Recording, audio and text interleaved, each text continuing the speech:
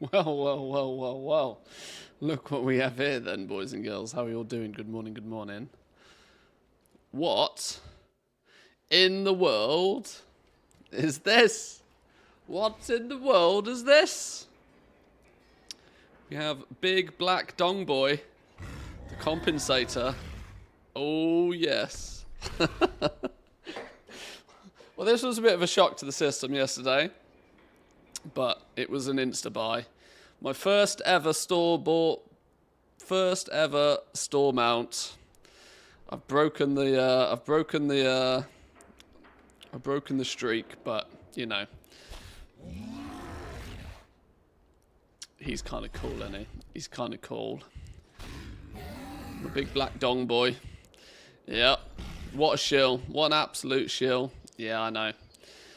Shoot me. I do have one question that I need to figure out though. I need to one re-establish my NA account. I need to upgrade my NA account to the War Within, and I need to buy the compensator on my NA account as well. It's going to cost me quite a lot to do that. It's going to cost me what, like $200 or something ridiculous, just to get this dude on my NA account as well. There's part of me that's tempted to do a gold, a long boy challenge over on Team NA, but the economy is going to be busted, absolutely hella broken in the next few days. I can see it now. I'm thinking about buying it. It's so expensive. Honestly, if you've got the gold, cash out the gold. Buy it with gold. If you've got the gold already. Even if you don't, yeah, it's ridiculously expensive, I know, but like, he's kind of cool, isn't he? He's kind of cool. He's very cool. Token at almost 450k.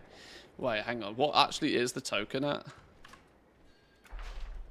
Not that you can probably buy any of them. Where's it gone? WoW token. Holy shit! Holy 450k tokens. Well. It's what? Six tokens? It's probably a little bit more than 6 tokens. What was it? I think it's 70. Was it 78 euros? I can't remember how much it was. Was it 78 euros? Does it even show it in here? I don't think it even shows it in here, does it?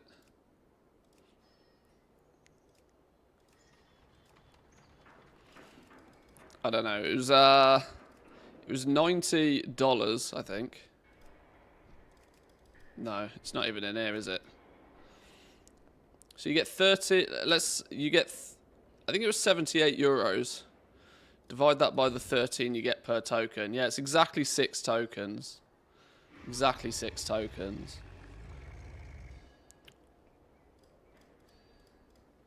2.7 mil. It's an absolute steal for 2.7 mil. You know what's going to be really funny about this is I suspect the token's going to continue going up. 5 million divided by 6. I hope we don't get 800,000 tokens, but it kind of also wouldn't surprise me. It kind of also wouldn't surprise me. I mean, Blizzard have unanimously solved their 4th quarter financials in one go, I think, here. Pretty much. Yeah, you got to buy it on the website, don't you? I think it was...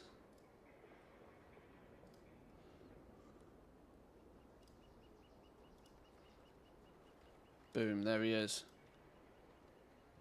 Yeah, 78 euros. 78 euros, $90. $90 plus tax, because Team NA gets screwed over on tax in different states. Or I think it was 60 Great British Pounds.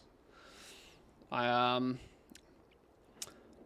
going to have to reinstate my NA account, aren't I? That requires me to actually take my credit card out because I haven't got anything on NA. Fucking FOMO though, boys.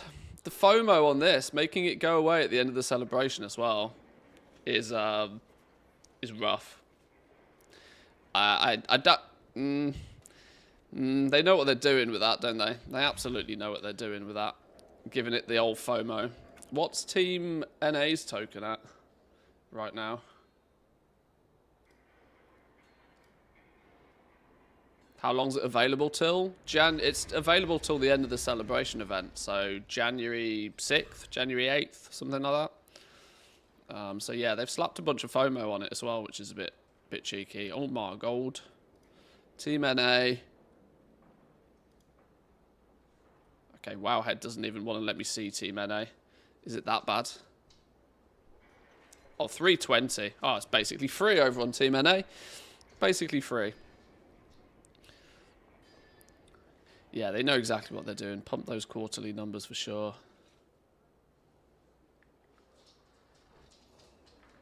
Gonna wait. Maybe it'll cool down a bit. I've already got the OG one, so not in a rush. Oh, if you've got the OG one, then you're absolutely... You're goated. You're fine. No problems. Yeah. Went up like 30k in an hour. Yeah, it's not meant to go up so spiky, but it's... People are just sat there at the auction house with a bag full of gold, just repeatedly pressing the button. One of the top threads on the WoW Economy subreddit is a macro to min-max snipe tokens, which is just like mental. This doesn't happen when we get new expansion launches, by the way. When they announce a new expansion, the tokens disappear for a few hours, maybe, max. They release a Dongboi on the store, and it just breaks the token.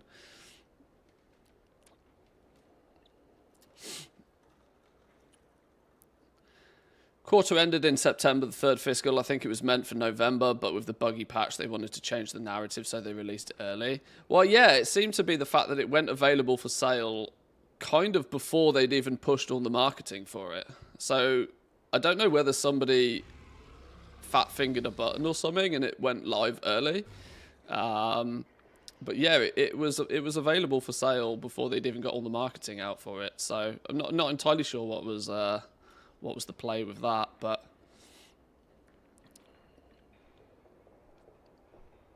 yeah, January the 6th, 2025 is when it goes away. Yeah. So they've slammed on the old FOMO on top of this, which is something I'd rather they hadn't done. But auction house mailbox, they flipping knew what people wanted, didn't they? They know what people want. They know exactly what people want. They're clearly listening.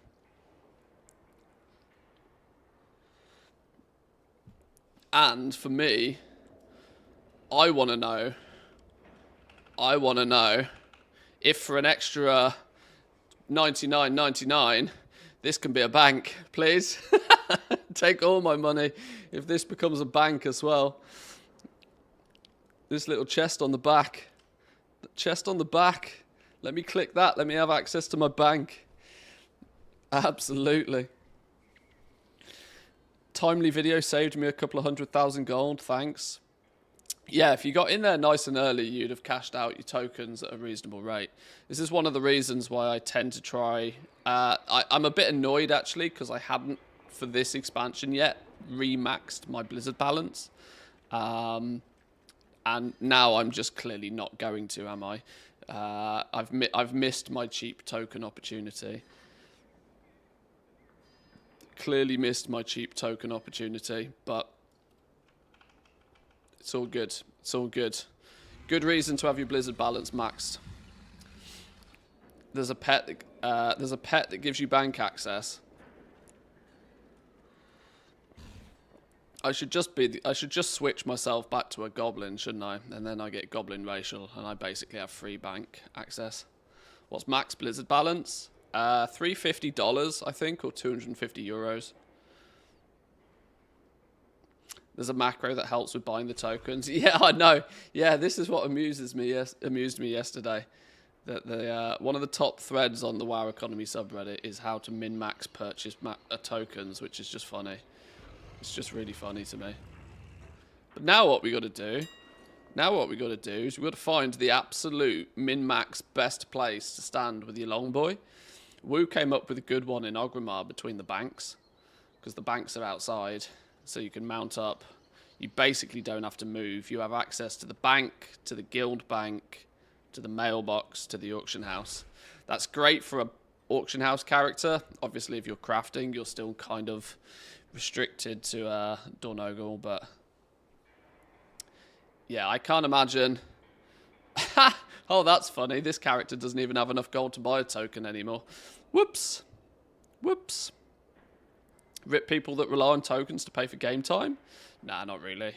Not really. Let's not forget tokens were 400k plus for EU for months and months and months. There was a small sale period where you could have got your tokens cheaper because of the new expansion, but they're basically back to what they were before now. In one go. In one go. But he's cool. Just yesterday as well. I don't know how many of you were here yesterday. Just yesterday I was saying that I've only really got 2 significant goals for this expansion. To get the Dongboi and to get the Dongboi and to also cap out my war bank at 100 mil again. Oh! Hallows Eve has kicked off. Haha! There's a big pumpkin. Big pumpkin. Very nice, very nice. Have they done anything for Hallows Eve? Has that just started, like literally 10 minutes ago? It probably has, hasn't it?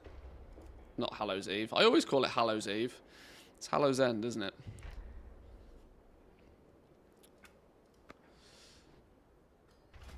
Does that mean we have a Headless Horseman? We do have a Headless Horseman. Just go slam the Horseman. I don't think we need anything from him. Arthas! Oh, God! Oh, God. The hunt for Arthas begins. Oh, I totally forgot about the hunt for Arthas. Oh, well, now we got the big black Dongboi. We need to go get the good boy. We've got to go get our good boy Arthas pet. Oh, Christ. I never got that last year. Oh, dear. Oh, dear.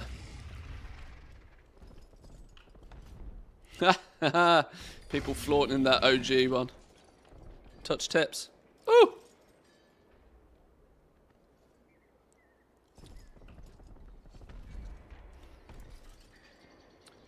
Why is this not an insta-queue? Hello there. What's going on? Argent Gruntling with the bridle, and you have bank access and can stand next to the crafting table without moving. Don't think it's account wide though, which is a shame. Yeah. Only bought the cheap boy because of the mailbox.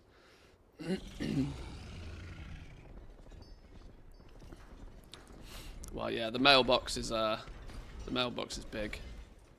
The mailbox is huge. People are finding interesting spots to put their dino now. Dragon D's nuts. Lovely. Lovely stuff. In how many seconds did you buy the mount after you saw it on the store? Well, probably less than 10. Probably less than 10. Good morning, tune into the stream. The first thing I hear is touch tips. Welcome in, Stroke. Good morning. Right. The hunt for Arthas begins.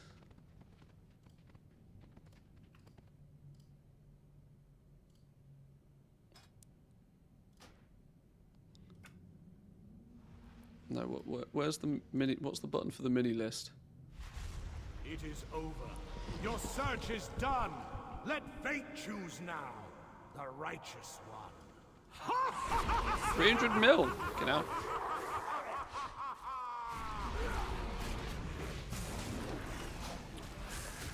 Guess my evoker's name. Same, bought it instantly. For what else do you have disposable income for? Well, this is true. I did see somebody, was it you by chance that commented on the YouTube video Somebody said I cleverly specced into disposable income, so it was a no-brainer. It's like, yeah, that makes sense. Cleverly specced into disposable income, fair play. Oh, what's this?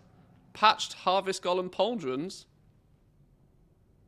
Never implemented cosmetic The War Within 11.0 sets. Oh, there's new mod this year. 584 rings. Flipping Sinister Squatchling, of course there is. Patched Harvest Golem Pauldrons.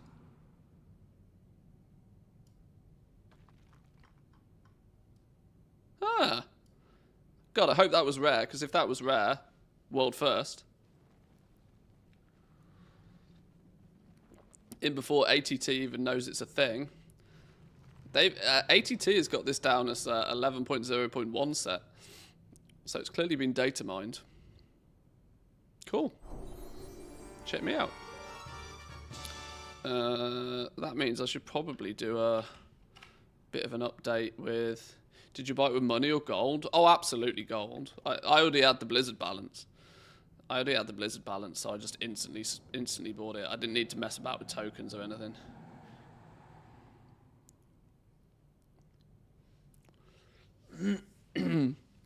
Been following on YouTube for a long time, love the vids. Thanks for all the information regarding the goal making this expansion. Now, of course, the obvious question regarding goal making for the Dongboi 2.0. What would you suggest at this stage of the market to make money needed? Maxed out on alloy blacksmiths, but it's dead at the moment. Your best option right now is to use as many of your profession slots as you possibly can. I've not really done much content on this other than talk about it a lot on stream. K-Chak has got some good videos out on this. Zanzaful has got some good videos out on this, talking about concentration builds. I would say K-Chak's probably got the best content out for it. But you basically want to get every single one of your characters that you have at level 70 or above, utilizing 2 professions, and just your money is made from concentration, right? So this bar at the top here that's being overtaken by my craft sim add-on here, but this bar of your concentration, this is money, and what your prerogative is to switch Is that your wallet? this Are you just glad to see me? this time-gated I currency into gold, and you do that by taking quality 2 mats and crafting something at quality 3 every couple of days. The best way to do that is to just make sure every one of your level 70 or above characters has 2 professions. That means you're going to get up to 2,000 concentration to convert into gold every couple of days. And as of so far in the expansion, it has made people quite literally millions, depending on how many alts you've got. So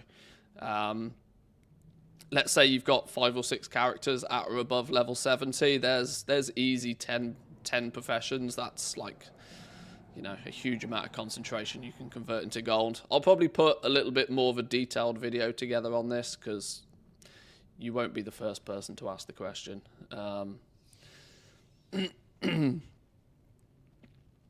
But yeah, the best professions at the moment, jewel crafting's really good because it's got a wide selection. Enchanting's really good because you can get caught up quickly and it's got a wide selection of options. What else is there? What else is there that's reasonable? There are some that are not as good. The actual armor crafting professions are not great for concentration, but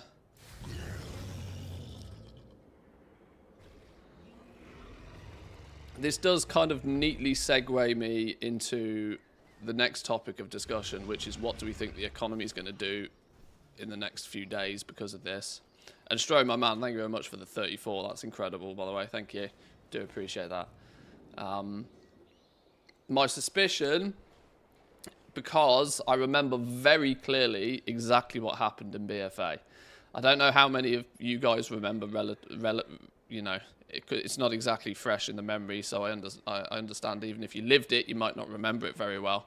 But the economy got completely nuked when they said the Dongboi was going away.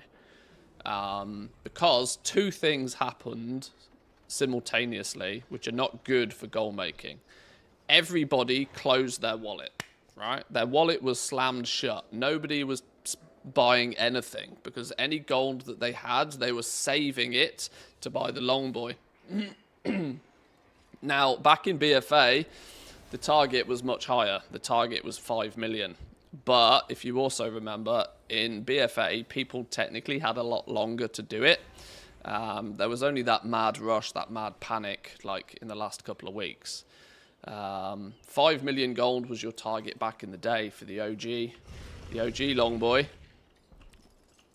But everybody was grinding gold. Everybody was saving every penny they possibly could to then go to the vendor and buy it. Obviously, there's an extra step in the process here. You have to get the gold first, then you have to go buy the tokens, convert those to Blizzard balance to then buy it. This does mean there is a path of less resistance for some people, which is just swipe away, swipe, which means the effects of it on the economy in game won't be as gross as it was back in BFA. But it will still replicate the same sort of thing, I suspect, over the next few weeks. Cheap Boy was 2 million yesterday. It's going to be 5 million today. Well, we do hope the token doesn't go up quite that far. It's already 450k a piece, but yeah. You need 6 tokens. You need 6 tokens, basically.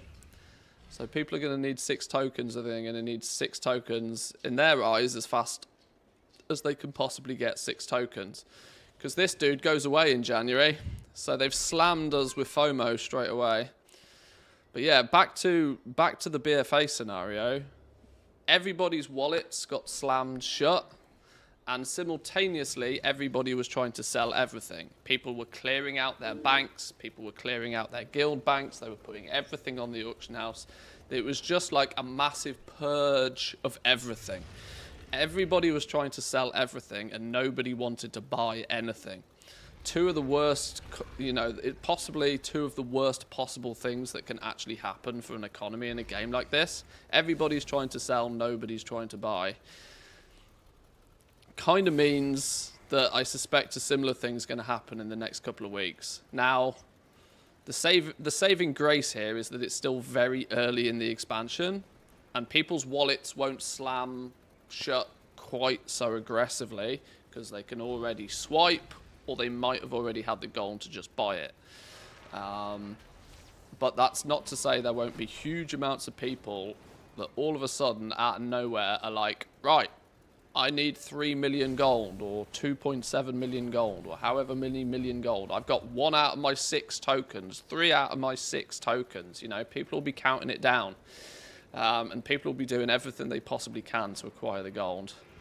And so Derpalicious points out, hence came in the raw gold farms. And I remember some of them were absolutely disgusting. And this was because all the materials tanked in value. Nobody wanted to buy any of them. Everybody was trying to just do things in-game that just generated gold directly. Gathering stuff, crafting stuff became non-optional because it just didn't work because nobody was buying anything. They had to get the gold given to them from the game directly, and so raw gold farming became a huge thing in the tail end of BFA. Entire YouTube channels went from like 0 to about 40k subscribers in a couple of weeks just promoting raw gold farms, which was absolutely disgusting to see. But, it worked for some at least. Spies of the Rack, 2k a time for the Dongboi. Yeah, running Spies of Iraq repeatedly. There was also a Tol Dazar. If you had skinning, you would run through a Tol Dazar, skin everything in the mid, all the raptors in the middle, skin them, take the leather and convert them to like braces or something, and then just straight vendor them. And people were doing that for hours and hours and hours and hours and hours and hours and hours on end to grind out the gold for it, which was just mental.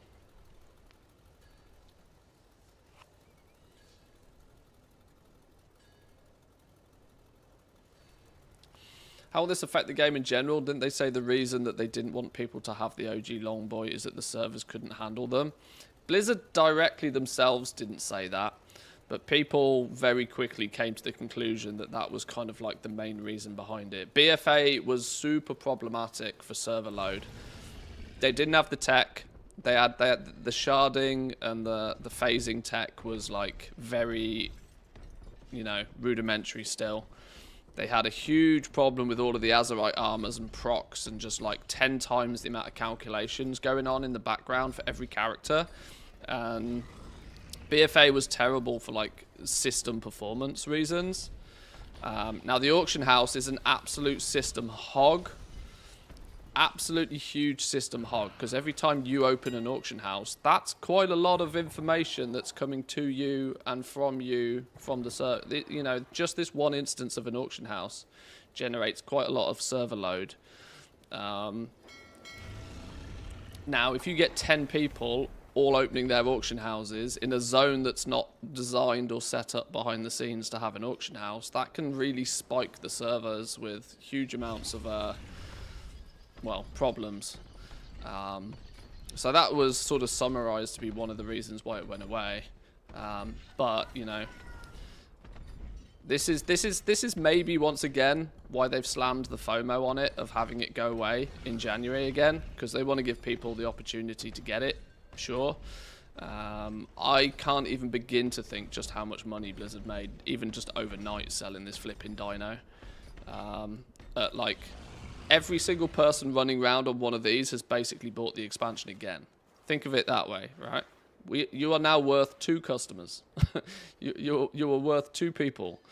Probably more so, because let's not forget the expansion's only $50. So you know, you're almost worth 3 times the amount. So they've made some serious wonga in the last few days. 78 euros is 1.5 days of a low-paying job here. Oh yeah, I know some countries get absolutely screwed with the currency conversion. That's always an unfortunate situation.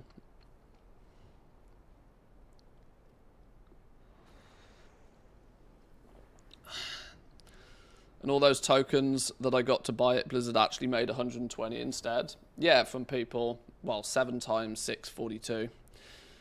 They made $42.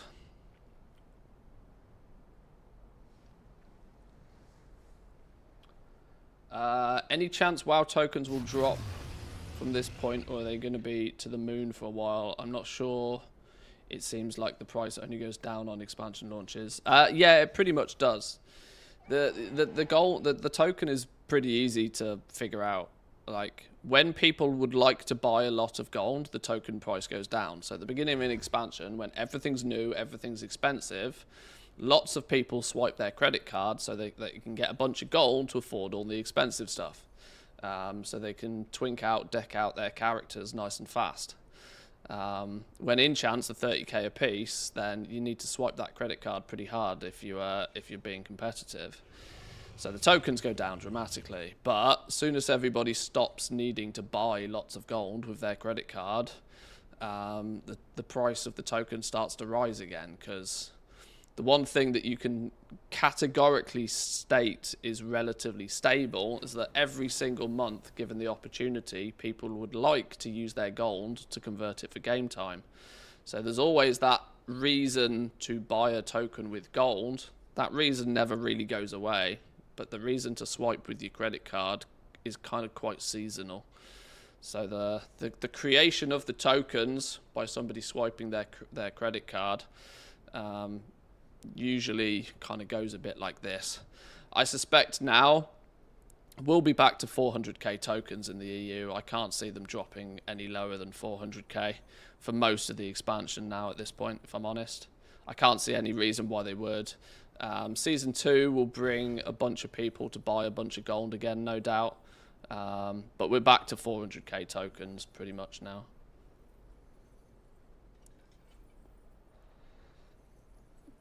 Partway through Dragonflight, I was suspecting that we might hit 500k tokens in Dragonflight. But then, of course, we had, you know, the announcement of the new expansion and the pre-orders and all of this sort of stuff.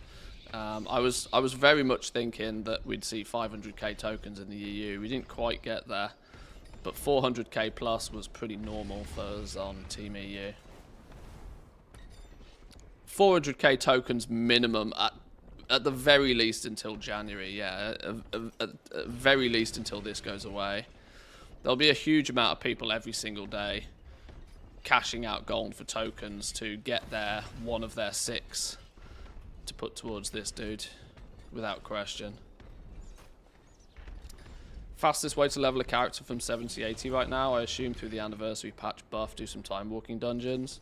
Yeah, I don't know if that's clearly not going to be the fastest way, but it's a relatively easy, relatively reliable way. Absolutely. You know what I should do? Let's instead of just running around aimlessly, let's grab a couple of dudes, get them through, see if we can get this Arthur's pet that I never got last year. The mount's probably generated more profit than the expansion itself. That's crazy to think about. I think the quality of the game will take a huge drop. I mean, this is nothing new. This is nothing new. Let's not forget the Sparkle Pony way back in the day made more money for Blizzard than the entire StarCraft 2 expansion. And that was a $15 Sparkle Pony. This $90 Dongboi is gonna print them significant amounts of money.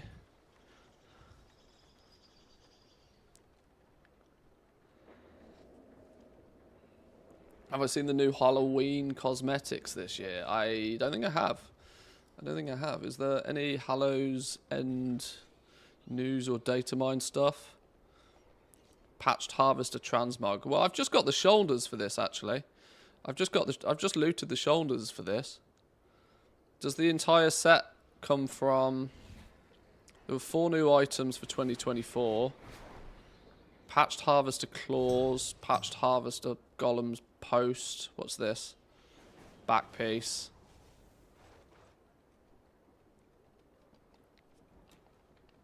From the Headless Horseman? Yeah, the rest of the Patched Harvest Golem Transmog set comes from the drops from the Headless Horseman's loot-filled pumpkin. This Transmog set is a recolor of the Ragged Harvester set from October Trading Post, which cost a hefty 800 tenders, which I didn't buy. Yeah, I've just got the shoulders already. Should we start building the set, shall we? Whilst we try and get Arthas.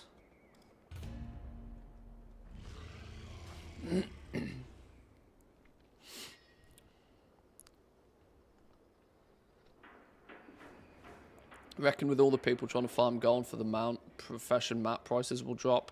Yeah. I'm going to put this in video form later because it's going to intrigue a lot of people. But historically, we've seen what happens with this kind of thing. We saw this with Dongboi 1.0, that it will just nuke the prices of everything into the floor. Everybody will be out farming like absolutely crazy. Materials will start flooding even more. I mean, we've already seen that you know, the tables have turned. You know, the supply and demand curve is already flipped on its head. But stuff's going to crash really hard the next few days. I certainly wouldn't be stocking up on any materials or anything along those lines. Buy what you need if you want to craft a few things, but I wouldn't be overstocking on mats. I'd say that's it's likely to see the price of literally everything decline in the next week or two. Even more so than it already is, I should point out.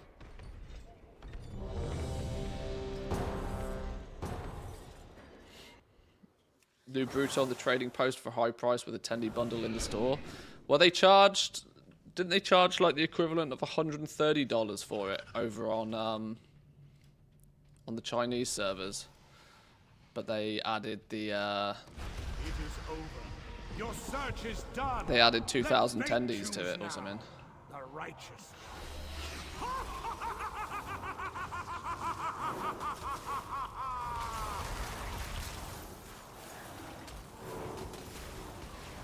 Title of last night's video was funny.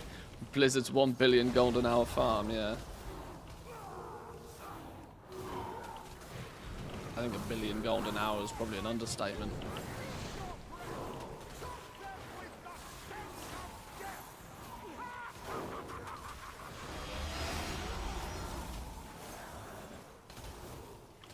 You could just queue up for this. It's another one of the options to queue for.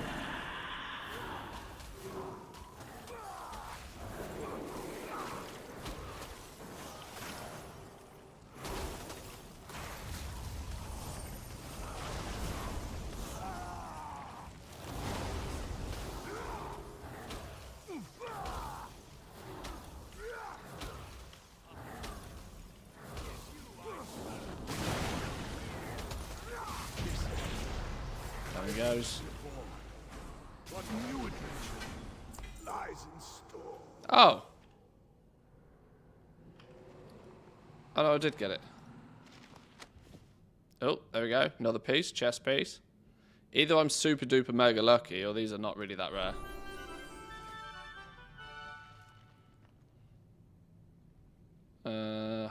No, what is it? Patched harvest golem. Where's it on here?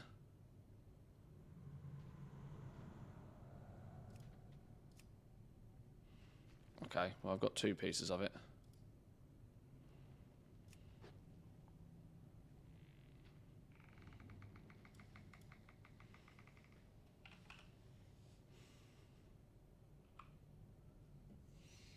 Why isn't there a set for it? How if I go off what? Okay.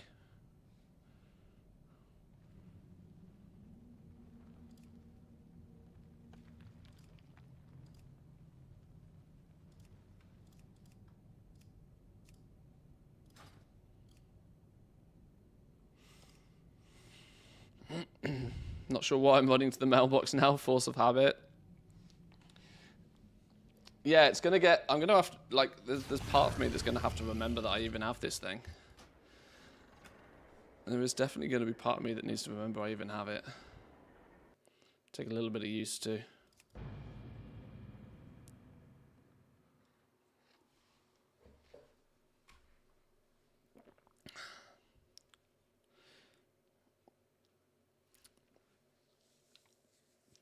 Regular time walking dungeons are faster to level than time walking because of the buff you get at the low 70s. Time walking doesn't get that buff. Okay. Hallow's End is still not up for about 8.5 hours over here. Oh, how's Team EU got it first then? How's that happen?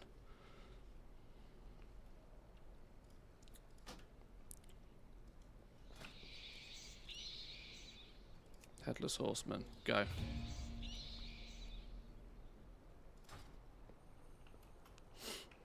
What I now do need to do is oh, you can't search for Longboy. Oh, you can search for Bruto.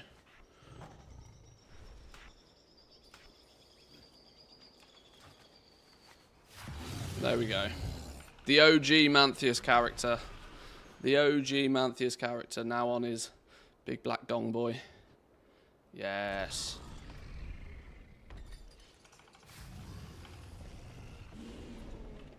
Apparently they've done a ban wave and their system refuses Bruto mount refunds when an account penalty has been applied recently. I love it. Why would you buy it and refund it? I don't get it. Why would you be trying to refund it anyway? Do a Bruto giveaway, be a real man, do a Bruto shuffle. I don't have the ability to do the giveaways for these, unfortunately. I know Zan is said he's going to give a bunch of them away, but he's going to have to be in the same situation as everybody else trying to buy the tokens.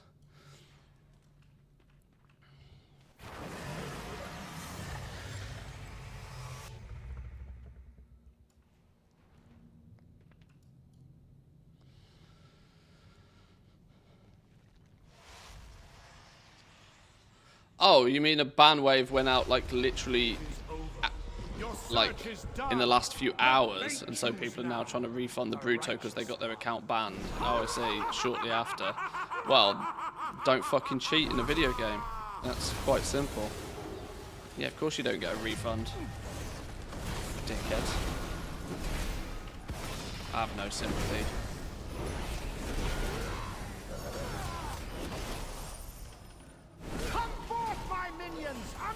Unleash your breath! Choke them with the stench of death!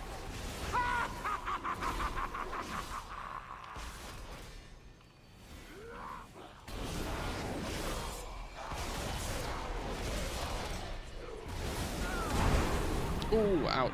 Fear.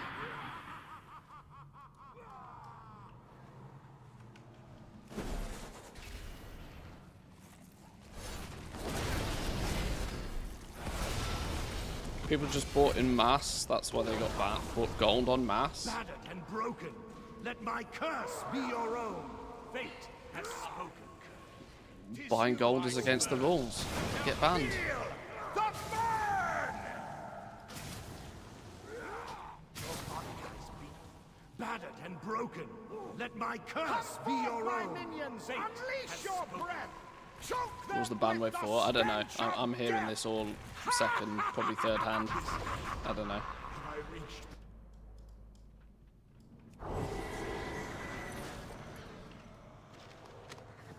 Oh, we got the helm. Okay, this set doesn't seem to be too difficult.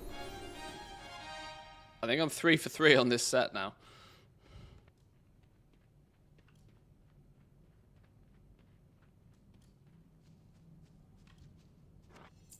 Did you just die to the Headless Horseman? Has this character got, like, not even 500 item level gear? Yes.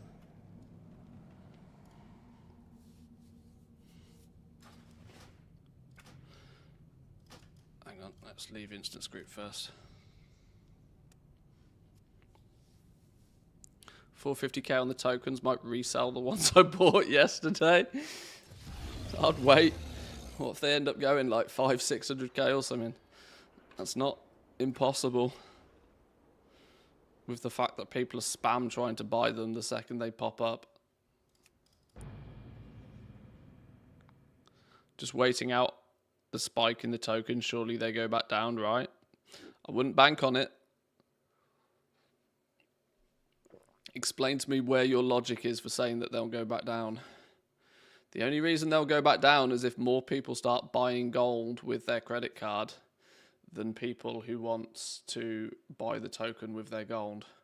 For as long as this Dongboi is available in the store, the demand for tokens with gold will far exceed that of people needing to buy gold. I don't see any reason for the tokens to go anywhere other than north for quite some while. They might balance out at some point when people start to feel that cashing out 500, 600,000 gold for 13 euros is no longer quote unquote worth it. But like, you know, I did it earlier, but you know there'll be people out there doing the maths. I'll be like, oh well, the old Dongboi was 5 million gold. The old Dongboi was 5 million gold, so the new one is quote-unquote worth at least 5 million gold. Well, it takes me 6 tokens to buy it, so as long as the tokens are under 833,000 gold, I'm technically saving money. You know, this is kind of the weird backwards maths that people use to justify doing things. People aren't necessarily looking for a justification to do something, they're looking for, like, you know, validation that the thing that they're doing is the right thing to be doing.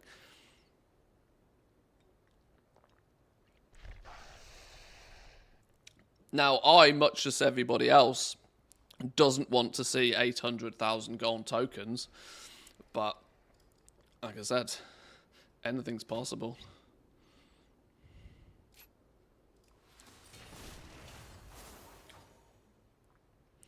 Eight minutes on this now. 8 minutes queue on a flipping Headless Horseman. I'll go farm some treasures. The old Dongboi is 10 mil on the black market auction house. Yeah, but most people don't even consider that really an option. Because one person gets it a week, you know, in a game that's played by millions.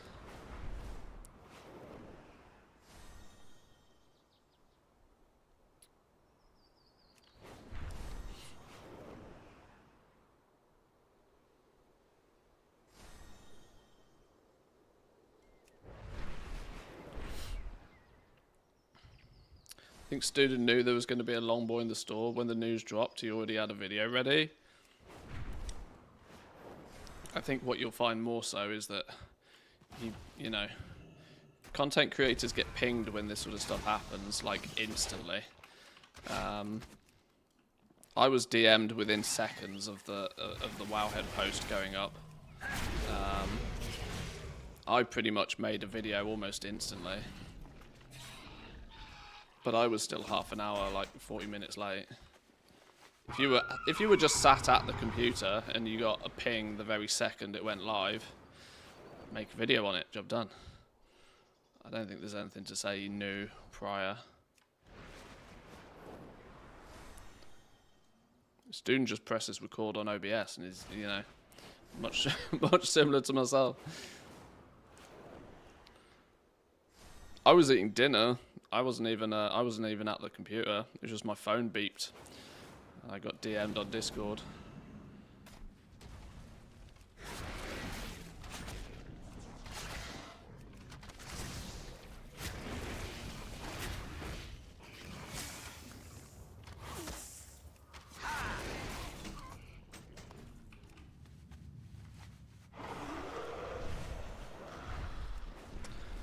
What's my first reaction? Well, the first thing I did was check what date it was. Checking it wasn't the 1st of April and I'd overslept. That was that was the first thing I was doing. Secondly, it was, sorry wife, this dinner's really tasty, but I've got shit to do. So I came back to the studio, got mine, in case it was some sort of glitch in the Matrix and it wasn't meant to be a thing. Didn't hesitate, bought mine. Then made a little video talking about it. And then went and lurked in Zan's stream for a few hours whilst he was talking about it with people.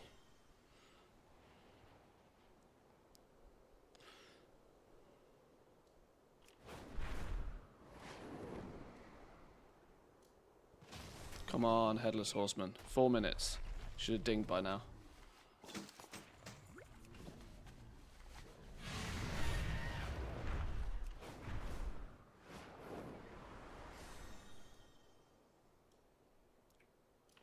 Am I reading the graphs wrong, or has the token price on the EU gone past expansion release price? Yeah, probably. I shit you not. There's going to be more demand for this mount than there is for the expansion. There'll be people that haven't even bought the expansion that will see this mount, and they will buy the expansion to buy the mount. There is such thing in the gaming industry as like what's referred to as hardware sellers. There are some games that come out. This is a console concept more than anything else, but Grand Theft Auto, for example, is a game that is bigger than itself, right? So Grand Theft Auto is a game that's so big it sells consoles. People would buy an Xbox or they'll buy a PlayStation to play Grand Theft Auto. The exact same thing will happen when GTA 6 comes out. In fact, it's already happening because I've already started to look at just how much this new PlayStation Pro is going to be so that when GTA 6 comes out, I can play it. This mount will have the same effect on the War Within. There'll be people that haven't even played the game. This will hit mainstream news because it's the most expensive mount that Blizzard's ever sold, so it's newsworthy. You'll have all of the news outlets reporting on it. All of the people that never got the OG Dongboi, but they kind of play World of Warcraft a little bit on the side, will probably come back, play the game, and get the new Dongboi. This is a mount that will sell copies of the game, without question. So this is a bigger demand for tokens from people cashing out gold. This is even bigger demand than an expansion launch. It's crazy. And the fact that they slammed a bunch of FOMO on it as well is the reason why people will come back. They'll resubscribe to the game. They might even buy the War Within if they didn't already have it. And then they'll get the new mount because of the FOMO.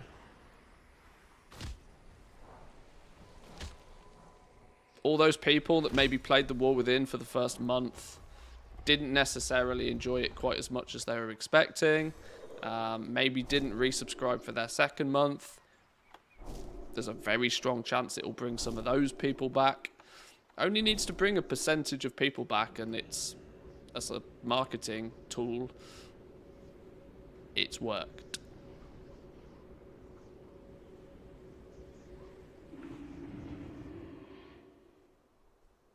So, it's very clever.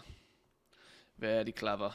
Did I manage to farm up all of those treasures before this flipping queue popped? 15-minute queue on the Headless Horseman. What's going on?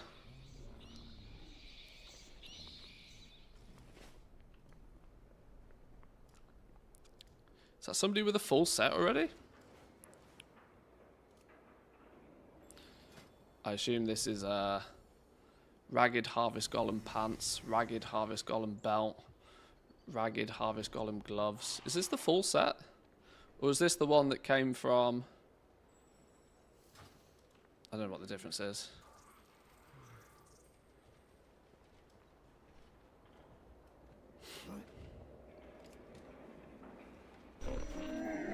Oh, I have just the thing, Wanderer. Aha! There we go. No, that's not it. I don't know, whatever. Are you saying more people will buy the mount than the expansion? I wouldn't go as far as to say more people will buy the mount than bought the expansion, no. But let's not forget the expansion's only 50 bucks. The expansion's only 50 bucks. They release a mount that's 90 bucks. One mount in the game is nearly twice the price of the base price of the expansion.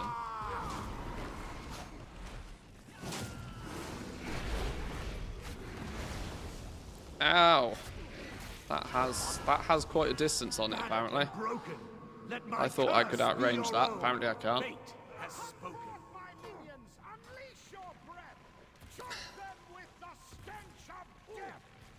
Now everybody's on a dino. Welcome in, Jack. Good morning, good morning. The mount was like 2 hours of work at most. The expansion needed way more. Oh yeah, from a profitability standpoint, it's disgusting. But they know what people want. They know what people want. You can release and fight. No, you can't. It's broken.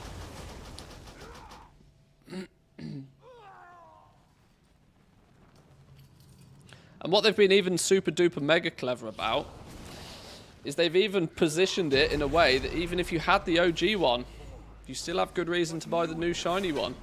Because it comes with the mailbox instead. They've technically reskinned it, recolored it, and upgraded it. So they get the opportunity to double dip. This isn't just an opportunity for those that, you know, missed out in BFA. You'll see lots of people with double dinos. People will buy it just for the mailbox. It's very clever. I think this set is nearly guaranteed, you know. That's 4 for 4 on this set so far. 1, 2, 3, 4. Yeah, 4 for 4. Double Ds? Who doesn't love some double Ds?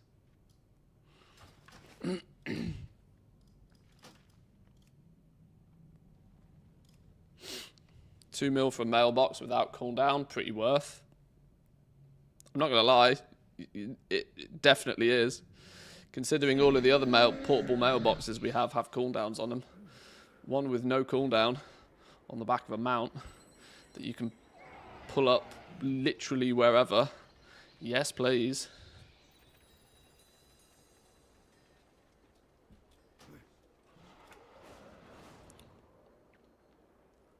And it looks way better than the OG version. Oh, I don't know. The green one is iconic. The green one's iconic.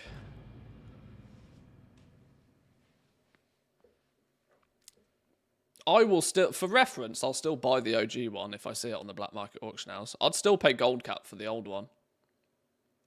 It hasn't changed my desire to get the old one. I'll still get it. The only advantage for me now is I might have an easier time getting it in the next couple of months, because the likelihood is if it pops up on the black market auction house, I don't think as many people would be too. I mean, there will still be some people crazy like me that will want it just because they want it. Let's not forget that when Mimrun's head, there's a laundry list of like top tier mounts that turn up on the black market auction house that are gold capped like instantly, because it's a collector item. It's a collector item, and the Dongboi is not even available. The OG one's not available via any other source. So I still think it will get gold capped on the black market auction house like almost instantly. But I'm still interested in getting it just because it's the OG one, you know. It's the original one. Swift Zillion's my next target. I'm lucky. I got that when it was I got that when it was current, like way back in the day. I've had that one literally forever.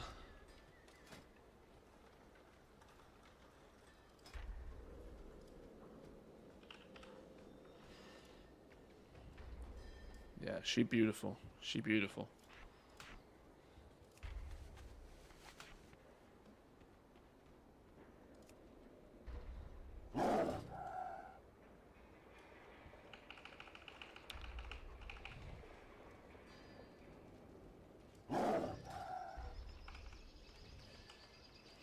Yeah, I like this one. I like this one. The low polygon count is a bit, but you know, it's a fucking tiger. Like you're on the back of a saber-toothed tiger. It's just seriously cool. Seriously cool.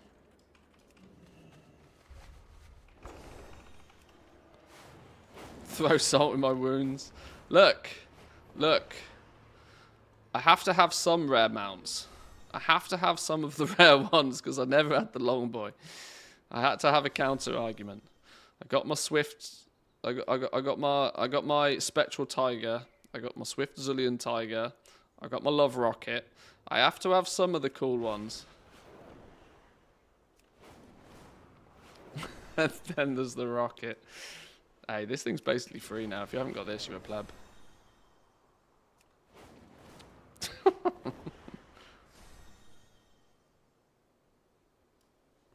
Hang on, I've just realised I haven't got my... We got dinosaur-themed music on today, by the way, if you hadn't noticed.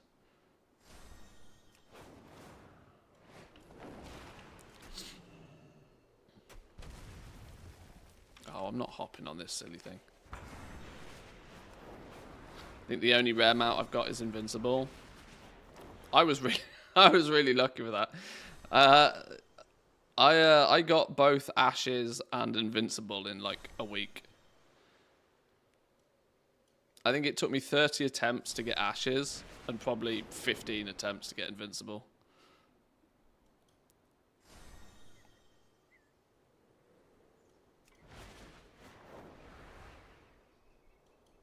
But I don't really farm for mounts particularly. Clearly means that I save up my good luck on mount drops because I don't really do it all that much. Look at the token price. Yeah, it keeps going up. I think it's still got room to move, you know. I think it's got a lot of room to move.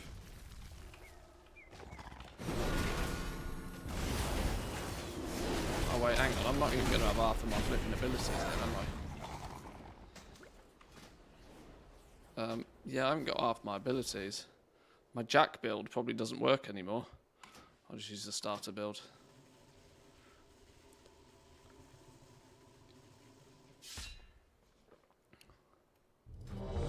Ah, there we go. That's the only reason I'm on this tune anyway.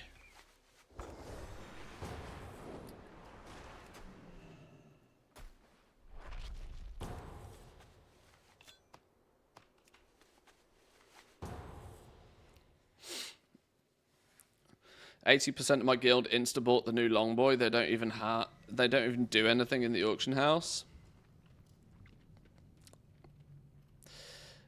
This is the thing as well.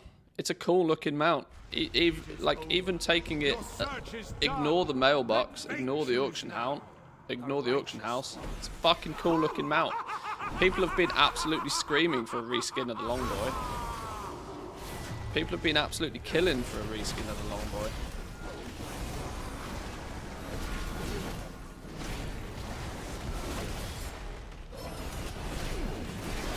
I'm pretty sure the artwork for this has been data mined like ages ago, by the way, as well. I think they've had this in the bank for a while.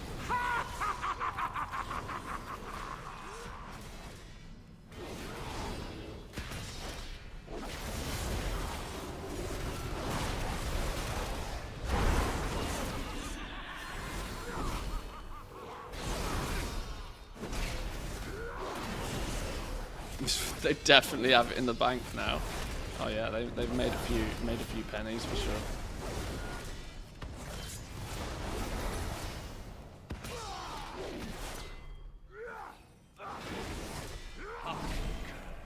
It is you I spurn. Now feel the burn!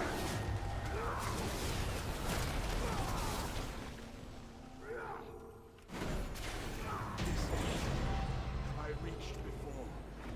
What new adventure lies in store? Yeah, okay. This is guaranteed drop. You just got to kill it on a bunch of alts. That's 5 for 5 now. How many set pieces is there? 1, 2, 3, 4, 5, 6, 7, 8. So I need 1, 2, 3 more. 3 more to get the full set. Let's remember to loot the dude. We're here for Arthas as well. Never lucky.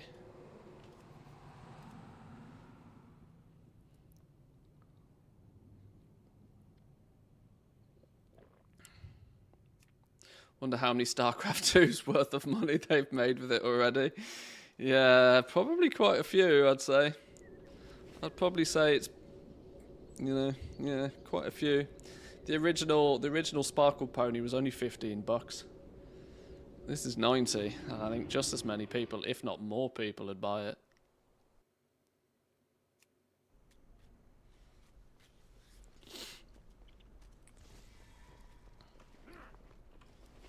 It's without question, it's distracted people from the fact that the actual anniversary event was dog shit, hasn't it? Though, it's definitely done its job there. People have done a complete, you know, from looking over here to completely looking over here. Massive distraction. Yeah, can't believe it's not April the 1st. That's the first thing I did. Check the calendar. Literally the first thing I did. It's like, did I hibernate through winter? Did I oversleep here? What's going on?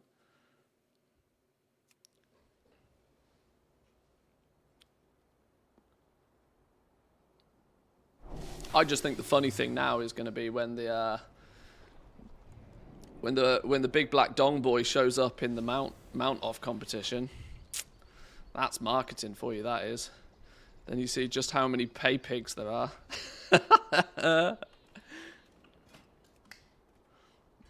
People are already pissed when the Swift Spectral Tiger turns up.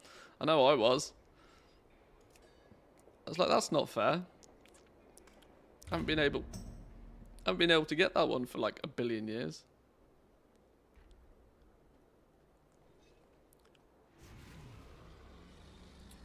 I've already seen store mounts in it. I hadn't seen store mount. I'd seen the there was an engineer one. There was an engineer only one. I know the tailoring, the flying carpet thing. The flying carpet mount is in there as well. Tenders and Spectral Tigers next. Maybe for a midnight launch. Maybe for the launch of Midnight expansion, they'll do Spectral Tiger Twitch drop. Yeah, boy. We can hope. We can but hope. When they gave away the Feldrake as a Twitch drop, people were mad. Yeah. Feldrake's not as prestigious as the Swift Spectral Tiger, but it's in the same sort of vein in terms of the, you know, it was a TCG one that hasn't readily been available for like a decade.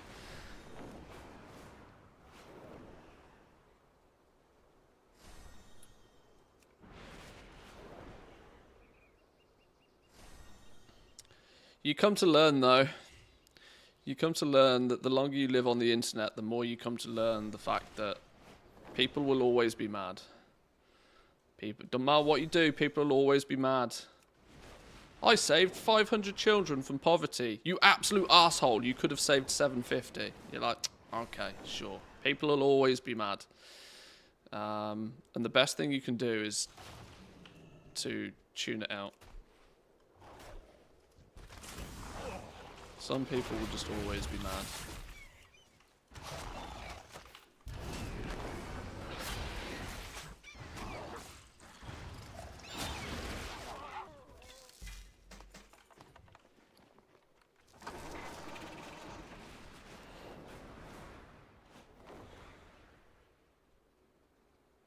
It did make me break my combo though, or break my refusal to buy store mounts. I knew full well. I saw it in the store, and it was like, well, I can insta buy this with my Blizzard balance. But I know people are going to call me out for bullshit hypocrisy on this, considering how against the store mounts I've been. But I did also stay. You know, if you release a Dongboi, you can take all my money. Like, everybody has a limit. Everybody has a limit. And they knew how to press my buttons, that's for sure.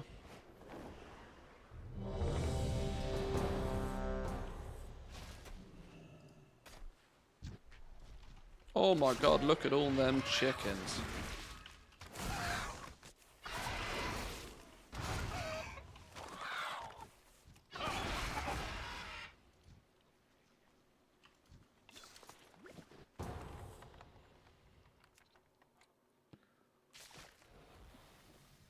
Am I happy with the mount? Yes. Do I think it's good for the game? Hell no. I don't think Blizzard will learn anything from this that they didn't already know. It's very clear by the timing and the way that they've launched it that they know exactly what they're doing with this. I don't think it's like, because sometimes doing stuff like this can be seen as a risk for these companies because it's kind of pushing the boat out. The thing that's a bit disgusting to say, but I do genuinely think that this is true, is that I'm actually kind of surprised how cheap it is. I would have expected any other company out there. This is not giving Blizzard any credit because I entirely agree with you. I still have the standing that store mounts are a bit gross in a game that we already pay for and pay monthly for. I get all of that. I get all of that. I totally 100% agree with all of that. But they could have put that mount on the store for $250 and I'd have bought it. This is the point, right?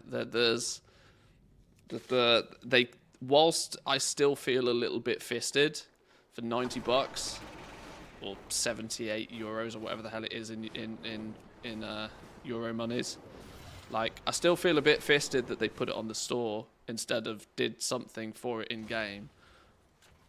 But they could have fisted me with two hands and I'd have still taken it. This is the problem. So it's very mixed emotions. Very mixed emotions. Right, 2 more characters and we got the set.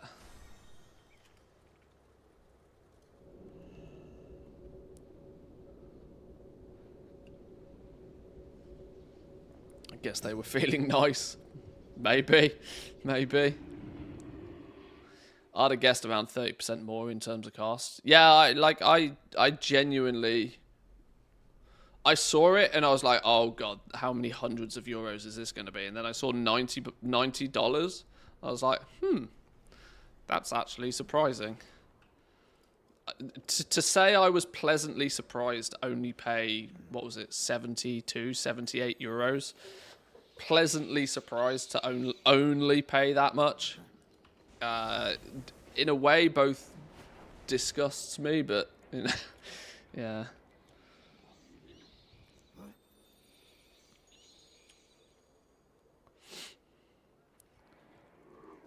Did I use tokens? Oh, absolutely. Yeah, my credit card didn't go anywhere near it. My credit card's not been anywhere near a Blizzard product for ever since the token came out. I've not had to swipe for any of this. That's my only saving grace here. The problem is that I'm not even sure if I'd feel totally different about it if I had to take my credit card out.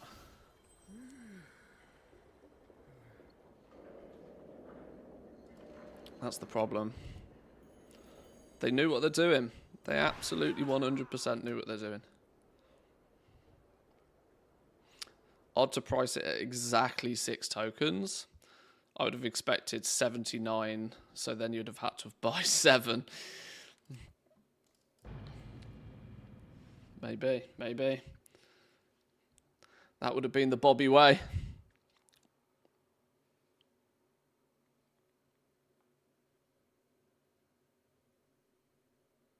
At the end of the day, it will save me many hours of useless movement in a game, which is a win.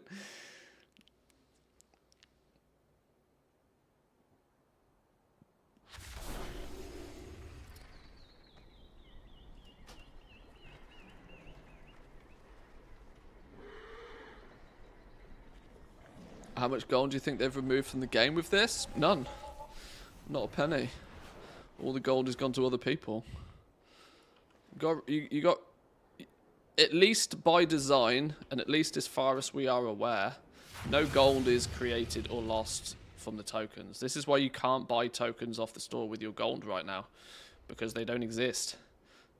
Tokens, although they are digital, they're tangible in terms of the fact that one is created, one is sold, sort of thing. They're not, at least in practical terms.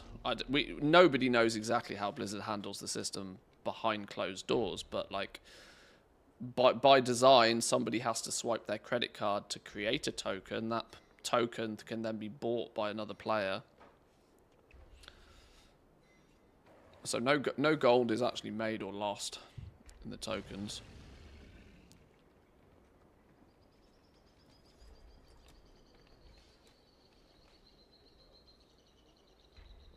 How are you all buying it with 6 tokens? Does no one have tax other than me? It depends where you live. If you're on Team NA, then you get taxed on top of whatever the list price is, because Team NA are scumbags. And for some reason, you have 52 different tax rates depending on where you live. Most normal countries roll the tax into the advertised price of a thing, so you pay what the ticket says. So £60 in the UK includes the tax. €72, I think it was, includes the tax, includes the sales tax. EU craft trees are in the toilet. I've not dared to look at the crafting prices of things today, but yeah, everything's going to be in the bin. Materials are going to be down like tremendously. Cost of all crafted items is going to be down tremendously. So everybody runs around trying to sell everything that they own. Here, take my shoes. Here, take the shirt off my back. I need that big black Dongboi.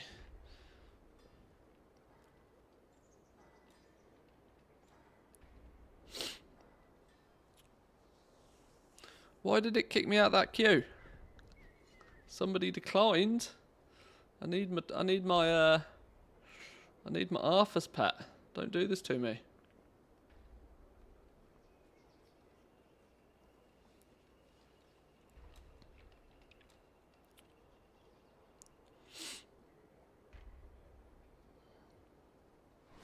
Bought a lot of tokens for 2 years worth of game time in the next expansion. Now I think I have to buy the Bruto instead. I have to make some more gold in the coming next years. You've got plenty of time. You'll be fine. You'll be good.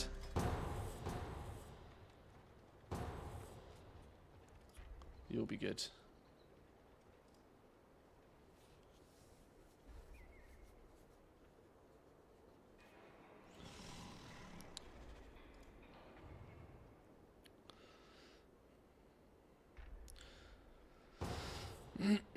I've not seen a click-through rate on one of my videos this high for a long time, though. It's dropped a little bit now, but when I first put my little video out last night, announcing to the world the fact this new mount was available, for the first few hours, the video had a 40% plus click-through rate, which anybody who knows YouTube will understand that is outrageous. I don't think I've ever really had more than 25% click-through rate on a video.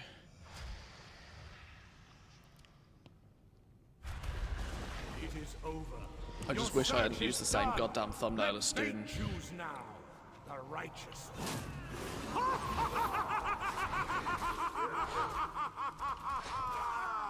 I had one of two pictures to go with, and I thought the black and gold one was a nicer picture. I had about 2 minutes to make a thumbnail, and I accidentally chose the wrong one. What are you going to do? What's click-through rate? Well, click-through rate is when YouTube shows your thumbnail to somebody, what percentage of people click on it to view the video. Anything above 10 is considered extraordinary on YouTube most of the time. You can get more than 10% of, you know, the impressions of your thumbnail to cause somebody to click it. That's pretty goddamn good. An on-topic and in-demand video can usually get sort of like 15, maybe up to as high as 20% click-through rate. But yeah, it was 38.5% before I went to bed last night, which was pretty bonkers.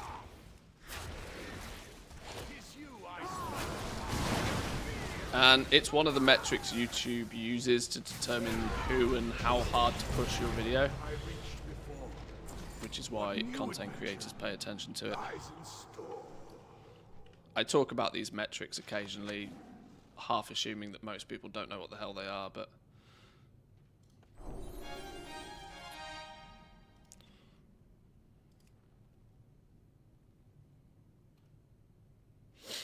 too late to change it. Oh, it's not, but it's done now.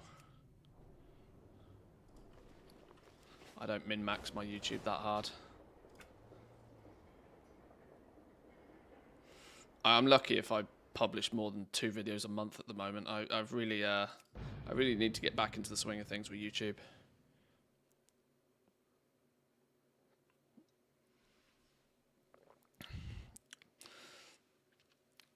Most of my little videos I do for fun only have a 3.3% click-through rate on average. No, like I said, if you can get anything above 10 is generally considered legendary. I think most of my videos end up on about 5 to 7%. Because obviously the longer time goes on, the less people are often interested in it. If you get a video that like pops off and goes semi-viral, sub 1% click-through rate, so actually really common. But that's because YouTube is literally showing it to every man and their dog.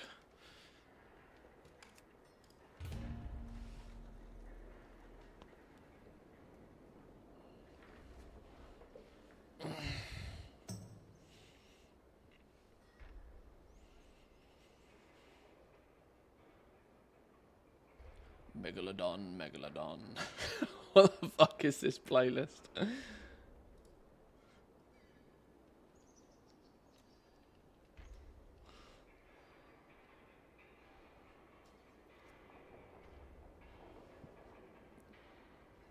Congrats on the Dongboi. Thank you. I should probably get on it, shouldn't I? Every time I log onto a character, I need to change my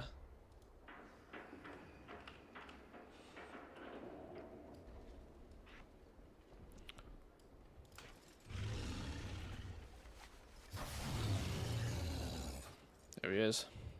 Beautiful. Beautiful.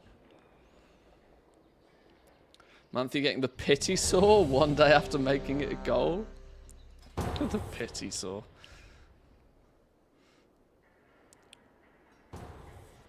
I've seen a wide variety of names for this new one. Cheat Boy is one I've seen quite a few times, which I don't know if that's like a sense of irony or not. I'm coining the phrase Dongboi because he's big and he's black. Your search is done. And as they say, once you go black, the righteous.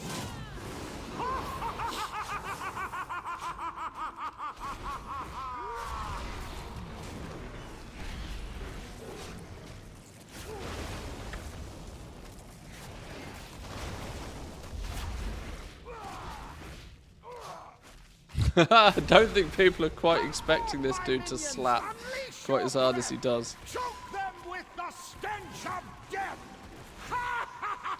I've died a couple of times in this fella. You do actually have to dodge the mechanic, so it could even one-shot you.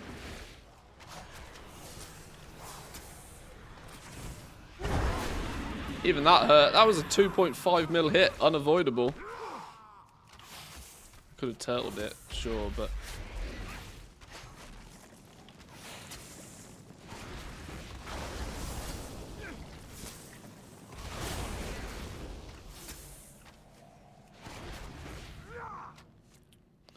Managed to get a couple of tokens before the price went insane.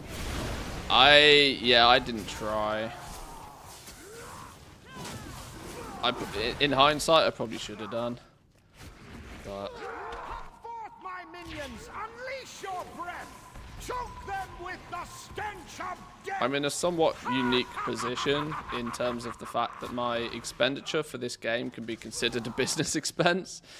And on that basis, like, I don't actually need to like play the token game so aggressively anymore. That's not to say my credit card has still gone anywhere near this, but I am tempted to use my subscription and, you know, the expansions and stuff as tax write-offs. Because if you can, why not? Oh!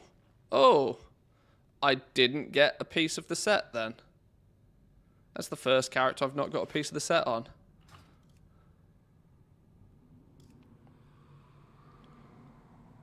Oh god, I hope they haven't made it so that like one piece of the set's stupid difficult to get. Just to keep people farming it. Oh, they better not have done that.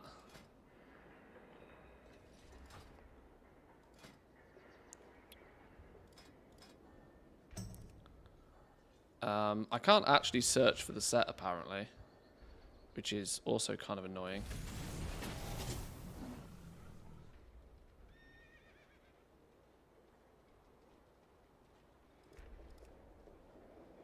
What's it called?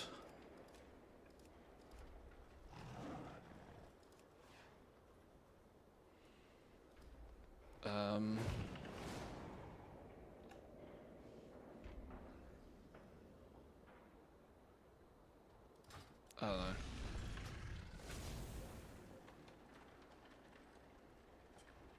When you get yourself a tax audit. So, Mr. Manthius, I see the purchase here for a big black Dongboi. Can you please explain? Yeah.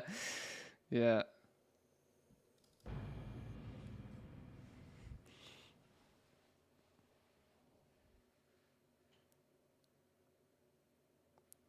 I would. My wife can write off games, consoles, etc. as business expenses, and it's all legal, so just why not just do it? Well, yeah, exactly. This is it. Because I can, I feel like I probably should. In a weird kind of way.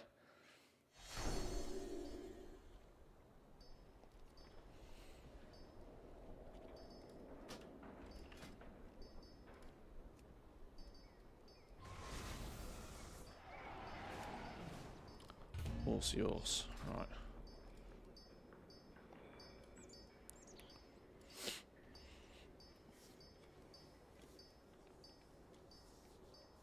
Don't explain what a black Dongboi is. We have a pretty good idea.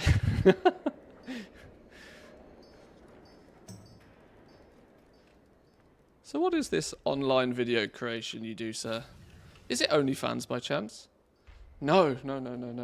Well, what is this purchase of a big black Dongboi about then?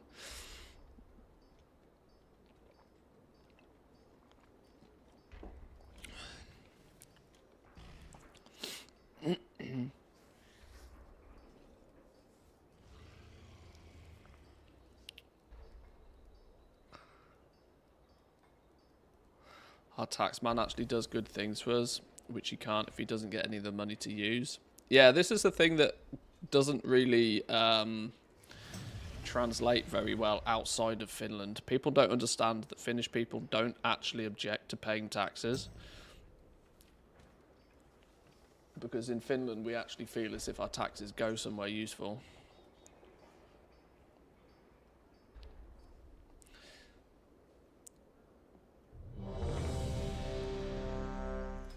The problem only comes when you don't feel as if your taxes are being spent either correctly or that they're being wasted or, you know.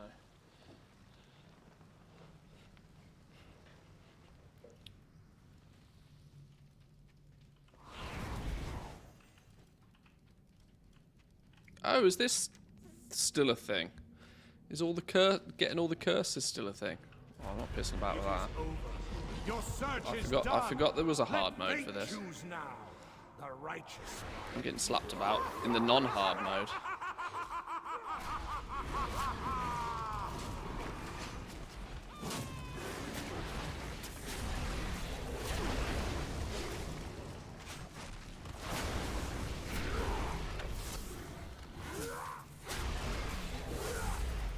Come forth, my minions! Unleash your breath! Choke them with the stench of death!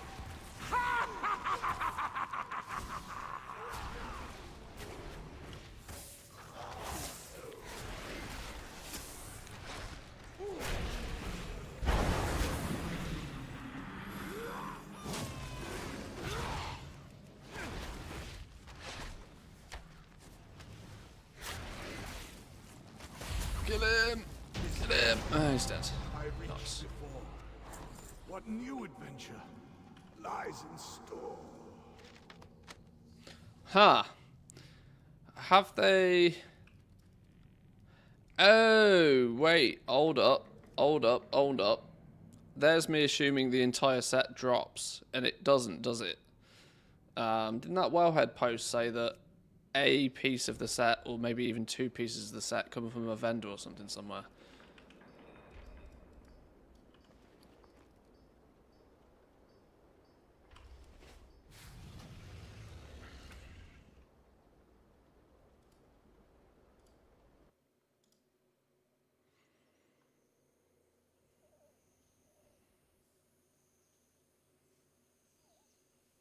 "100 Tricky Treats."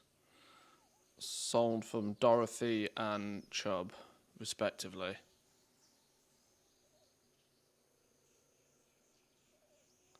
The rest of the Patched Harvest Golem Transmog set comes from drops from the Headless Horseman loot-filled pumpkins.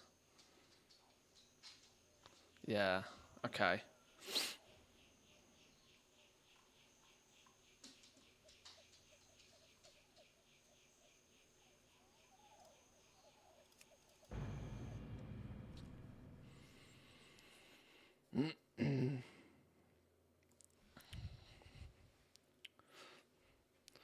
Inheritance tax I do object to, not only because I'm about to soon get to pay my fair share of that, but money's already been taxed over and over. Yeah, inheritance tax is a bit harsh, but this is why smart people do smart things to limit the damage on that one. We get our roads seen to, our kids fed in schools, and our armies kept up to date. Not to mention, like, free healthcare. Literally one of the biggest things these days.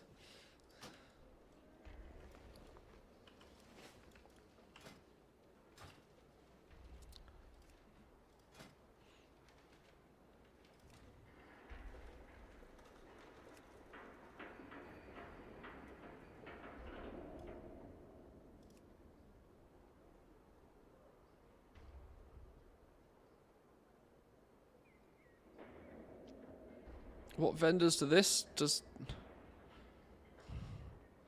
Oh, that's the tokens, isn't it? Does it not have a proper set name? I've looked for this like 4 or 5 times now, so I can't find the damn thing.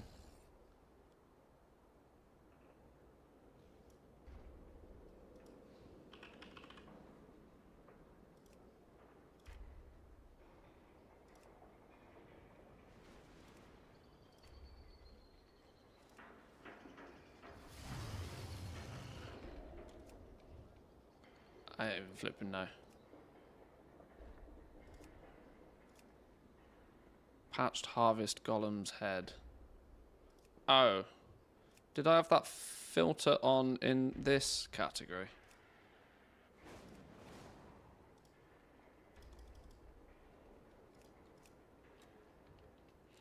Look under Ragged Golem.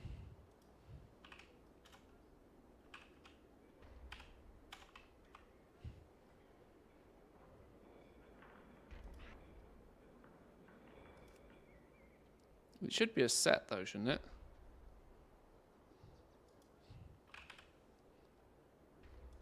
ragged.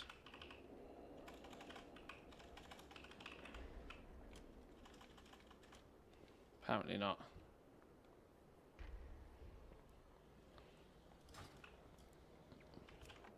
I'm still trying to do this for flipping Arthur's though, so we still keep that queued up.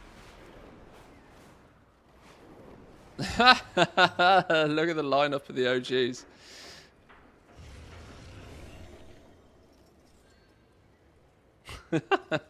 I saw some interesting screenshots yesterday, actually.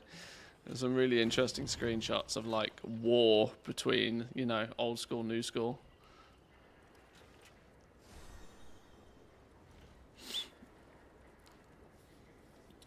What's this in your bag? You have the small tags on the items. I don't know. The bag add-on is called Bagnator.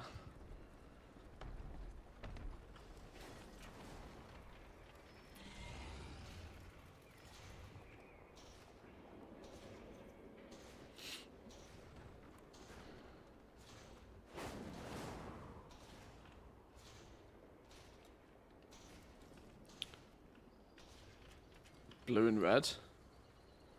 Oh, you mean like the crosses and the ticks? This is an add-on called Can I Mog It, I think, to denote whether you've got the appearance or not. I think.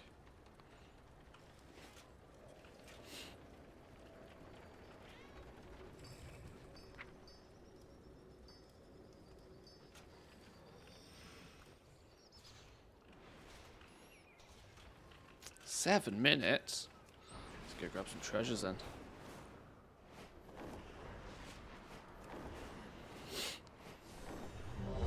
Or not. See? Threaten to go farm some treasures in the Q parks. That's how we do it.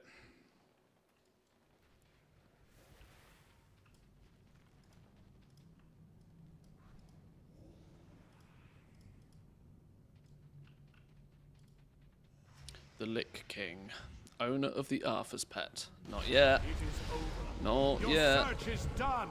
Let fate choose now. I can't believe I didn't get Arthur's last year, you know.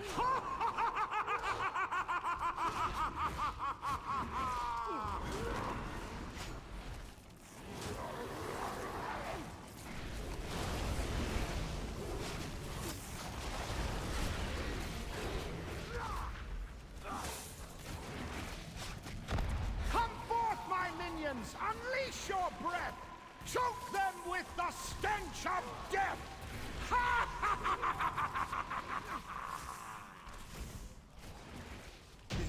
Destroyed. I reached before. What new adventure lies in store? Hey! Yeah! World first. Got him. Got him. There must always be a Lick King. Got him.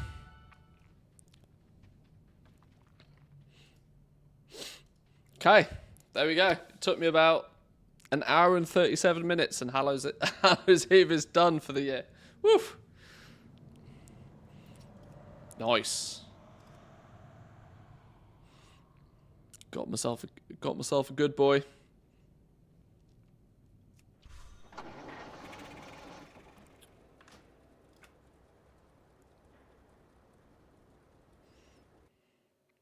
Right, I presume then that means we can, we no longer need to farm the Headless Horseman. Cheat, still trying to get that done. Oh yeah, let me turn my hacks off, hang on.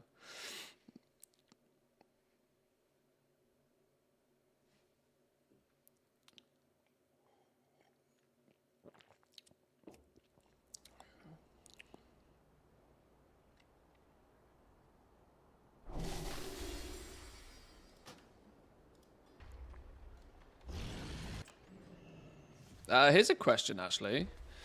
Do we get the... do we get an EXP bonus from Hallow's End? I'm pretty sure we do, don't we?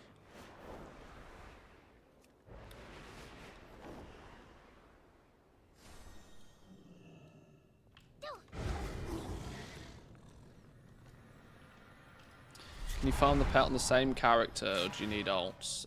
You need alts because it comes from the loot-filled pumpkin, which you get once per day.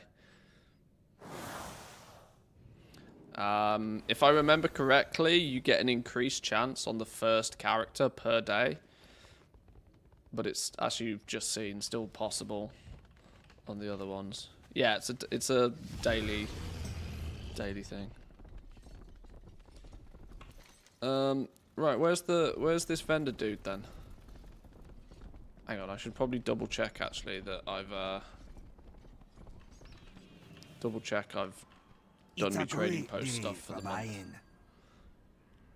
Yeah, see, I didn't buy this set. This is the Ragged Harvest Golems set that was on the trading post for 800 coins, which I didn't buy. And these were the claws, but apparently these are now available on vendors for tricky treats instead. Be safe till I see you again.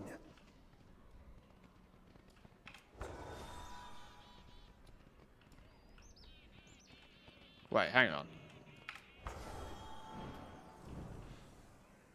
Is Eve's Ghastly's rider mount? It says 1.5 second cast time, but that's an instant cast. Does this mount still have instant cast?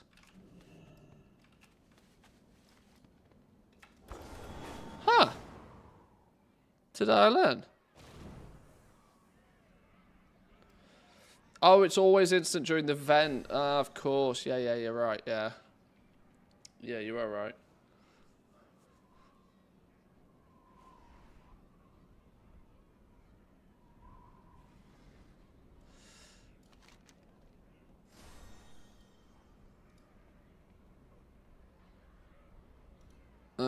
So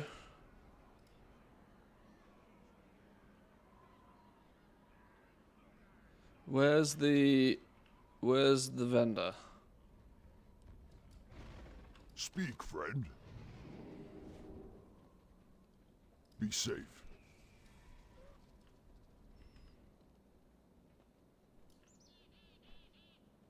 I don't know the lay of the land of Ogrimmar at all. I've only played Horde for an expansion. I don't flipping know where anything is.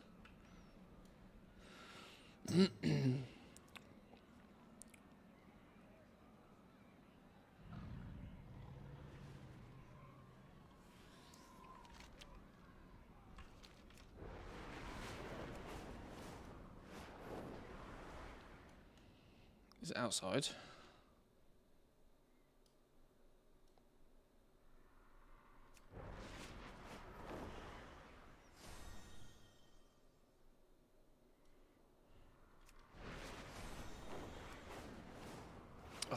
Isn't there a bunch of pumpkins and stuff you're meant to collect each Hallow's End as well?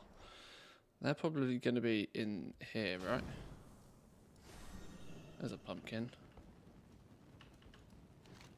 Handful of tricky treats.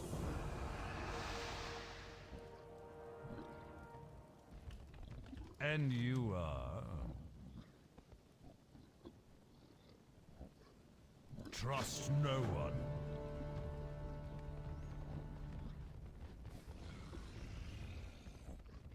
I don't even know. Where's this dude?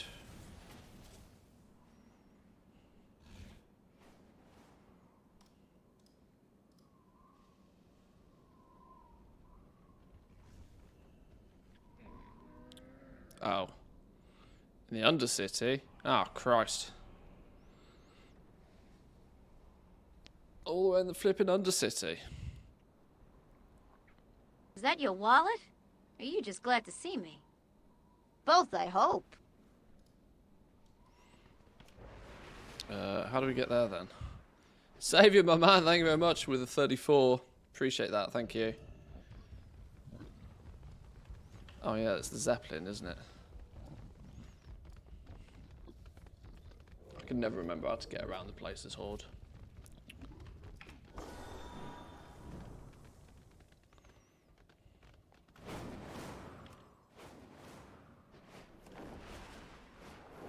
Isn't it one of these Zeppelins? Isn't this a portal? Runes of Lordaeron. Loktar, for the Horde. Well, Stranglethorn Zeppelin. No, we ain't going Stranglethorn. Could have swore there was a portal to the Undercity. Maybe there's not. Oh, this is the one.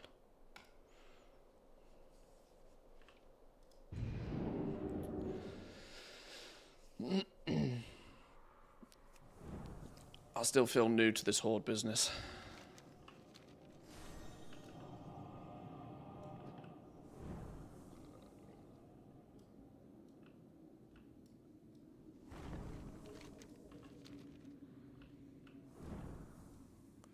Isn't it usually in here? Isn't it usually all in here? Am I... Does this mean I'm in the wrong phase?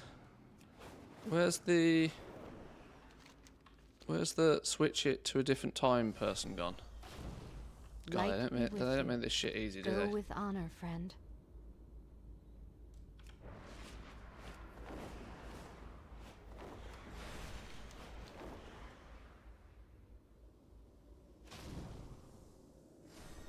Well, that didn't do fuck all. Okay.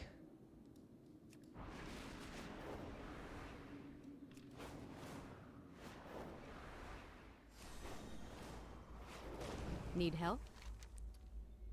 Farewell. Aha, that looks different. Are we good? Hey, here we go. Now we're cooking. Now we're cooking.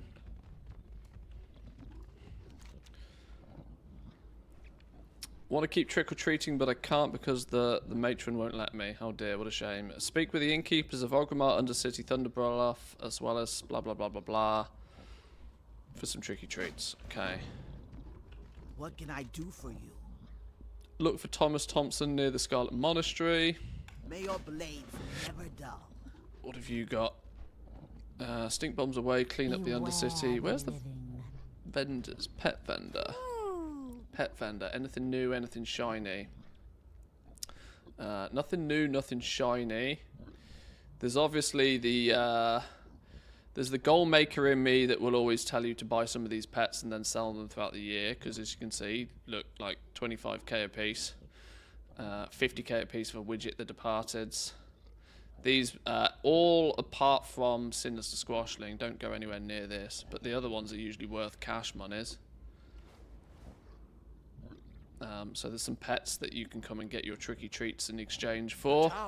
Sell them throughout the year. What else we got in here? All the masks. Collect all the masks if you wish. The wands, you got the different wands. Appearance changes. Chubb is the candy and toy vendor. So this is where we've got the new patched Harvester's Claws. And the back piece. Prowler's Faded Shoulder Cape is an appearance that I don't own. That could or could not be new. Bucket of Morbid Treats.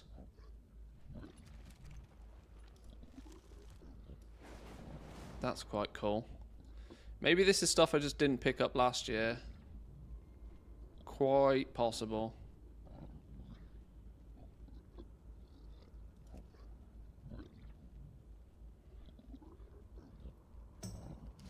Horse's tail costume? Did I never get this? Toy? Huh. Turns out I didn't do much of Hallows End last year.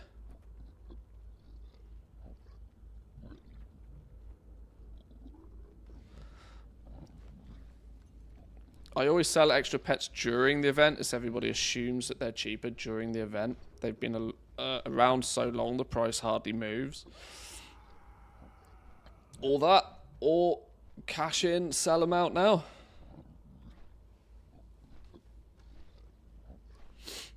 What's the name of the add-on that shows you which parts of the sets you don't have? It's called Can I Mog It? Can I Mog It is putting the little icons there. I use it in conjunction with all the things. Okay, well, I need tricky treats then. And apparently, tricky treats are... Tried and failed. Tricky Let there treats be no are doubt. not... Justice prevailed. not a war-bound currency. So get farming. They appear to be bind on pickup currency again. Because Blizzard hasn't learned anything. Where are they?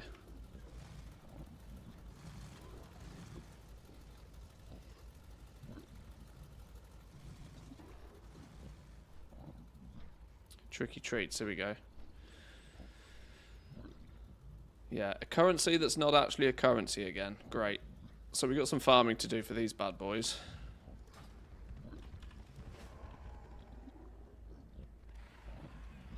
What else is going on over here? Is there anything that screams new?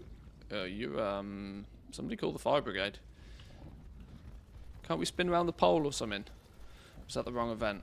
I am for Where do we get our buff up from? Use the bonfire in front of the Wicker Man to set it ablaze. Use the ashes on the ground near the Wicker Man. Embrace the shadow. Use the dousing agent on the Wicker Man in the front of Stormwind for some tricky Remember, treats. patience, discipline.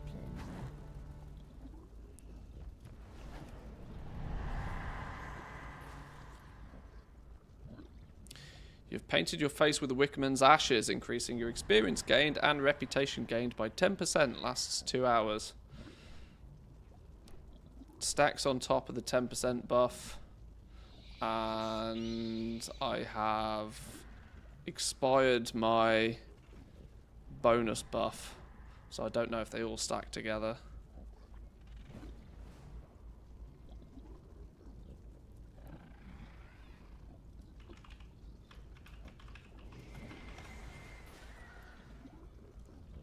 Alright. Yes. Our time will come. Alright, there's some tricky treats. Got to farm these up now. What will you require? Clean up the Undercity. Use the arcane cleaner to remove stink bombs from within the Undercity.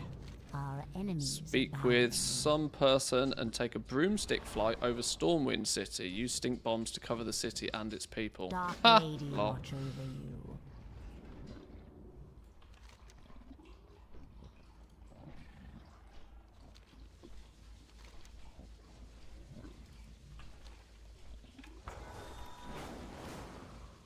Prepare yourselves.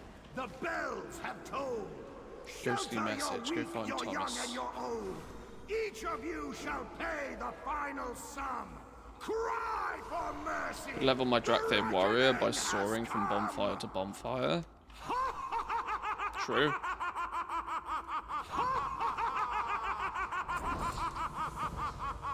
Search for leads amongst the shades at the Scarlet Monastery.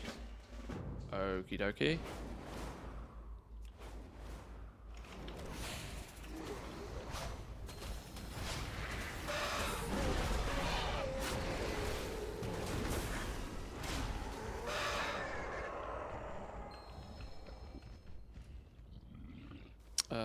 I kind of feel like I should put on...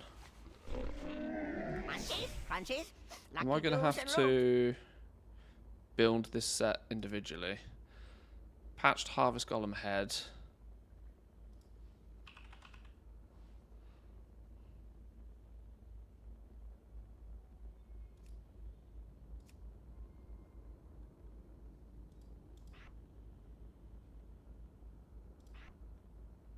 Harvest Golem chest piece. Harvest Golem gloves. Harvest Golem belt.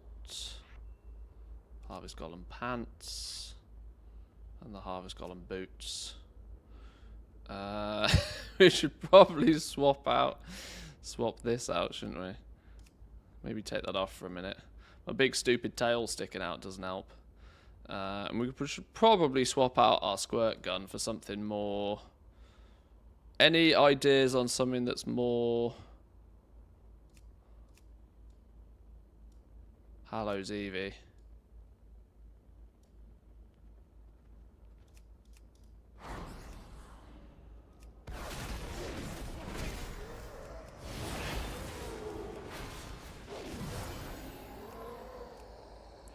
So I'm going to touch more.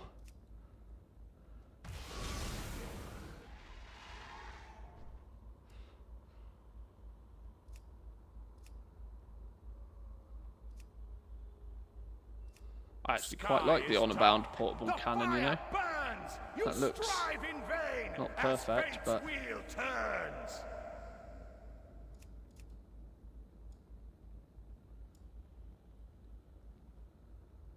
Fellfire munitions launcher? Don't quite work, does it?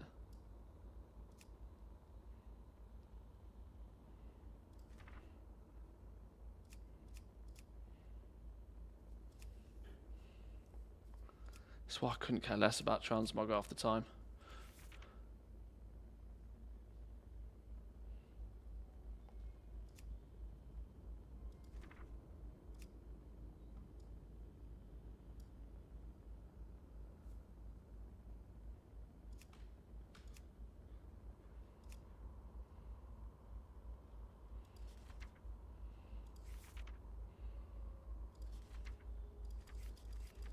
I don't know. I don't know.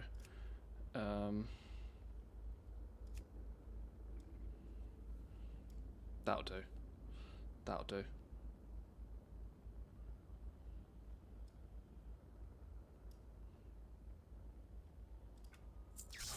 $600 gold. Flip here now. Money's tight. Money's tight.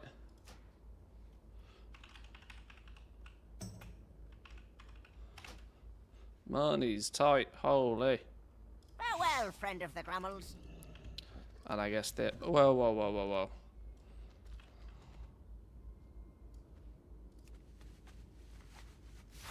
I mean, obviously that's part of the set. But realistically, it should be this, shouldn't it? Boom.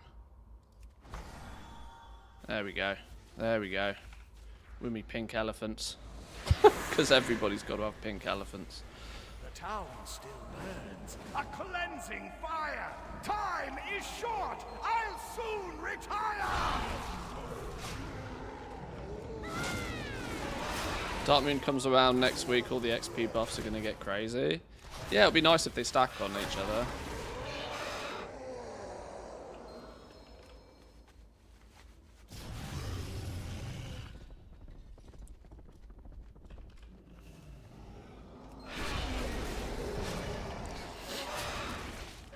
I mean, I'm hoping to have most of my tunes up to 80 by the time 10.1 turns up. I think we got plenty of time.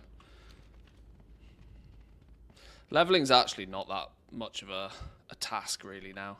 If you're somewhat using your rested experience when you've got it, it's not too bad at all.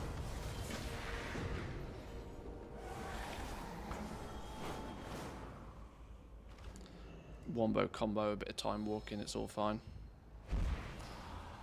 The Halloween XP buff gets removed in dungeons. Oh, does it? Maybe do some questing or something then. It's a bit of a shame it gets removed.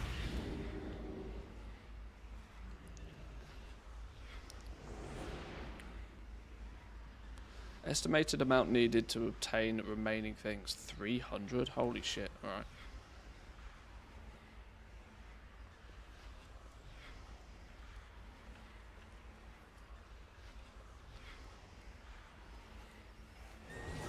Makes sense, you can't have too much fun. How dare you have fun? How dare you have fun?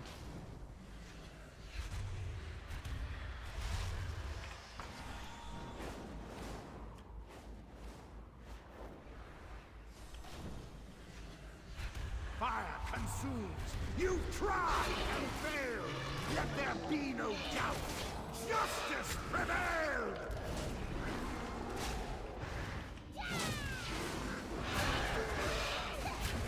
Oh, no wonder pets aren't doing pet things. I didn't even have flipping taunt on.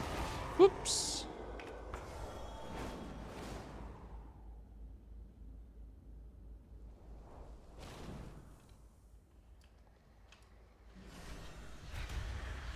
Leveled a priest from 10 to 80 in 17 hours and I'm casual.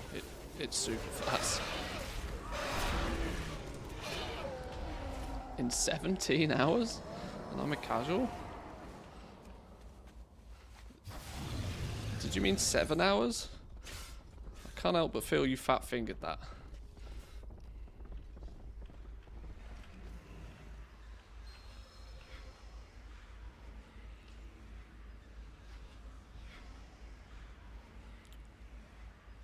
Oh, you did say 10 to 80. Sorry, I thought that was 70 to 80.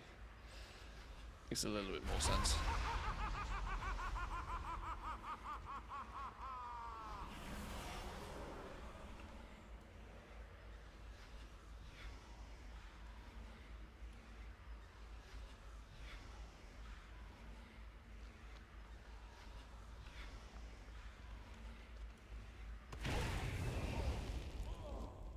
Dead.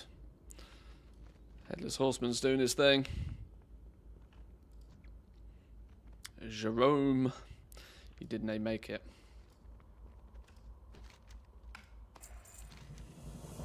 Use the group finder to enter the dungeon and do the Headless Horseman and defeat the Headless Horseman. Well, I've technically already done that. Is it going to let me do it again? The bells have I'm going to have to do it again just for the purpose of the...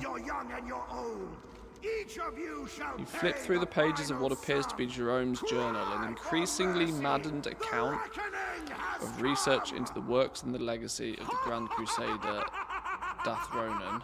Amongst the pages are devoted accounts of the Headless Horseman's history. It appears that Jerome was indeed unaware that Drathoran's true demonic form, but he was able to find a way to recreate the methods the Dreadlord used to bring the Horseman into being. One page clearly stands out amongst the rest. Amid notes regarding stones and souls of Crusaders are mad proclamations of victory and unabashed glee as the soon-to-be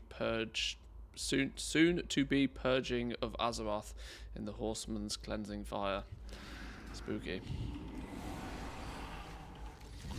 Okay, well that's the intro quest. Now I've got to queue up and kill the Headless Horseman again. I didn't realise that was a thing. We now need to do these daily quests. Stink bombs away. Speak with Karina Fenlo and take a broomstick flight over Stormwind City. Oh, Zygor got guides for these. Hallows End dailies. Ah, Zygor, my man. Zygor, old buddy, old pal. Oh, you know what? We're going to use some Zygor. Boom, 20% off, code Manthe. Where's he gone? Ooh, Hallows End dailies. Nice.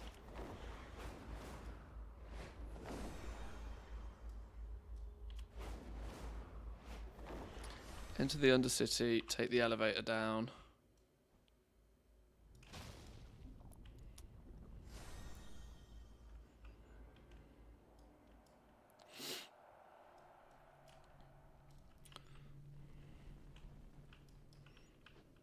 There's a candy bucket right. Oh, maybe the candy bucket's further down.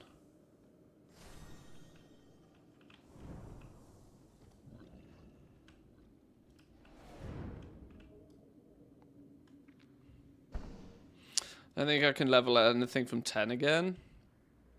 I kind of get that feeling. Like, I've had such a negativity towards... What is it? Towards leveling in general over the years. Because I've played the game for too goddamn long, is the honest truth of this. I've played the game for way too goddamn long. And normal generic leveling just doesn't do it for me anymore. Unless I'm playing a completely new class. But even then, I'm like, eh. Eh.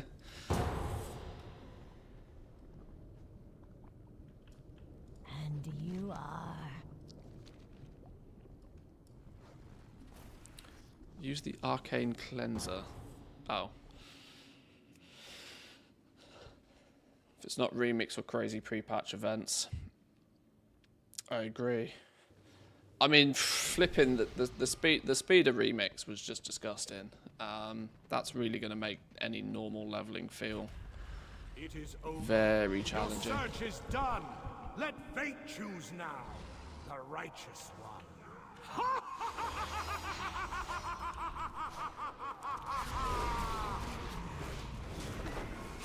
Leveling serves no purpose apart from getting to endgame content. Well, people are quite aware of my opinion of leveling. I've thought leveling's been in a terrible state for a while. For that exact reason, really. It doesn't serve a purpose other than to time gate you from the end game content that you feel that you've paid for. If you're brand new to this game, you kind of don't like. It kind of doesn't really do much for you, particularly. I don't feel. Other than to sort of say, oh well, I bought this game, and I want to play this game, and I can't because I have to level all of this character up first. It doesn't make any sense. I don't know. While you're in Undercity, can you park next to the bank and open your Dongboi? Want to see if you can access the bank and the guild bank once it's mounted. If so, it'll be better than Orgrimmar.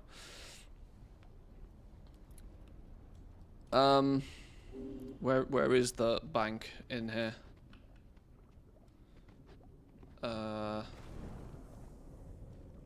These are the auctioneers, aren't they? Where's the bank in here? In the center? Oh, the middle here. We've got banker, guild vault. Could, in theory, just park up here then, right? Oh. Although, you hit your head on the ceiling. I can stand here, and I can click guild vault. I can click bank. Bank access. Guild vault access. Yeah, literally you can do everything from here. Don't even have to move a step.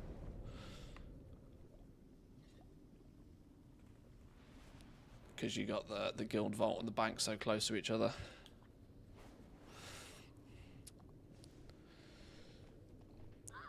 You can also do that in Booty Bay. Booty Bay's got 20-second logout. This is considered rested. This means it's instant logout as well. And you're not going to get fucked in the ass by people killing you in Booty Bay, killing the auctioneer. So this now is your pay to win goblin spot. The pay to win goblin spot. Leveling's not rewarding anymore because it's too fast. Yeah, I've been saying this for a while, that leveling's just too fast. They either need to slow leveling down completely, or the aggressive fix to it is just get rid of it. Leveling doesn't serve a purpose anymore. If you want to have leveling be a thing, let leveling be a thing. You start off, you start off in whatever the expansion zone is. You know, there's no reason that you couldn't start off in the Isle of Dawn at level 10. No, literally no reason you couldn't start in the Isle of Dawn at level 10, really. You could have 10 to 40 in the Isle of Dawn. The Ringing Deeps could be 40 to 70. And then 70, 75, 75, 80. Super easy. Super easy. And then once you've got, you know, that could be like what adventure mode is, you know. Once you've got to 80 once, I don't really see any purpose of forcing new players to spend time outside of what is the current expansion zone. 1 to 10 I still think is good because they have the what's it called? Exile's Reach, is that what it's called? The 1 to 10 mini tutorial zone is kind of cool. I think they should keep that. But as soon as you ding level 10, take you straight to the new zone, let you play through that. If they really want to have this kind of like 70, 80 levels situation. That's kind of the way I would say is the better way to do it now.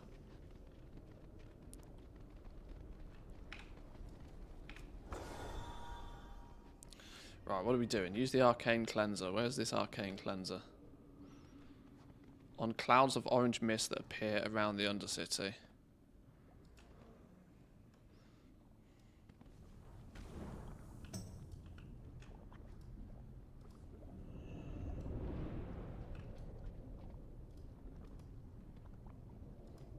Okay, that doesn't seem to want to work. No. Okay.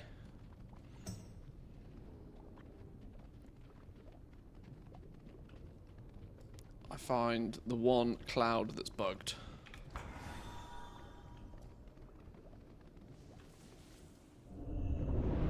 There we go, there's one.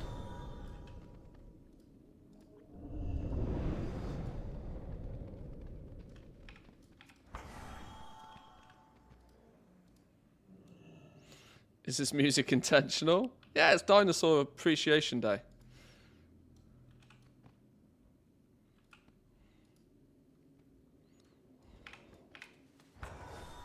Yeah, it's just songs about dinosaurs. Of course it's intentional.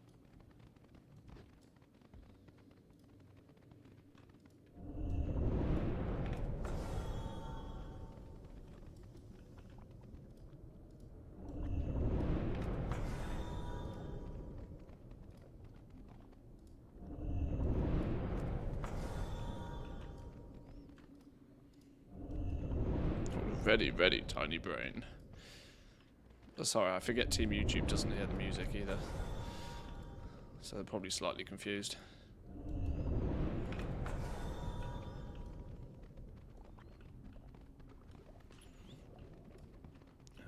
There's another one. What do we need? 2 more stink bombs. 1. 2. Beautiful. Beautiful. Up above the Undercity in the ruins. Okay, I can never remember how to get out of here either. It's easy to say you get out the way you came back in, but I can never remember how I get in here either.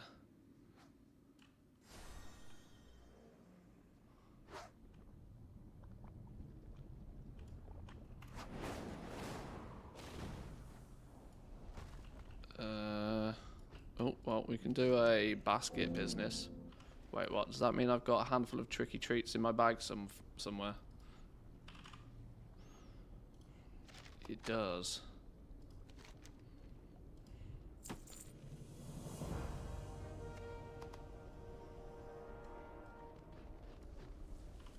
Hello? This had better be good.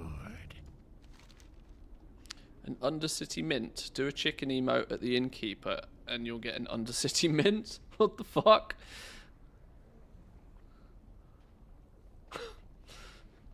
Sure. Remember, patience, discipline.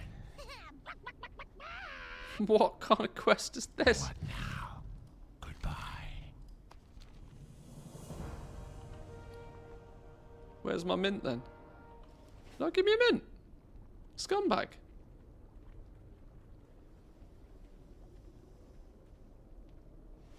What a random quest. Okay.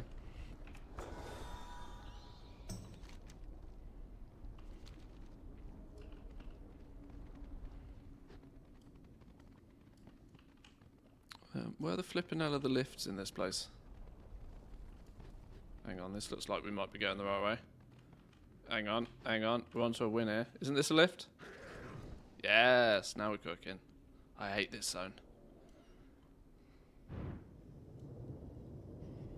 Now we need a mount with a mission table, class horn, covenant, sanctum, and a portal room for the low price of $99.99.99. Maybe, maybe.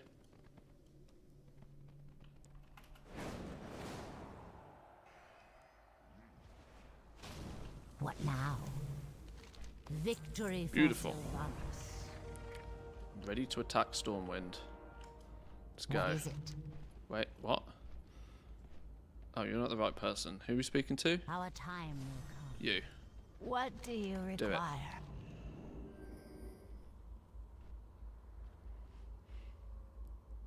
Fire consumes. You Is it still possible to get the bow in the Molten Core Time Walking raids? Absolutely no idea whatsoever. No clue.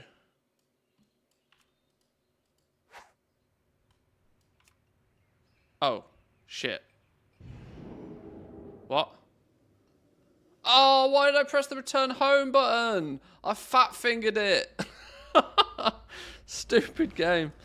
Okay, who puts the cancel button right next to the attack button? Do not. All right, let's go again. Pay attention, Manthe.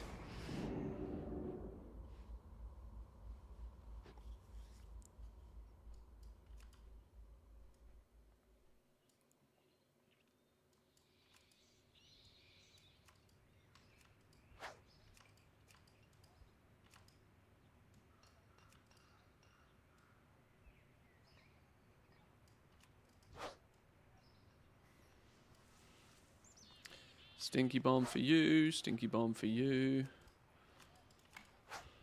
Stinky bomb for you. Same as in the special assignment in the Spluder zone. Button 2 is fly home. Yeah. Yeah, why do that, Blizzard? Come on. Recipe for disaster.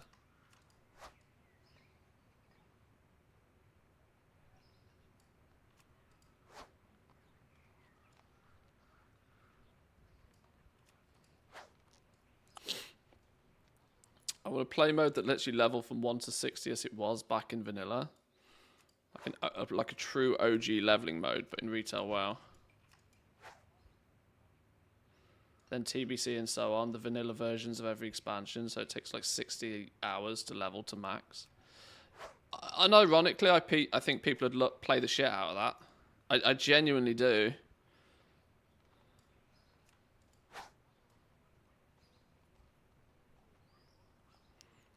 Make, you know, a truly forced OG vanilla experience, but on the retail client with, you know, new graphics, you know, the newer zones, whatever. Make leveling great again.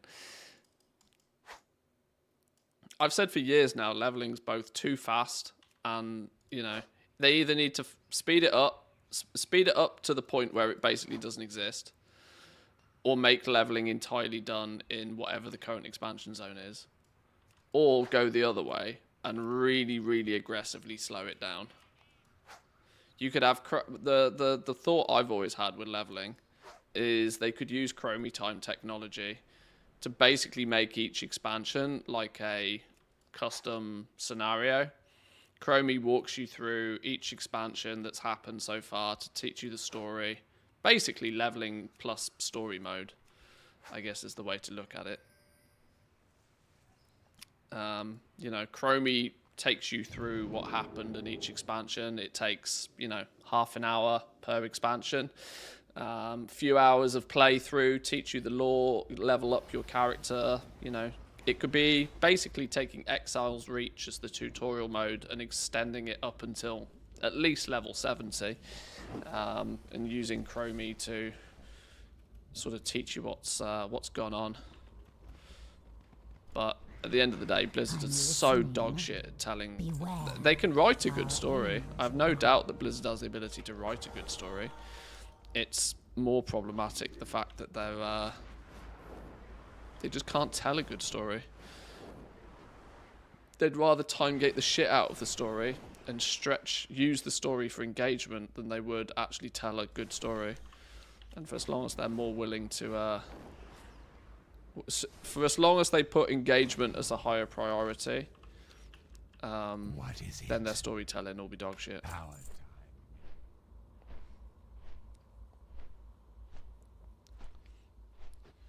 Kind of get why people play Classic over and over again. Leveling is content in its own. Yeah, yeah, absolutely is. Yeah, absolutely is. Okay, now we're getting a little bit ridiculous. This was meant to be dinosaur songs, not Wheels on the Bus. Let's put some proper tunes back on. Let's put some proper tunes back on.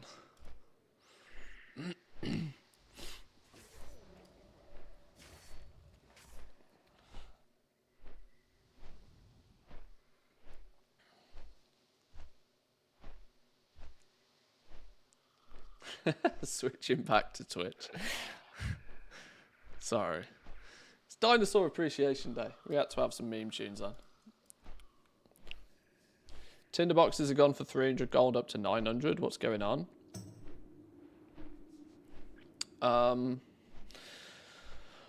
would assume what's happening is what I assumed would happen, and it's that nobody's doing delves anymore. There was the initial back catalogue, you know, the backup of all of those materials that existed. Though the other delve materials have now come up in value, and their market price is relative to 1/3 of a tinderbox. Significantly less people are running delves week on week now, because even casual players like myself have basically outgrown delves. Technically, you can get 610 drops from maps. You can get one piece of 619 a week. But that's basically where you get to with delves. So players even like myself are like, well, you know, I could continue to do delves for the journeys, but there's no tangible gear really that I can get from delves anymore, so I might keep myself busy with other activities, and I'll go back to playing some delves as and when I've got nothing else to do. But for me, being a goblin, my alts will always keep me busy. Yeah, just so by proxy of significantly less people running delves means far less of those delve materials exists, and the market's balancing out a little bit. They were never going to stay at 300 gold a piece. When we first had the tinderbox nerf, the tinderbox fire, I said that tinderboxes could still probably live at about 1500 gold a piece.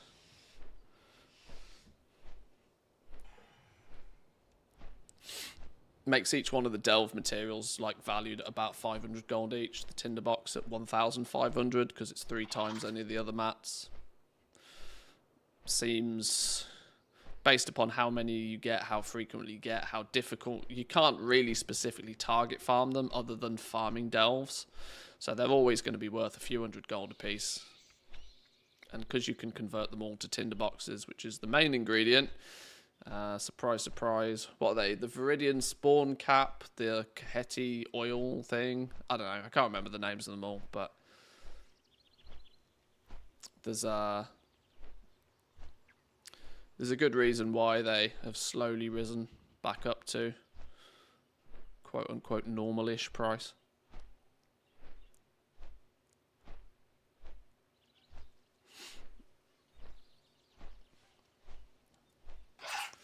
I wonder if I need to do a bit of a world tour to pick up some tricky treats from the from all the baskets, because if I need, well, all the things claims I need like 100, 300 of these.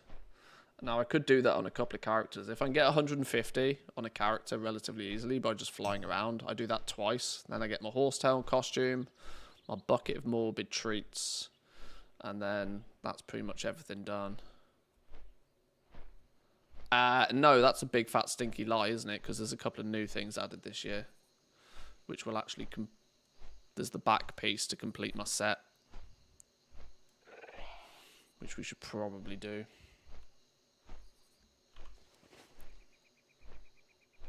How's my... We burnt through concentration on everything yesterday, so we don't need to worry about that. Some Doritos and Karen D's nuts have unnecessarily high concentration, but the rest of them have still got a day or two before I need to worry about it. That's fine. I'll do that Sunday afternoon. That's a Sunday afternoon chilling, not really doing much else situation.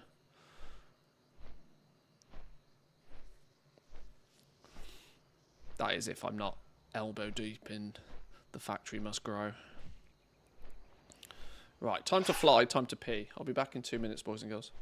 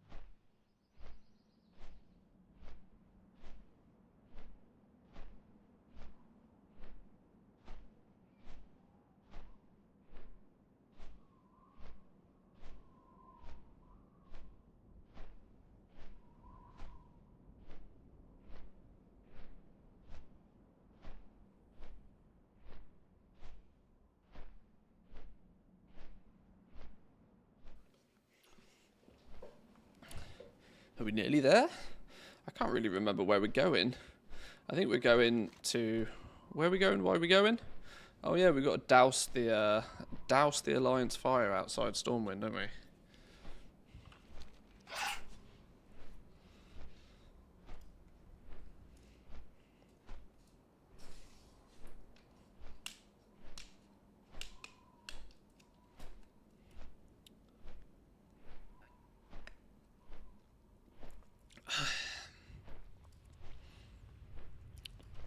I wonder if Zygor has a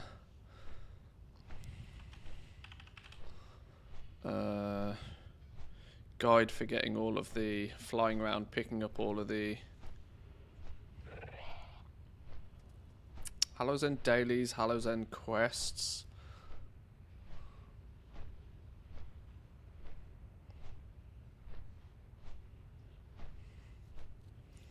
Achievements.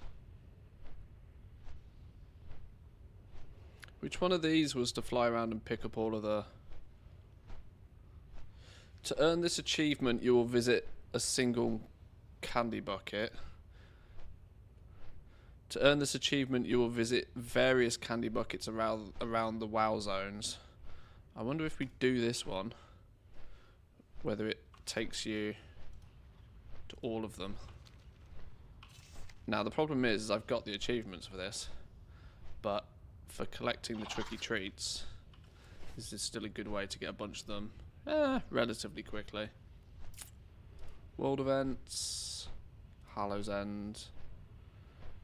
Is there any new achievements for this year? Visit the candy buckets of Kazal Gar zones. So we still need to do that one at least.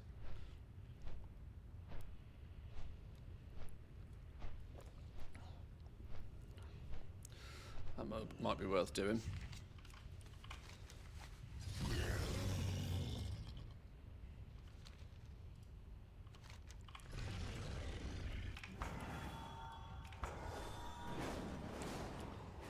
Right, off we go.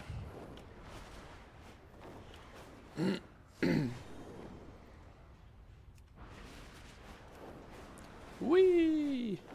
The zoom animations on the broomstick are a bit weird, the dragon riding ones.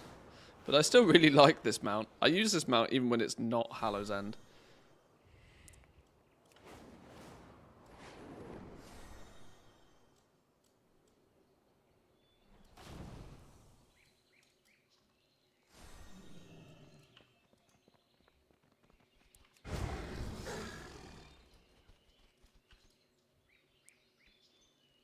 Failed? What do you mean failed?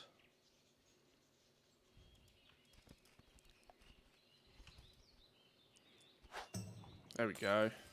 Boom! Put it out. See you later, bitches.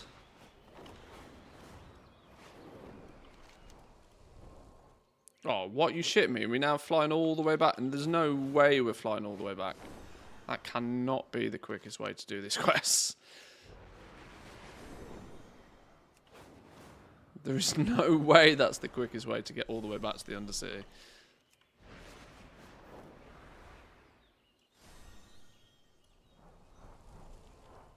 God, okay.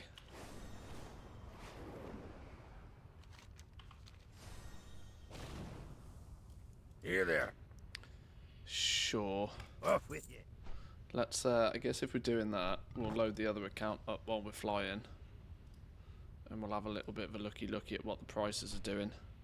Whether they're all nuking into the floor.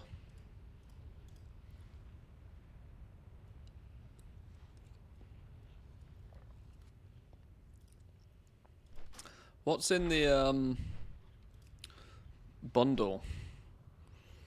4 iconic mounts for WoW and WoW Classic. Whether you're defending Azeroth or conquering new lands, these mounts will ensure you ride in style.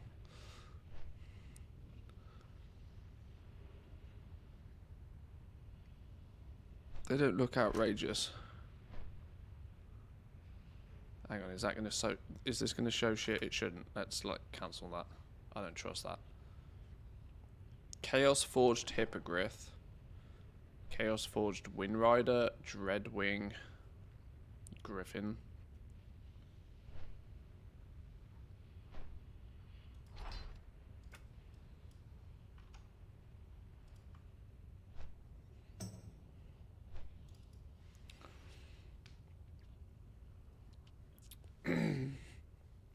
Now, I don't technically need to leave my bank character in Ogrimmar anymore, do I? Now we have portability on our side. Oh my god. Gotta get used to having this Dongboi situation.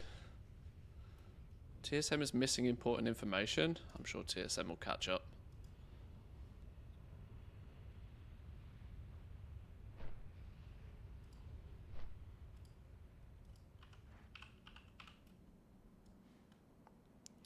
Get on my bars.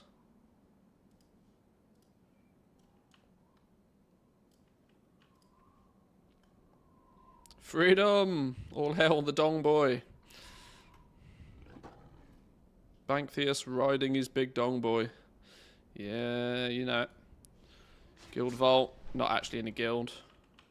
The irony. Bank, can't access the war bank because of course I can't. Nothing actually in the bank. But I can do my mobile auctiony stuff now.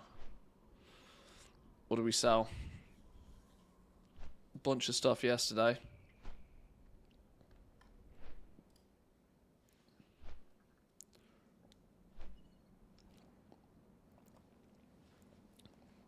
One of the two memes of the channel's now dead.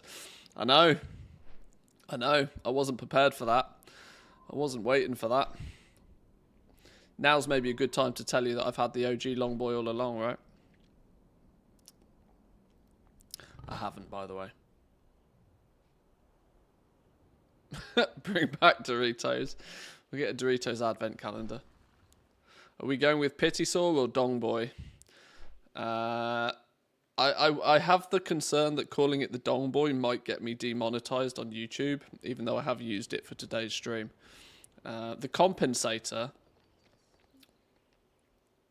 is another option that's a little bit more subtle.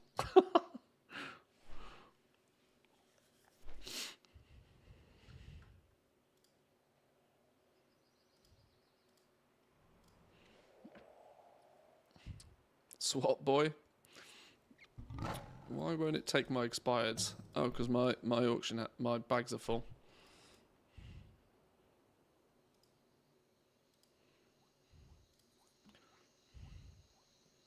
Holy, wait, hang on. Oh no, that's quality too. Woo! Oh, my Authority of the Depths enchant is selling for way below what it wants to sell it for.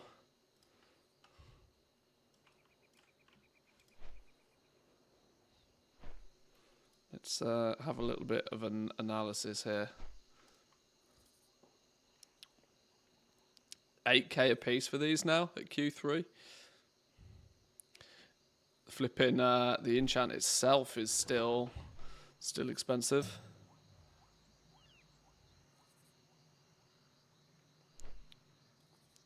Yeah, I mean, I suspect now we are in for a monster of a crash in price of stuff, an absolute monster of a crash, as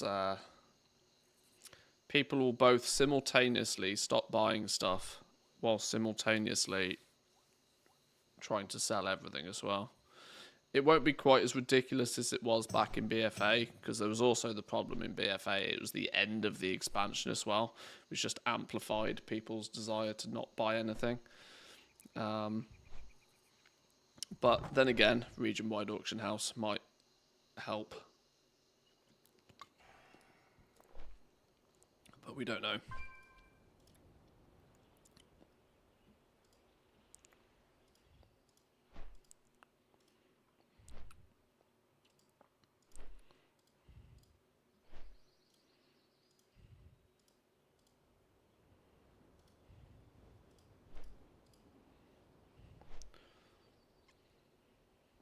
Was the auction house mount their panic button when subs dip low enough? Press it? No, not at all. Not at all. I don't think their sub numbers were struggling in any way, shape, or form. I don't think they had any issue with their sub numbers. I would go as far as to say the sub numbers are probably as juicy as they've ever been.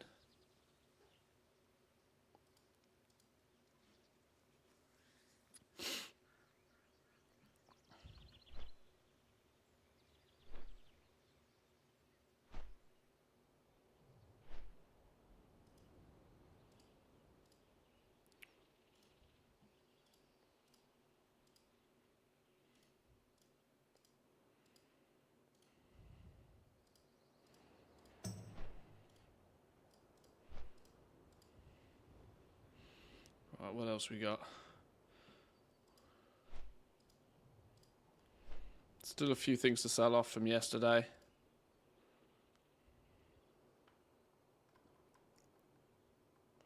No idea what my TSM graph's looking like, actually, honestly, right now.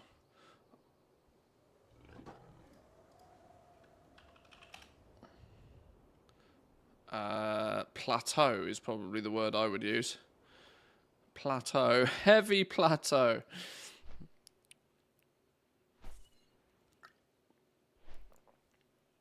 This, I think, was the dip of me buying a bunch of enchants. This is probably the story of when we started concentration alts. We don't have that many concentration alts, but this is probably the story of concentration alts. Slowly level. Every dip is me leveling them up or buying materials to refuel them. Every spike is then selling a bunch of the concentration crafted items every couple of days. This was probably the big dip from buying a bunch of the enchants, which we're now recuperating back and will, you know, keep going up from, I would guess. I don't have that many alts, that's the thing. Oh, we still haven't got all the way back. Holy. Oh, we're nearly there. We're nearly there.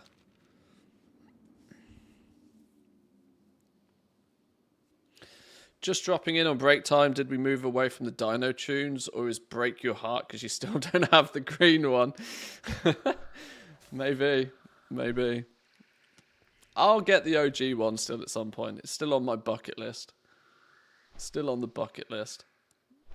I might not... Well, I'll still have just the same amount of difficulty getting it, that I can only get it from the black market auction house, and probably won't put zero effort into ever getting it, but... Kind of a little surprised that the anniversary event didn't involve a free week for returning players. That's a good point. That's a good point. They could have easily given everybody 7 days of free game time. Easily. But let's not forget that the event is flipping weekly time gated everything. So a week's worth of a free week of game time isn't actually enough to even come back and like play the game for a week and get your tier 2 set, because you can't get enough tokens because everything's a flipping weekly. Complete scamaz. What would you ask of death? Fly to the swamp of sorrows. A cleansing fire! Time is short! I'll soon retire!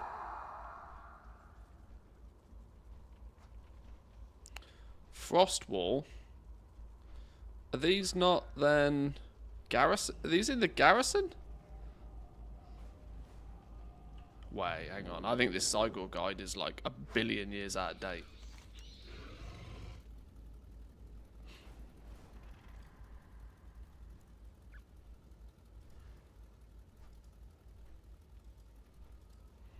Why would it...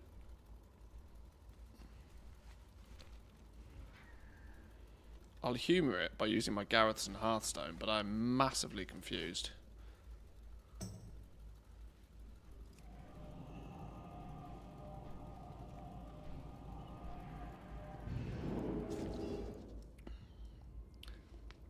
Potentially the green one will be easier to get now. That is at least maybe not capped within minutes on the black market auction house. No, it'll still be capped. It'll still be insta-capped. It'll still sit. It'll still easily sit on the like the S tier list of mounts that get insta gold capped from the black market auction house. I don't think that's going to change. I can't see why it would. Let's also not forget that this thing is FOMO'd. This thing goes away at the end of January as well. So after January, you won't be able to get this one. So the black market auction house price of the Dongboi is never going to change. It'll still be insta gold capped.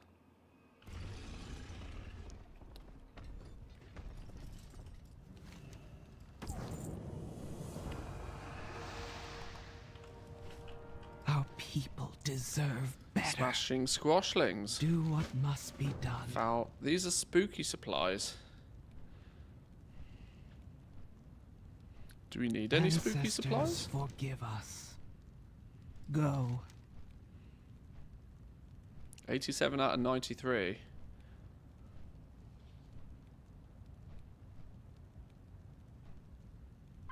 Do what must be done. Do I need spooky supplies for anything? Hey, how you doing?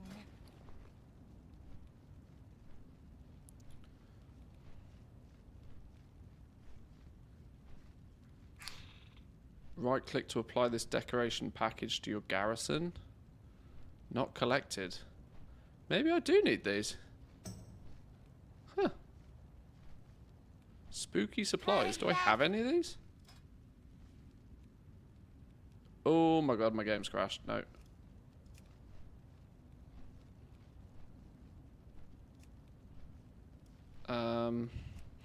Why there isn't a search function for this?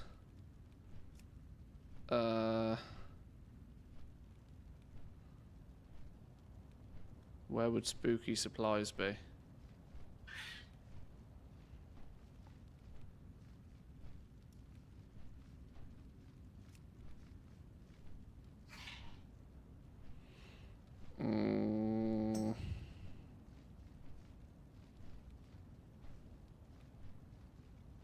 Assume it's Warlords of Draenor.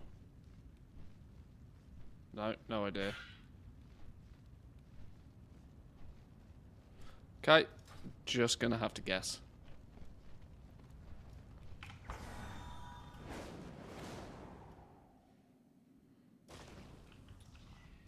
Peace, friend.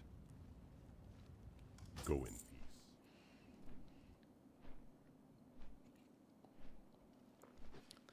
When it goes in January, won't it end up on the trading post a few months later? Well, they historically, correct me if I'm wrong on this, when they've put something in the store, if they plan on putting it in the trading post later, they've stated that this item will eventually appear on the trading post, which is something they haven't done with this. Now, that doesn't mean they won't, because, you know, it's Blizzard's intellectual property. They can do with it whatever the hell they like, but I wouldn't rely on that. That's a strong gamble, I would say. Oh, the spooky supplies go in the bags, but are warbound? Oh, okay. Oh, of course. It's not actually a currency. Alright, fine. Feel like at Christmas they'll give a discount for the mount to juice out the last moments. Maybe. Maybe. Who knows what they'll do. Look at mounts like the Zul'Gurub Tiger, Plague Proto Drake, they just get insta-capped. Yeah, it's still going to sit. The OG Dongboi will still sit on that sort of top tier list of insta-capped mounts. Even things like Mimmon's Head and stuff still gets insta-gold capped. You forget there's players out there with more gold than they know what to do with. And so dropping 10 mil on a mount that they don't own is not a problem for a lot of people.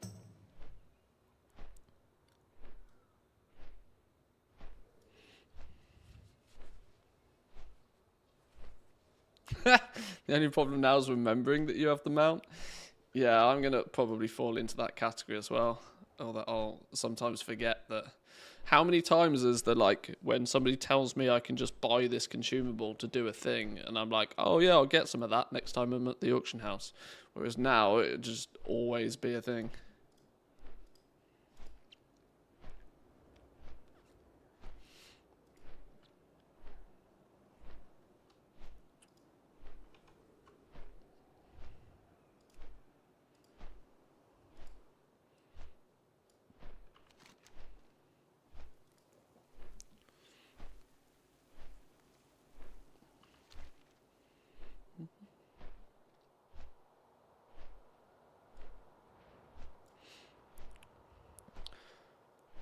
I bought the Authority of the Depths recipe 4 times yesterday for 100k each. That's a pretty good price. Pretty good price. I think I paid about 130 for the ones I bought. But I didn't buy that many.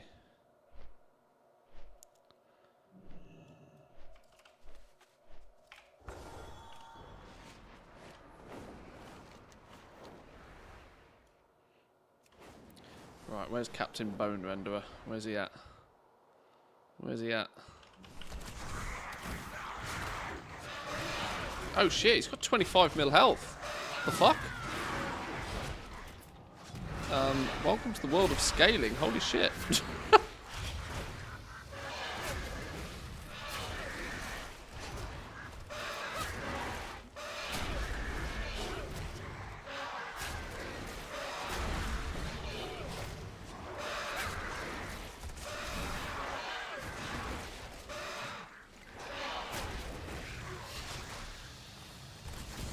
Depth's value is about the same as a few of the other enchants now. Oh, I suspect it will go that way. As I've always said, the markets that are most risky and most likely to crash are the ones that are profitable. There's nothing that's changed about that. Just because the recipe is expensive to get in the first place isn't going to put too many people off. As far as I'm concerned, the advantage is in doing it quickly.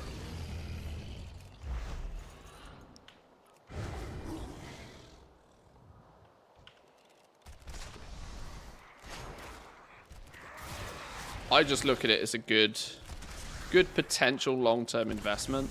That once you've got it on your enchanter, and once you've made enough gold with that enchanter to have covered the cost of it, then you've got it for the rest of the expansion.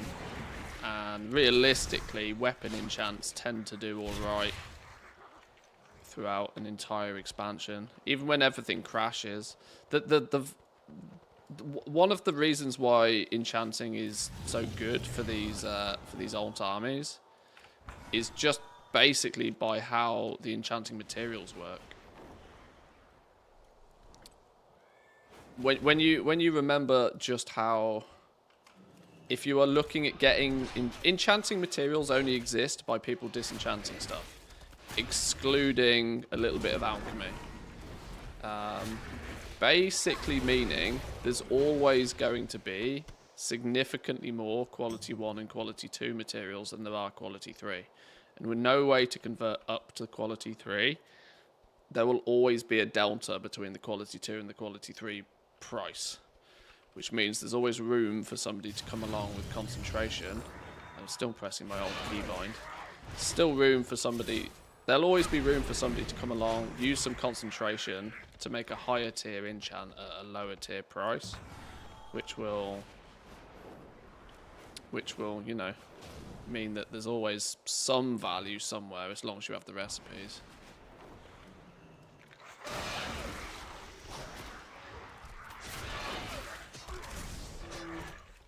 Supply of authority of the depths doubled since yesterday. Oh, sure it will. Yeah, absolutely. The fun thing now is going to be over the next few days, people will all get switched on to gold making. I think students going to have an absolute fucking field day in the next couple of weeks. Farming videos go burr. Because everybody will want to know what is the thing they can go out and farm to then sell on the auction house. People like the path of least resistance, which is always farming. Whereas my response is probably going to be more tailored towards setting up your concentration alts. Because one thing I know for a fact is that most people have a reasonable amount of vaults, and most people are probably not using them very well. Coin of Many Faces will be on that list. Quote me on that one. Oh, yeah, I mean, I'm pretty sure he just puts the exact same video out for those coins every single year. Every single year. Farms the new players to the game who weren't aware of it from the year before. I mean, it's not bad advice.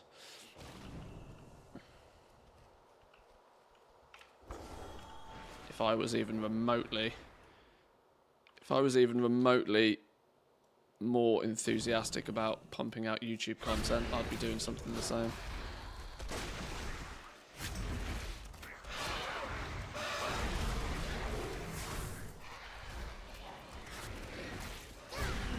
Dice farming the other day on stream? Has it got to that point already for Student? Is he that done with the current expansion? Dice farming? Dear lord, that's scraping the barrel.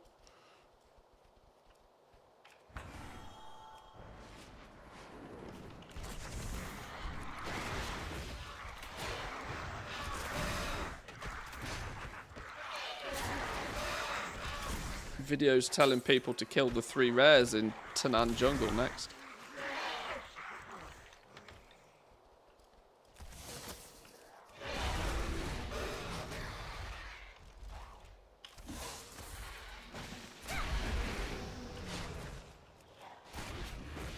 Gathering right now did 2 hours in the morning, around 60k an hour. Oh yeah, for as long as you can. If you've got a good setup already, you'll be fine. It'll be the people that have not put. It'll be all of those people that have not given one single consideration to gold this entire expansion so far, that will have done and have absolutely nothing set up, that will want to all of a sudden make like 3 million gold overnight.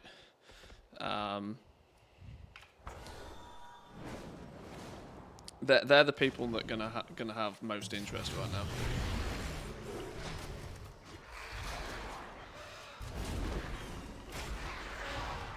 If you're here already, you've probably already got the mount if you want it, or you're incredibly capable of getting it if you want it.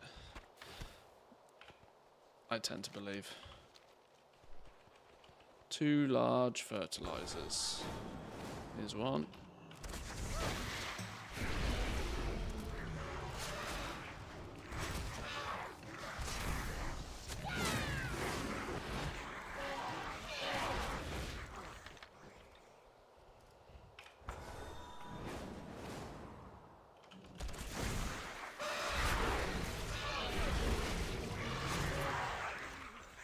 People realise that the period for huge profits has passed and will swipe the credit card. Well, this is the only significant difference between this time and back in BFA, being that that is actually an option for people. That wasn't really so much of an option for people in BFA. Not that you couldn't, but the mount was theoretically significantly more expensive back in BFA. People who were swiping credit cards to get the Dongboi back in the day had to swipe pretty hard. Now the swipe is a lot more manageable, especially considering that, you know, the $90 now, or 70 something euros or whatever it is. It's, you know, the same price as the game, and, you know, which means it's kind of within the limits where people will pay.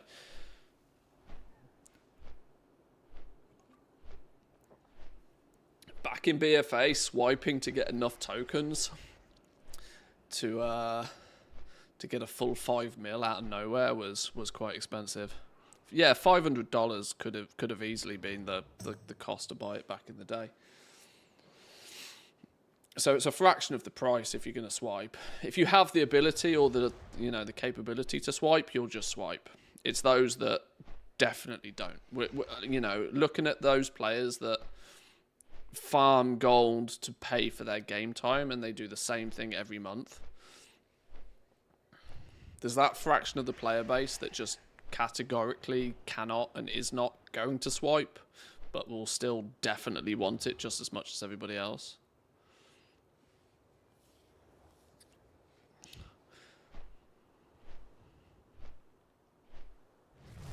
Do you have a video on tailoring alt army using concentration? I don't have a video, but I can tell you everything you need to know, which is concentration tailors don't really exist that much.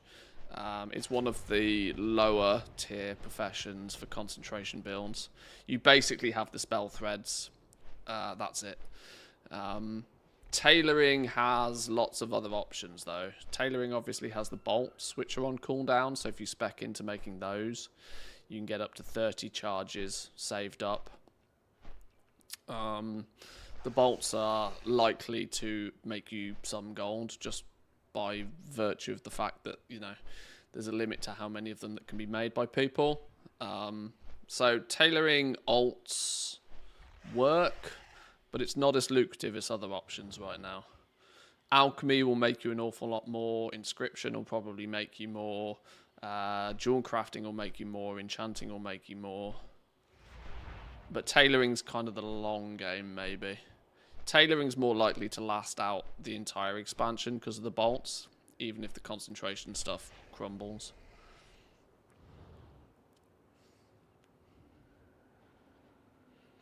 Concentration value on a tailor is even worse than on leatherworking. Well, then we know that's really bad. And those who do pay for their sub with gold are now extra punished because the token price has doubled. It depends. That's a glass is half full, a glass is half empty situation for me. I basically look at it from the perspective that those players have had, you know, the token has basically been half price for a couple of months. It's now just back to normal. Is more of the way I look at it. We were steady, consistent 400k tokens throughout most of Dragonflight. It's now just back to what it was. It was just cheap for a couple of months because of the expansion hype. But yeah, of course, if you didn't play through Dragonflight and weren't paying 400k a month, then that hurts a little bit more. Keep it real. Glad I could help. Pleasure doing business with ya. Be careful out there. If you ever need anything. Yeah, what do you want? The Hallows Glow. We'll have one of you, please. Have a good one.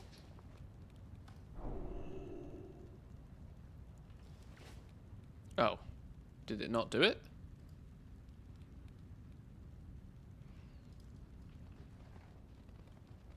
Oh. Well, that was underwhelming. Alright, sure.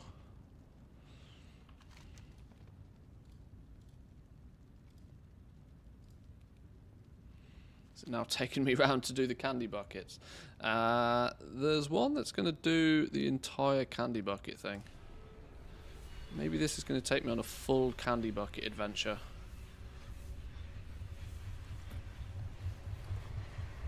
I've only got 31 tricky treats so far. Tailoring's horrible. You only make profit if you proc multicraft, and it's very minor. If you don't proc multicraft, you're actually losing. This is kind of weirdly the direction I think a lot of it will go. That pressing the button will be at a loss. This is why I'm not overly convinced that stacking inspiration on most professions is the right move, because stacking inspiration, not inspiration, haha, wrong expansion. Stacking ingenuity, yes, it means you can press the button more often, but at the end of the day, if pressing the button costs you gold, sure, it gives you more chances to hit lucky with multicraft, but it's more akin to gambling at that point. With, you know, maybe if you press the button enough, you might come out slightly ahead. When it gets to that degree, I'm probably not bothered about doing it full stop. Is my minimap going to show candy buckets in the new zone? We should probably find the candy buckets in the new lands, shouldn't we? I doubt Zygor has updated itself for the new stuff, but all right, maybe we'll start with the old stuff and we'll get back to the new stuff.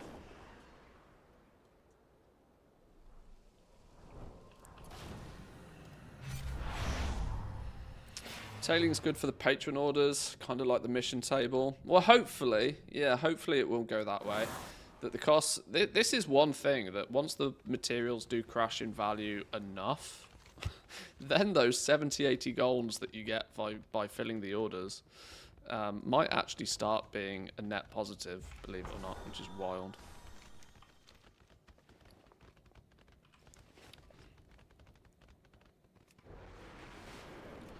Reworked tier 2, a new Longboy mount. What's next? They also gave us the ultra rares from Alderman. True. Yeah, what's sacred anymore? There's always that category of people that are like, nothing is sacred. This is why we can't have nice things. Well, you can have nice things. It's just other people can have nice things too. Stop being so selfish. The sky is dark. The fire burns. You strive in vain as fate's wheel turns. Loktar, for the Horde.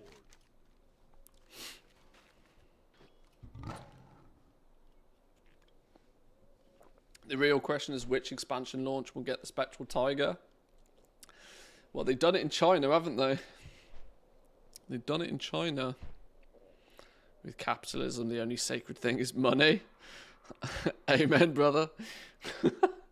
Gotta make that bread.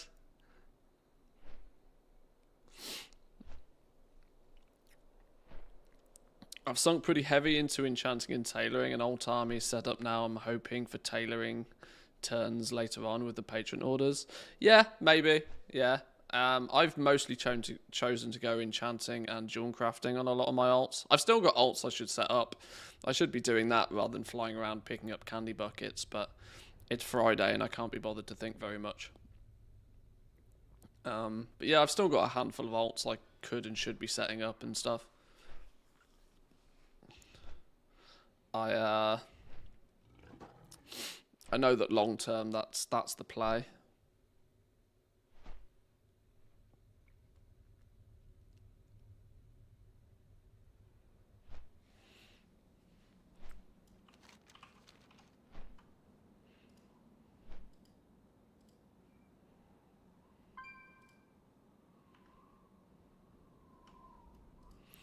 But yeah, I do suspect we'll see a bit of a thrashing in the price of materials.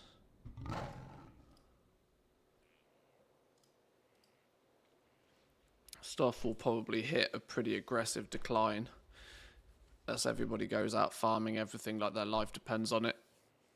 Or more than likely, they open their war bank and they just empty it and they put it on the auction house in hope of getting the gold needed to get their Dongboi nice and fast.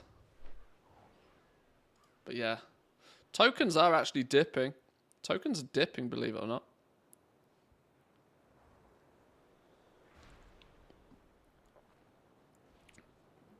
Dipping from their high of highs. What's wow? Well, no. We don't need Copilot. That wasn't the button I meant to press. How's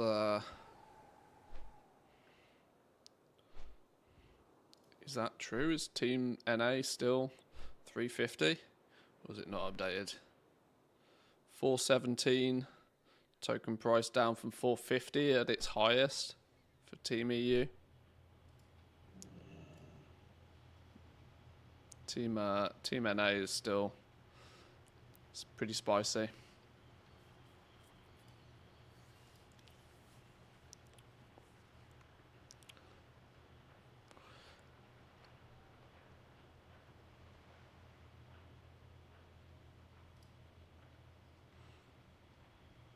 But yeah, not only do I think the reagents are likely to take a bit of a plummet, but there'll also be any crafted items as well, as people frantically turn to their professions to make gold. It'll just be a flurry. This is literally what it'll be.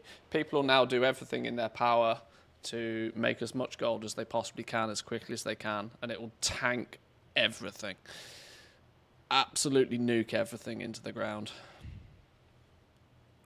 Which, I'm going to be honest, I kind of think it needed to happen anyway.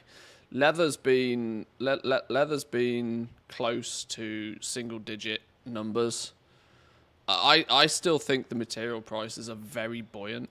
Stormcharger leather right now, you know, we're nearly at single-digit prices. Let's not forget, in most expansions recently, or most recent expansions, we've had single-digit prices on materials within the first patch, like very quickly. I think even basic materials have held on very well so far this expansion.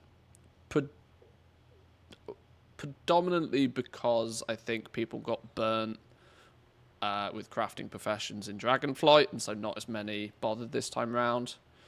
But secondly, I think it's got something to do with alchemy. In the grand scheme of things, when alchemists can turn around, and soon as one material, because everything is kind of somewhat linked because of alchemy, when one material drops too far, it gets hoovered up and converted into something else that brings everything back sort of in line again.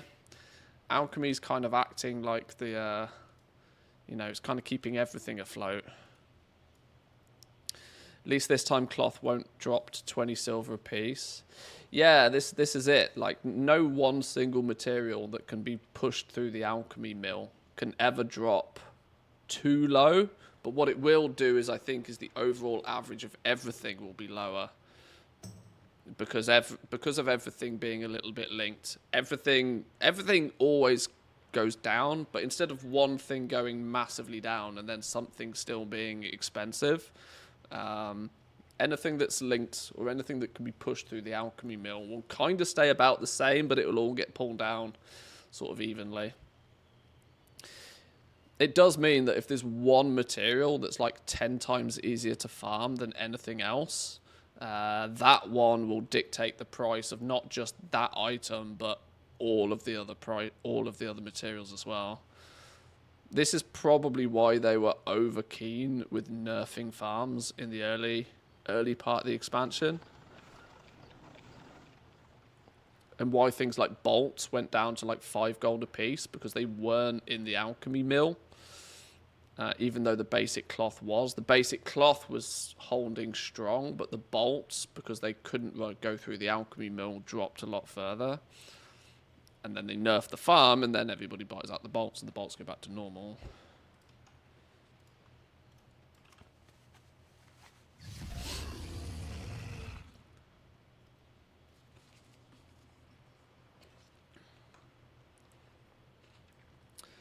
Slum Shark still holding strong. Yeah, I mean, that's something that's kind of outside of the alchemy mill. This is kind of what I'm talking about, that alchemy can convert a lot of materials into a lot of other materials, given the right situation. But yeah, Slum Shark is kind of excluded from that a bit.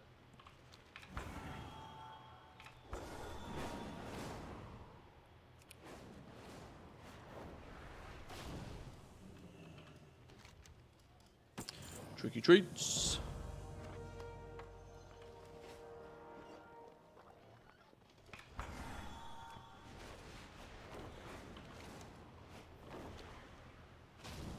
What do you need? May your blades never die.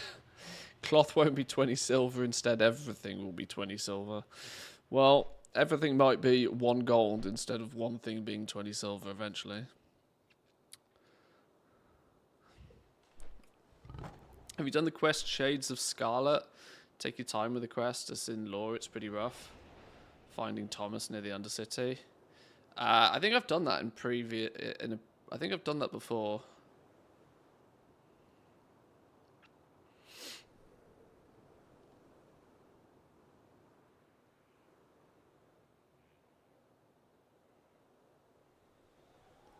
I think bolts still run at a profit.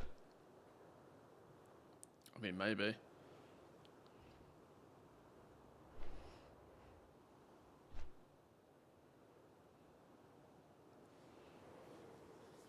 What are these little portals about? I know I've spotted those before. Those little portals.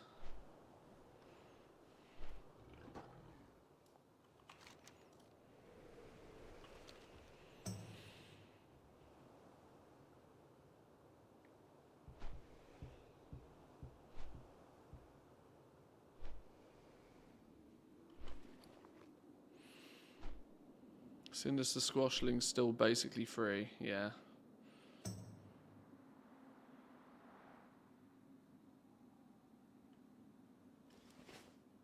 Thinking about it, I should be doing this Tricky Treat farm on a non-level 80 character, shouldn't I? Because I'm pretty sure these count as quests and you get experience for handing everyone in. But I've kind of started on this dude now. I've started on this fella. And I might as well continue and get 150 on this dude. To at least get one of the items I need. Are we speculating when the next patch is going to be? You mean like 10.0.7, or are you more referring to like a 10.1 new season thing? The honest answer is I don't have a good answer for either, but there is going to be a 10.0.7, so I'm suspecting that the new season won't be for a little while. Oh, I'm going to do that every time, aren't I?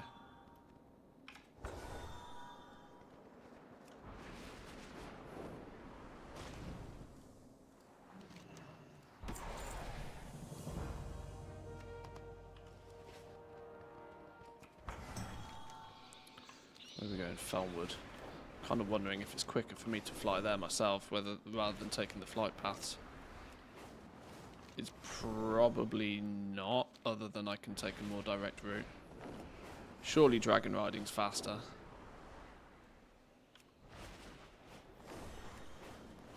The 0.1 patch.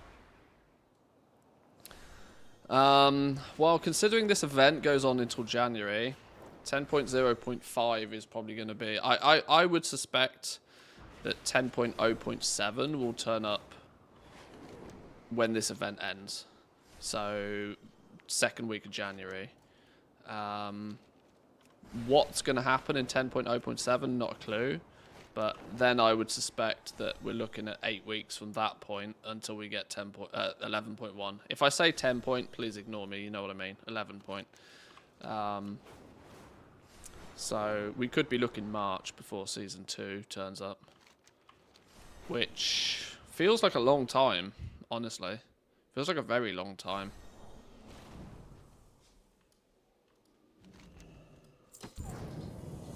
I'm still somewhat convinced they have something in the bag.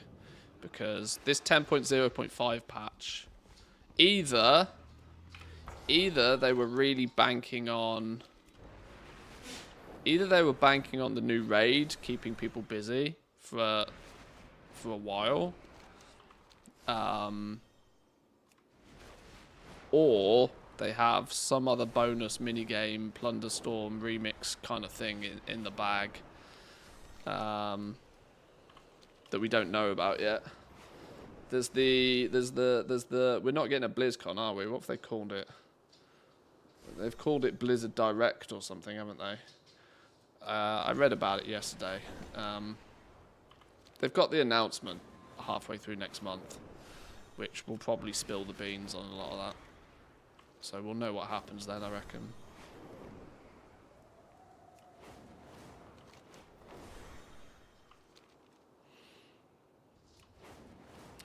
Anniversary patch is awful. The only thing they got going for them is bronze for the tier 2 sets.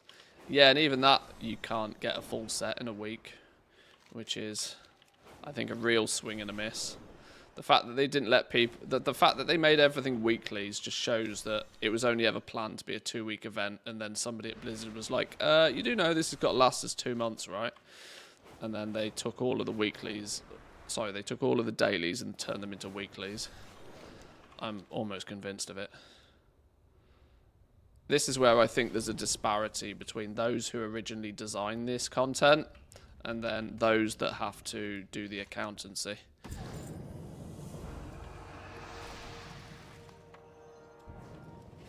Because there seems to be a bit of a disconnect between what you're able to do in the event and how long there is a gap between you being able to do what you're meant to do in the event. It doesn't make any sense.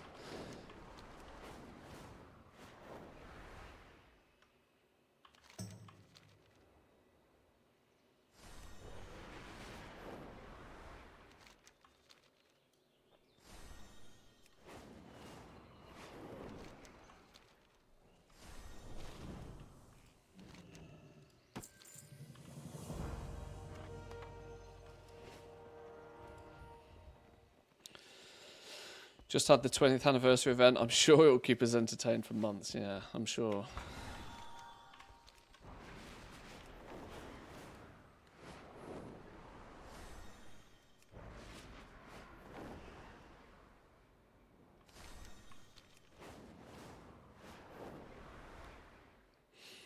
Dongboi so good. Xmas came early. Can finally use my in-game gold for summon. I think there's a lot of people that have slowly been surely been making gold just passively on the side, or even relatively proactively, that are now like, oh, well, I had like 4 million, 5 million, 6 million towards the 10 they thought that they would need, and are now like, oh, great, now I can cash out some of it, and it's like a tax return. Now I've got this spare money I didn't know I had all of a sudden. I reckon there's definitely some of that going on.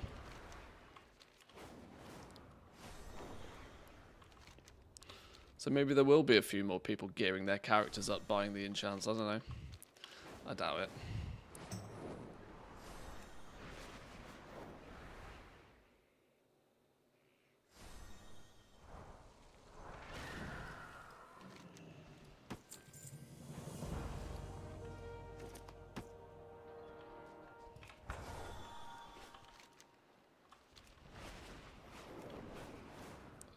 We've got to go up a big mountain here. Blood and thunder for the Flight path. This one's easier. It's fun waking up seeing the tokens still going up. At least it started to go down a little bit now. Well, there'll also be a handful of people, let's not forget, that will log on today and they'll be like, I can get 400,000 gold for 20 bucks. And they'll just swipe a few times regardless just to get the gold. Because they'll look at how much they've spent gold-wise on leveling up a couple of characters so far at the beginning of an expansion, and they'll be like, "Oh!" So there is two sides to the story, right? There's obviously lots of people trying to cash out their gold to buy the Dongboi, but then there's also the category of those who will be like, "Whoa! All of a sudden, my $20 goes a lot further," you know. I only got 250 gold for my swipey swipe last week. Now I get 400. Yes, please.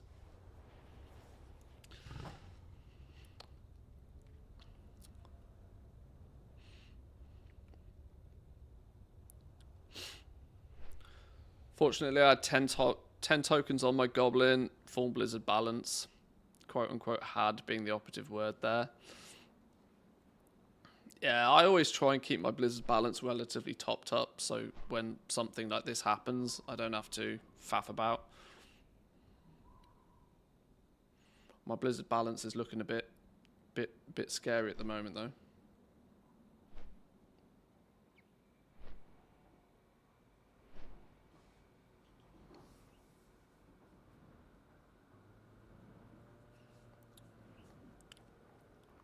Was thinking of wasting €60 to get 1.2 mil and just be good for the patch.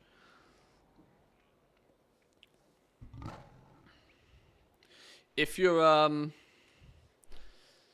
not actively trying to like collect stuff and you're just spending gold for like raid consumables and enchants and that sort of stuff, like 1.2 million gold gets you a long way.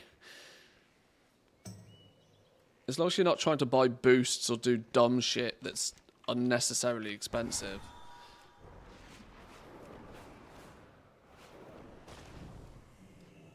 I mean, look how it's not been that long since making 1 million gold was a huge milestone for people. It's only in the more recent years where I don't know whether it's just sort of I don't know whether I'm slightly biased because of kind of the content I produce, but this is also no disrespect to anybody that's still trying to achieve this, but the first 1 million is relatively easy these days. At least, or in the first, if you take advantage of early expansion hype, you can make 1 million in an afternoon. But it's still for, 1 million gold still gets you a long way.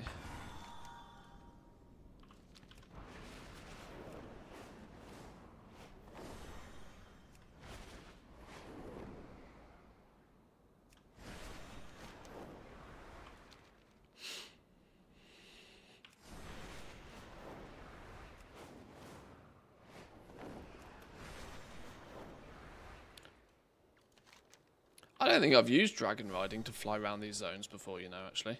It's kind of a novel experience.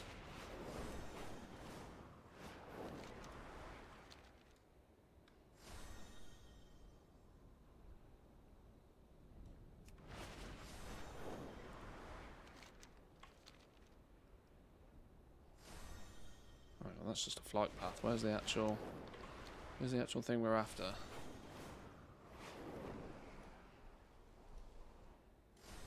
Playing since vanilla, 2.3 million gold across all my characters. I'm doing okay, I suppose. Well, yeah, I mean, 2.3 million gold is flipping loads. Like I said, unless you're wasting it on silly things like boosts or trying to complete a transmog collection or something, 2.3 million gold is absolutely monstrous amounts of gold. When you break that down into like potions or flasks or enchants and stuff, you could deck out a few characters, like min-max them for an entire expansion plus more.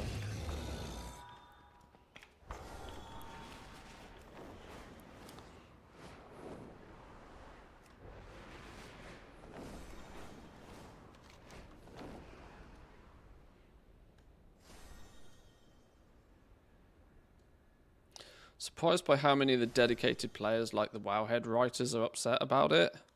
Oh, there's a couple of the Wowhead writers that are just professional complainers. There's one in particular that I'm not going to name because that's not my style. But like, there's one of the Wowhead writers who is just an absolute class A complainer. Like, it's outrageous. Like I said, when you live on the internet for long enough, you come to realise that some people are just never happy. Some people just live to complain. Rage baiting does get the clicks, you are right.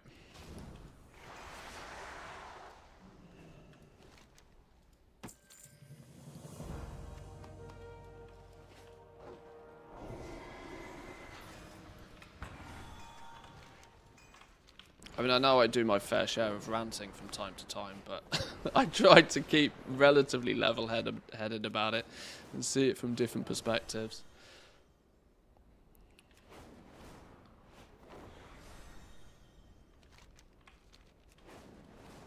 Wow, Ratchet looks tiny when you fly over it like this, look. These little areas used to be like, wow, I've found a new capital city type thing. Tiddly situation on the go now.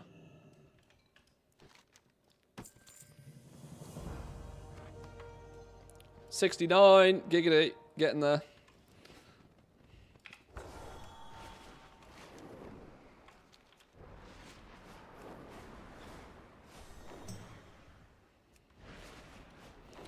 If you use gold cap on the black market auction house, I can see why you might be a bit upset. However, I also don't care.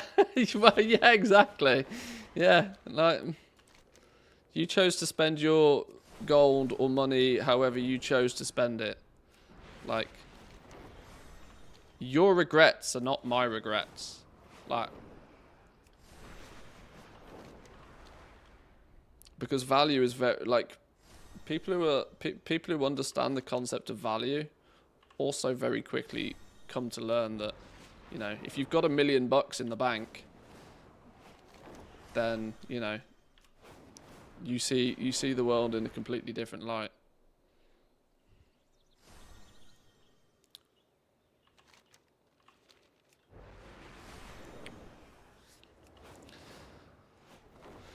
If you did some dumb level raw gold farm for 6 months straight, 500 hours a month, to like grind out 10 million gold to then farm the black market auction house for 6 months to get your Dongboi, I can see why you would be somewhat slightly upset about the fact that you can now just buy one for $90.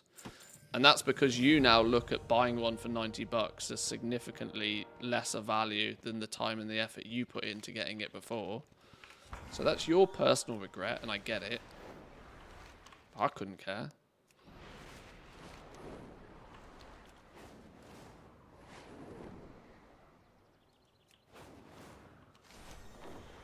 You still, hopefully, got the self-satisfaction of completing something that you were trying to do, people just looking at it wrong.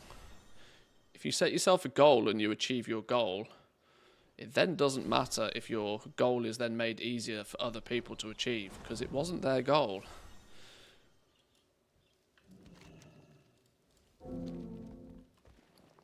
But in a world that we live now, where you compare yourself to everybody, almost accidentally, almost without trying, people's own self-accomplishments are devalued by proxy of other people, which is a bit of a wrong way to look at things, honestly. But everybody's different.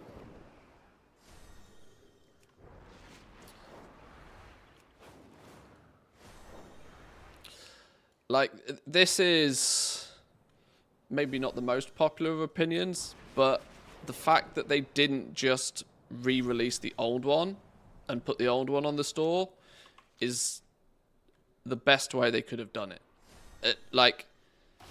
It can easily be seen as double dipping, and I think I even used the phrase earlier in terms of the fact that if you have the OG Longboy, you might still want the new one as well, because it looks different and has slightly different functionality. I can definitely see way more people being pissy if they just straight up took the old one and put it on the store. But at least they've put the new one on the store and it has slightly different functionality.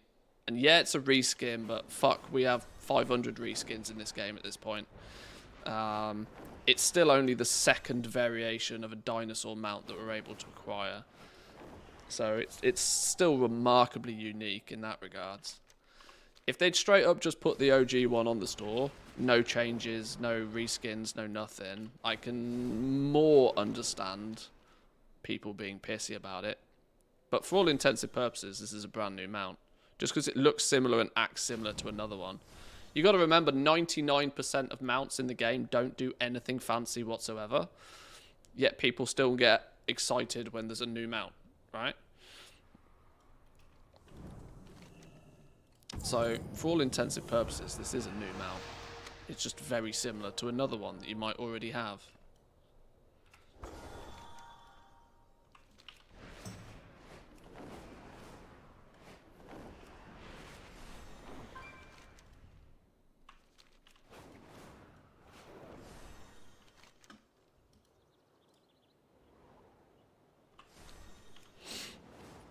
Moral of the story, keep your BattleNet balance up. Indeed, yeah. Big Triceratops or something would have been fun, even a T-Rex.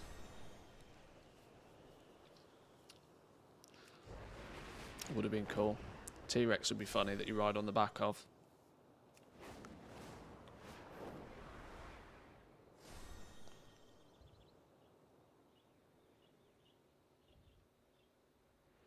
Can't wait for the 21st anniversary mount, which has a bank, an auction house, and a mailbox, all for $250.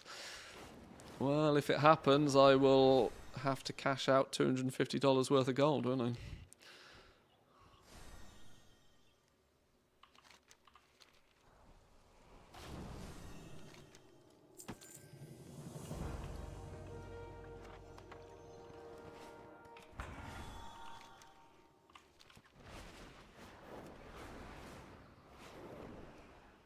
So is the new auction house mount time limited? It is, yeah. It's here till January. January the 6th, I think it is. This is why I don't think the black market auction house price on the old one will change really all that much. I still think it will be an insta gold cap situation. I still think it will be hard to get.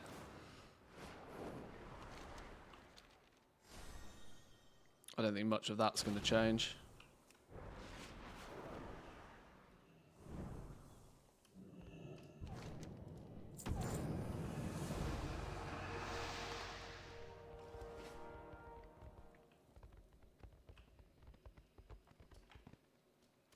Oh, I've been flipping tricked. Whoops. Where are we going now? For Alice. How are we doing? 82. What did I say we needed? Like 150 or something. Well, I need 300 technically, but I'll get 150 on this dude because I started and so I have to finish. Then the next 150, I should probably do it on an alt, so I get some experience from doing this as well. Even if it's only worth, I don't know, even if it's only worth a level, it's a free level, you know.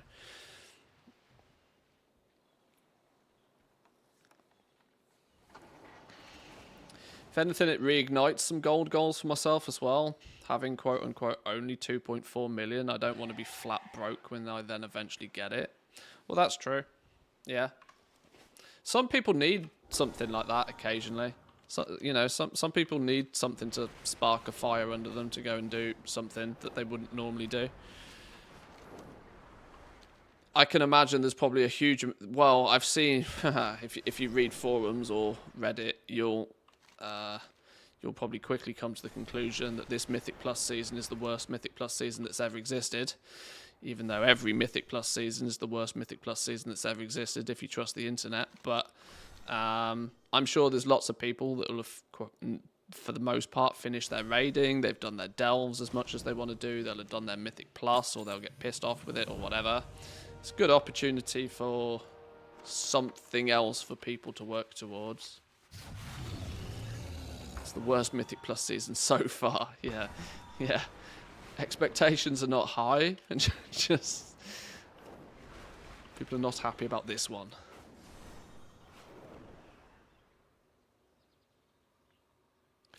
If you sit before doing it, you can't get tricked. Oh, can you not?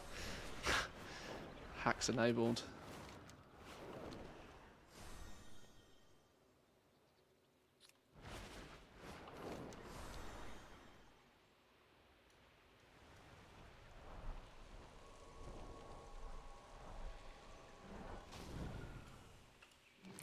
I'm not going to bother.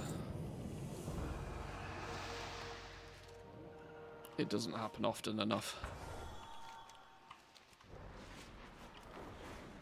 Mythic Plus has been horrible. Still have to get all the portals.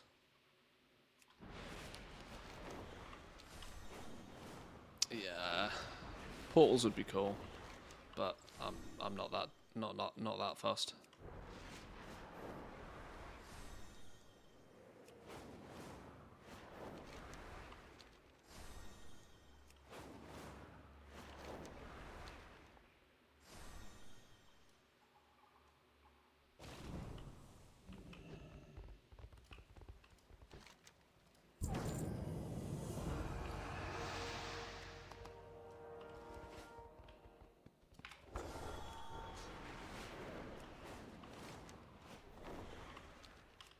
Travel to the past? Wait, what?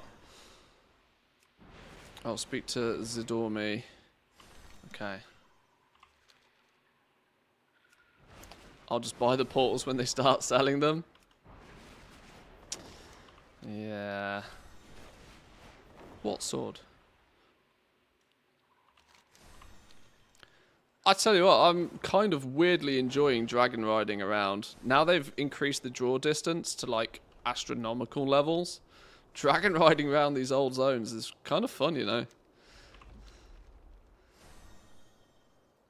Zipping about. King's honor. Just friend. blasting.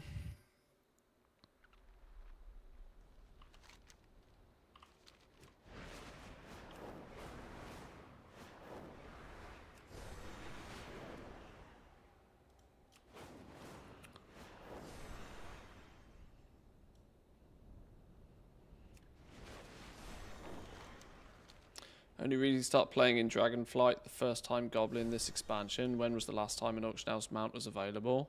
Yeah, BFA was the OG Longboy. And I guess there's part of me that kind of needs to remember also, and a lot of the other player base could also probably do with remembering this, is that there's a lot of people that have started playing the game since that point, right? There's a lot of people that never played BFA. We've had quite a lot of expansion since that. Plenty enough time, arguably, for a large amount of players to have come back to the game. Either come back to the game or have started playing the game full stop. I don't think Blizzard's churn is Or, well, let me put it this way. I don't think Blizzard does a particularly good job of attracting new players to the game anymore. And as and when it does, I think its retention on those new players is probably tragic. I think they probably sell a lot of boxes to brand new players due to the marketing and the hype of a new expansion. But the likelihood of many of those players sticking around past that first month of free game time is probably not that great.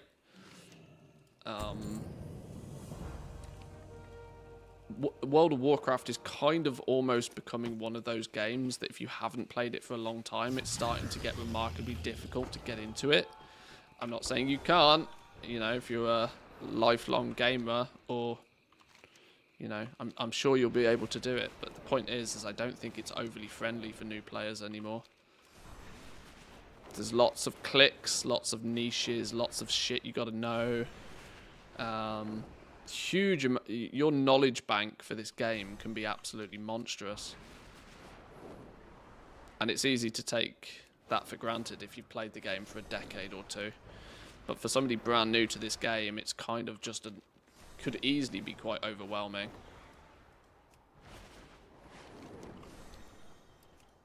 Kind of why I'm so against the current leveling, that I think it's the current making somebody play 8 to 10 hours of the game before they even get to the part of the game that they think they've just bought and paid for. I think it's probably one of the worst things for retention of these new players that Blizzard could probably do. Because I wonder how many people never even get close to max level.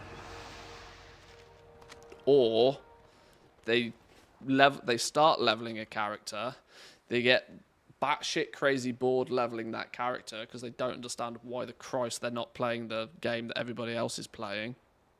Use their level boost that they get for free to boost something, then dive into the end game and probably play it for a little bit, but once again without really much understanding of what they're meant to be doing, where they're meant to be going, or, you know, what's this Mythic Plus business all about, sort of thing. Why am I not being accepted to any groups? What's, you know, I'm sure there's huge amounts of stuff that we all take for granted that new players just, nah, not for me. I'm not going to put my credit card on and sign for another month. No thanks. I'll go play something else.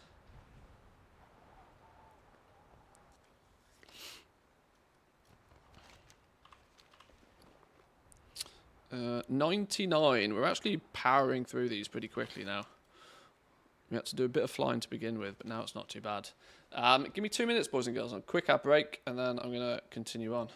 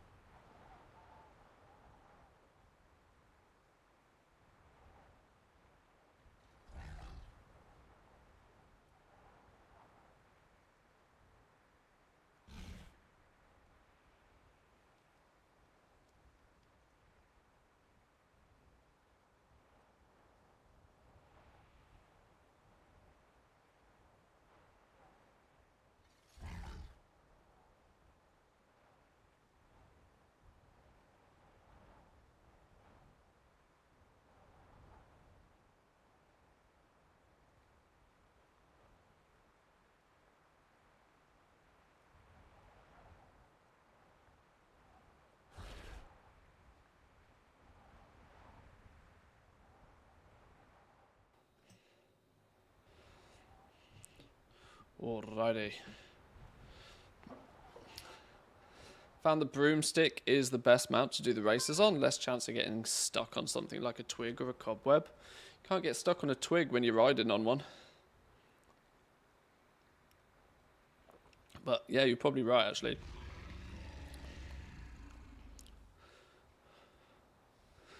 I enjoy listening to your yapping about the WoW economy, but your takes on Mythic Plus are extremely toxic. Mythic Plus is extremely toxic. It's not. It's under most circumstances, when you get past a certain level, or it's often very difficult to even get to that level because you get just bombarded with bullshit before you even get the opportunity to.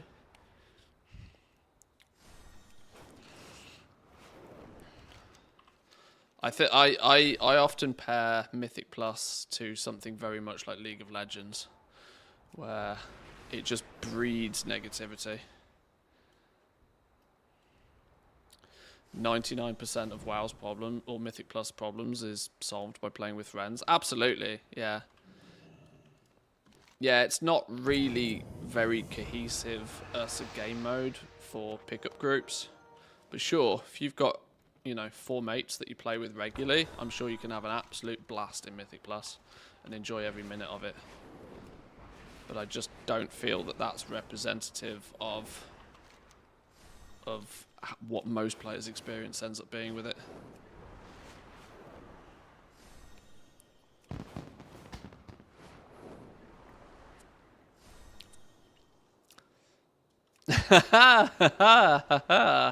The Dongboi command does not work anymore. I wonder why that is. That's either because Streamlabs isn't here, or either because I might have turned it off, or Jack might have turned it off. That's a good point. I haven't actually seen Streamlabs screaming and shouting, so maybe Streamlabs isn't even here.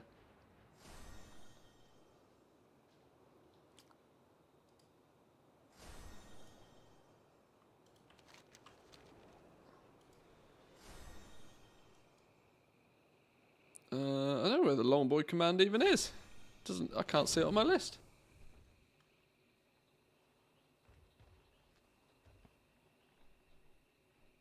Maybe I deleted it.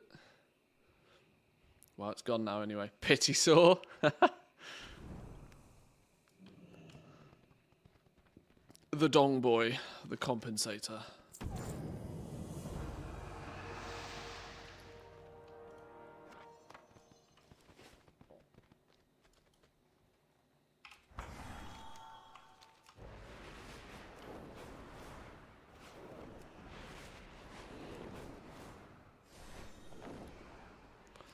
Bought the new auction house mount. I'm not even mad.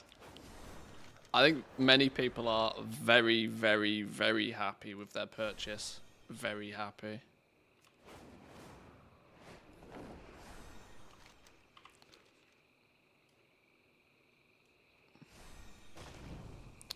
And ultimately, if it's your disposable income, you spend it on whatever the hell you want. I have no ill will about anybody that spends it. My only ill will is pointed towards the company that's clearly cash carrying on it. But if I am to give Blizzard any credit whatsoever, I would at least say that my personal opinion on this is that the price is very reasonable relative to what it most definitely could have been.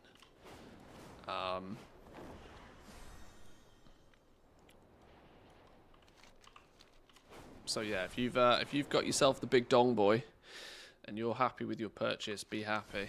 Don't let the internet tell you otherwise.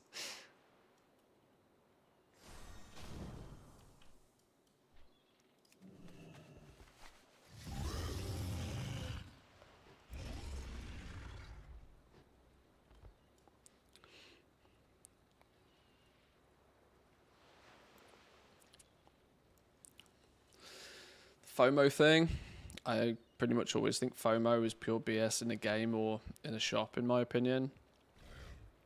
Yeah, I would say the most egregious thing is probably the FOMO.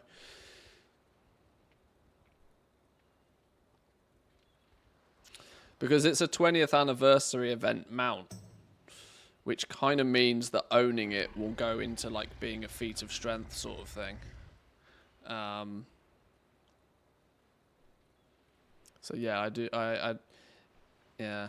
This is where it's difficult, right? Because if it was just a reskin of a relatively easily accessible mount in the game, then throwing some FOMO on a custom skin for it for a 20th anniversary event, maybe cool, sure, fine, you can get away with that. But you know, casting it out and then quickly reeling it back again from people who just don't happen to be playing right here, right now, I do agree I don't particularly like. But you know, I'm never too much of a fan of the business practices that Blizzard uses with a lot of this stuff. But obviously I need to bear in mind very heavily here that I run the risk of being entirely memed on for the fact that it didn't stop me buying it within a heartbeat. So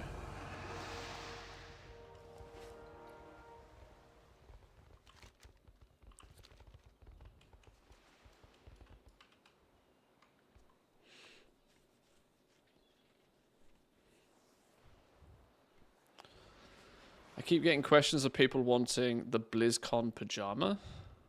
BlizzCon pajamas? What? I don't know what they are. I want a proper Murloc suit. Since they've added the transmog to the game and I've been running around with a Murloc transmute, I want like a proper Blizzard, like a proper Murloc suit. I'm sure they probably sell one. Or have sold one or something. There's probably not any official merchandise. I'm sure you can get some knockoff shit from China, but I think a proper Murloc suit would be fun.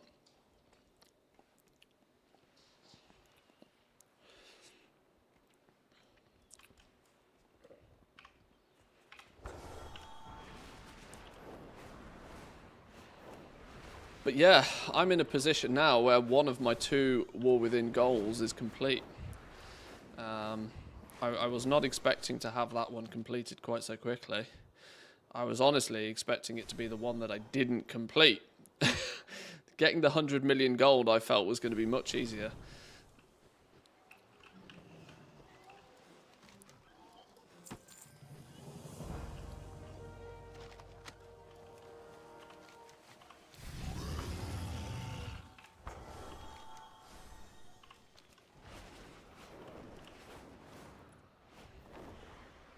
Do you have the Murloc backpack? I noticed a few weeks ago the little guy hides in an eggshell when you're in combat. I do have the backpack. I hadn't noticed that myself. Now, I hate to say this, but I'm probably going to race change away from being Volpera soon. Just purely because I don't like being a Volpera, honestly. I would much rather, you know, I identify as a goblin. I'd much rather be a goblin in the game, if I'm honest.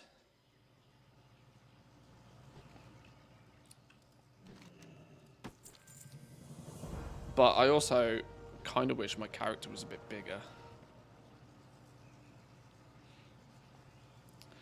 Volpera's just a goblin in a fursuit. I can see that.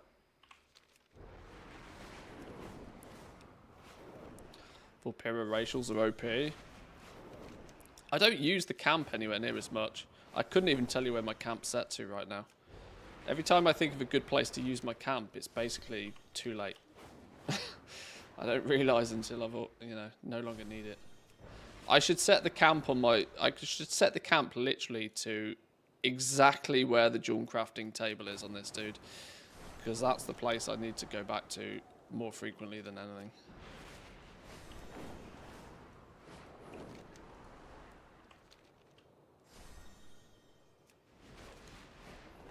Mostly have blood elves, so at least the transmog looks good.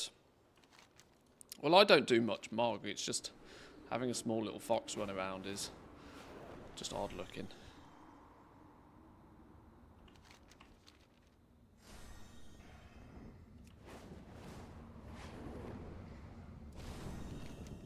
Oh, I must have one in my bags. I'll switch that out. There we go. if you have multiple accounts, you get more traders tender. No, that's a warbound thing.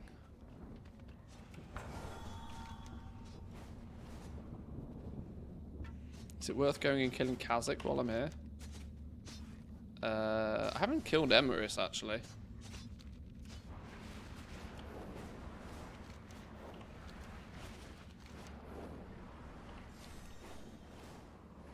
I'm quite sure I've got 2 of the originals still to pew pew.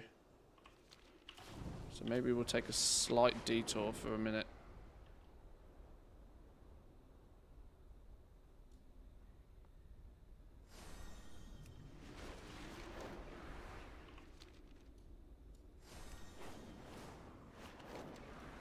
Where is it?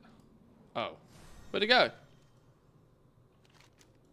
Oh, don't do me like this, game.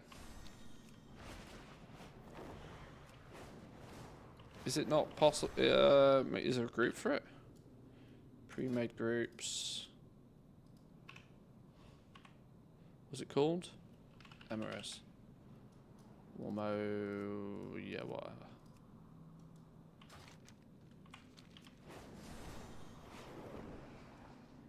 Hang on, let's park up here for a minute. Hang on. Where is everybody? Where is everybody?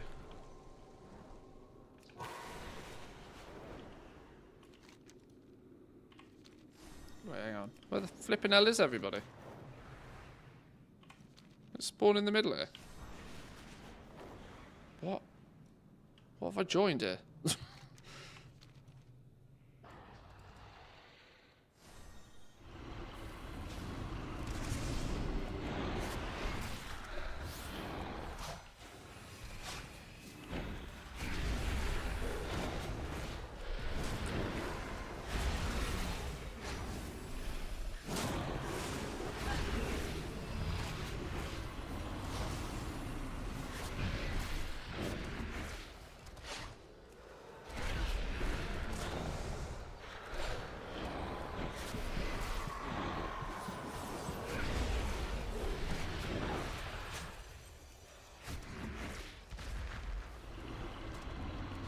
Stand in the blob. Are we meant to kill the mushrooms here? I have a sneaky feeling we're meant to kill the mushrooms.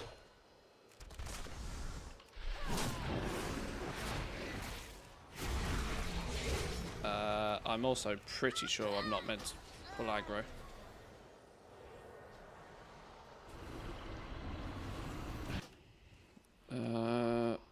Oh, it throws us all the way back here. Okay, let's go for a jog. Did you do a Dongboi walk in the Dalaran with Zan? I joined up with Zan last night, yeah. I haven't done anything on stream today. Oh, did I join a group that was in war mode? That could be it. That would be it.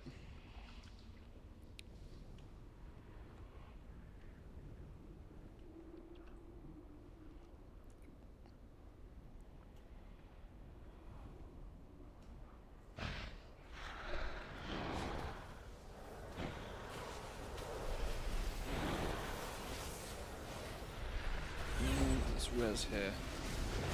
Looks safe-ish. I say ish.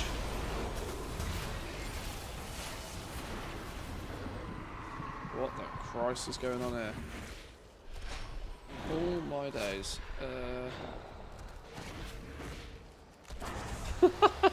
Boss!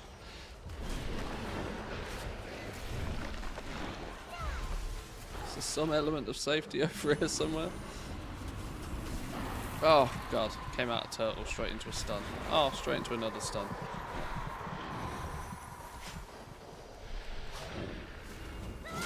Right, pet do pet things, go. Pet do pet things. Nuke his ass. Nuke his ass. Ah! Green dragon skin cloak. Well, apparently I already had the appearance, but we'll take it. Nature damage taken. What does that say? Reduces nature damage taken. That's an odd perk to have. Oh, no, that's not what I'm meant to be doing.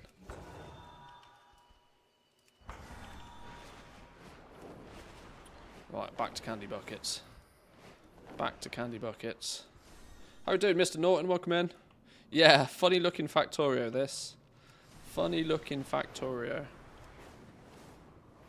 The reaction to the Space Age launch has rocketed past our wildest expectations. We had almost 100,000 concurrent players, and as of writing this post, we've passed 400,000 copies sold. Holy shit! I am massively happy for them on that one. That's huge. That's huge. That's massive. I'm probably going to spend most of the weekend playing Factorio, if I'm honest. It's, as far as I'm concerned, it's one of the most extreme scenarios of a game dev just doing stuff right. Like, they entirely rest on the fact that they make an incredible game. And the creation of that incredible game means that they don't ever put their game on sale. They actually, over time, have put the price of the game up. There is nothing less than 100% polish in that game. You will not find a bug in Factorio. They don't exist. Literally not possible. They've allowed the modding community to take hold of their game and proactively make it easier for people to mod their game, which over the years has built an unbelievable amount of replayability into their game. Now, I know not everybody can do that. Not every game suits that. But they've absolutely smashed it out of the park forever with that game. They talk to their community. They listen to their community. They act on feedback from their community. They don't nickel and dime with microtransactions and bullshit.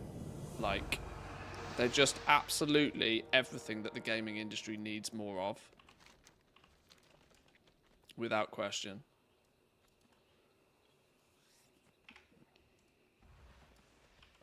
And it would be really nice if more of the gaming industry would be in that direction. They play all day themselves. Well, yeah. It kind of helps when the devs play their own game, or at least have time to play their own game. This, like, I know a lot of Blizzard devs probably get criticism for not playing their own game. Playing World of Warcraft to any serious degree is a serious time investment, and I'm pretty sure if you're a competent World of Warcraft developer, you're probably quite frequently requested to do 60-hour weeks. Now, if you're doing 60 hours weeks creating something, you don't have another 60 hours in that week to go play the game. You just don't. It's nearly impossible to play the game at a super high level if you don't physically have the time to do it.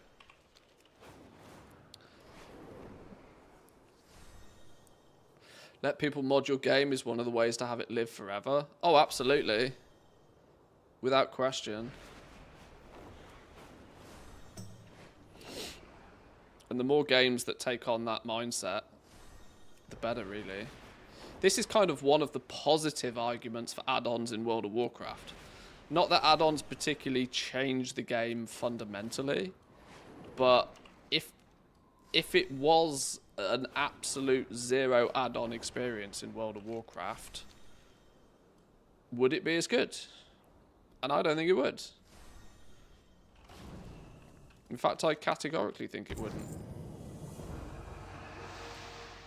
I do sometimes wish add-ons were a little bit less of a requirement. I do think it'd be nicer if there was more of a effort taken by Blizzard to roll in some of the community's sort of favoured add-ons that borderline end up being mandatory. It still absolutely 100% boggles my mind that there isn't a default damage meter in the game. Like, I don't get it. I don't get it. Why is there not a default damage meter in the game? Why do you have to start, you know, if you pick up World of Warcraft today, there's no damage meter. What? Like, that in itself is crazy.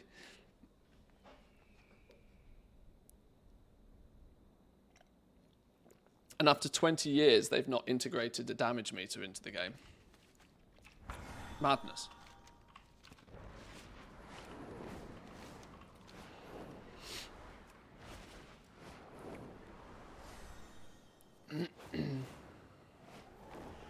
Funniest shit is that you can't move any of the UI windows without using an add-on as well. Only recently did I install an add-on to be able to do that.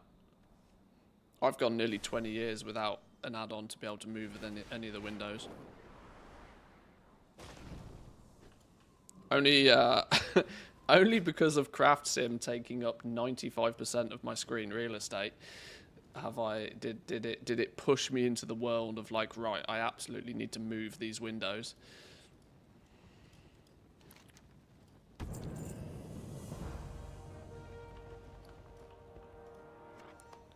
But yeah, it's almost as if Blizzard basically has a nearly hands-off approach with their whole UI, because they know add-ons are just going to come along and do it anyway. But in turn, it means that a lot of players experience a play. I see where Final Fantasy comes from with their no add-ons policy. I see where they come from in terms of the fact that they want to make sure they create the same user experience for everybody, and that's basically impossible for Blizzard to do, because some person who has a wide set of add-ons at their disposal and has good knowledge of Lua and can write their own weak auras has a monster of an advantage over somebody that doesn't. Blizzard fundamentally has no control over that, which, you know, does mean that, Very good. well, it's just not as good as it could be for sure. But I also think the other extreme of banning all add-ons is not the right answer. I just think Blizzard needs to, you know, if an add-on turns up that becomes mandatory for every player, a damage meter, then Blizzard should be like, right, we need to integrate that to the game. It needs to be a high priority to implement that to the game, so it's a standardized, unique, you know, a standardized experience for everybody. They added Mythic Plus rating. Yeah, item level. Let's not forget item level. Item level exists because of gear score. You got to be a little bit more older. You got to remember back to Wrath of the Lich King to remember gear score. But item level, fundamentally, you know, the way that gear presents itself to us now only exists because of gear score back in the day.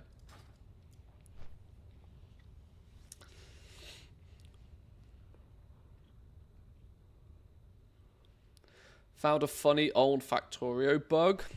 Fixed that a player could not obtain achievements if they'd been in the game longer than 9,942 hours. See? That explains how good of a game they've made. That there's some weird and random bug that you have to basically play the game for nearly 10,000 hours before you'll even encounter it. And it was still a high enough priority for them to fix it, because they have a zero tolerance policy on bugs in their game. It's genius.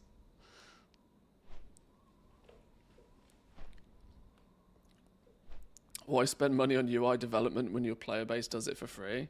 Oh, they should just be shameless about it. They should 100% wait for add-ons to do it first and then just steal it. 100% shameless. Just yoink it. Apologies, add-on devs, but Blizzard should absolutely do that. I already think add-on devs are doing God's work. It's a thankless job in the first place. You know, the people that make weak auras, the people that make add-ons for this game, their ability to monetize that time and effort is basically, you know, their hands are pretty much tied behind their back for most parts. Hence why, you know, add-ons like TSM, like Zygor and such have found ways to monetize it outside of the game, because you can't create these big powerhouse add-ons without a lot of time, effort, manpower, you know. So I already know that Blizzard makes it harder for add-on devs, so just straight up stealing their good ideas is, you know, could be seen as a negative, but if it positively impacts the entire player base, I can see justification for it. Is this part of the anniversary event as well? No, this is Hallow's End. I'm flying around picking up candy buckets just because there's a few collectibles I still need from this. I need 150 tricky treats. 150 tricky treats to buy one of the cosmetics I need. I actually think I need about 600-ish tricky treats in total to buy everything. There's a couple of new stuff. There's a couple of new things you can buy this year. Wowhead listed them here. There's a Patched Harvest Claw for 100 tricky treats. Patched Harvest Golem Posts, which is this back piece, which goes nicely with the transmog set you can get from the dungeon. Ensemble Prowler's Faded Headgear for 150 tricky treats, and Prowler's Faded Shoulder Cape for 50. So what's that? 100, 200, 350, 400 tricky treats needed to get the new stuff. 400 tricky treats for the new stuff. That's actually quite cool. I like the front of that. The rest of the set comes from the loot-filled pumpkins, and it's just a recolor of the trading post set. So.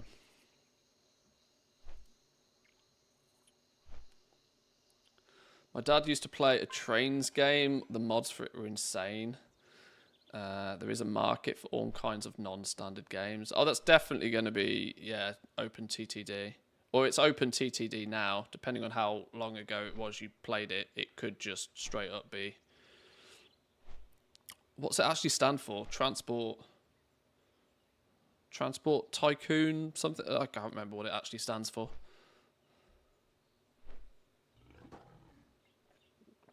People tried to get Transport Tycoon Deluxe. There we go. That's the one. People have tried to get me to play that on stream. I've never played it.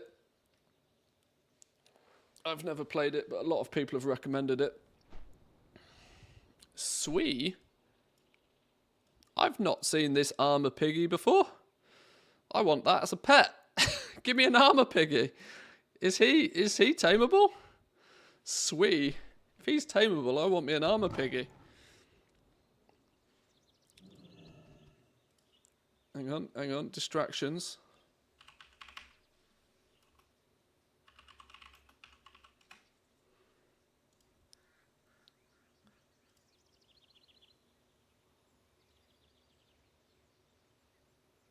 Can be tamed. I can get myself an armor piggy. Armor piggy? Yo.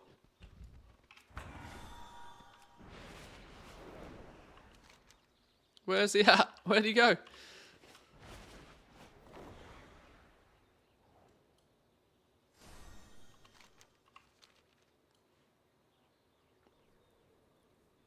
Where is he?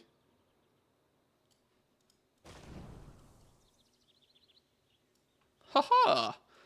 Give me an armor piggy.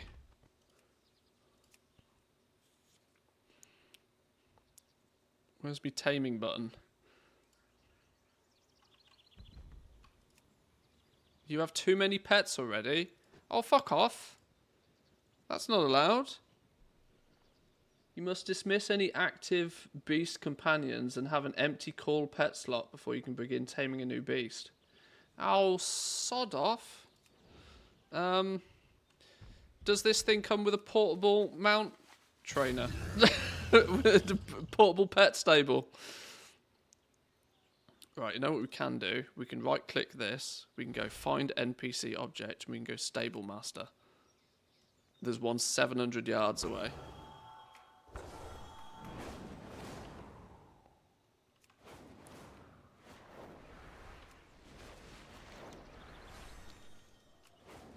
Another reason to fucking love Zygor, because I'd have never found this. There's a pet trainer in here somewhere. Stable master even.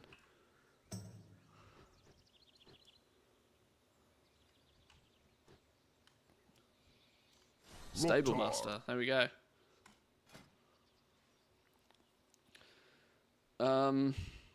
So I need to put one of these in. We need to, who do we get rid of? Do we get rid of Fudge McDuck, Daffy, Casper, or Nipsu? Nipsu's actually my Can you see her? She's fast asleep on the floor down there. I think we get rid of... Put Fudge McDuck in the stable. Put Fudge McDuck in the stable. Put Daffy in the stable. We don't use Daffy too much right now. Nipso's a weird shape for a dog. Yeah. But if you actually see her,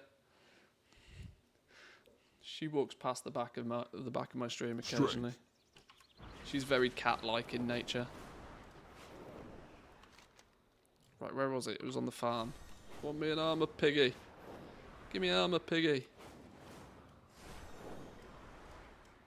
Dead? What motherfucker killed him? Ah, this is...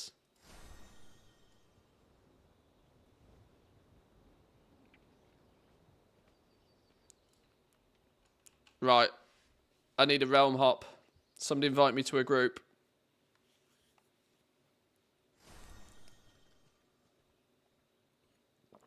I take that sort of shit personally. Unbelievable. Unbelievable. Slash, what zone are we in? Arathi Highlands. Who's in Arathi Highlands? You. Motherfucking paladins. Multi-boxing bastard paladins. Absolute scumbags. Unbelievable. Alright. About 1 hour respawn. Alright, well, I tried. It was a conscious effort. Maybe we don't get our armor piggy today. Maybe it wasn't meant to be. The piggy gods did not bless us.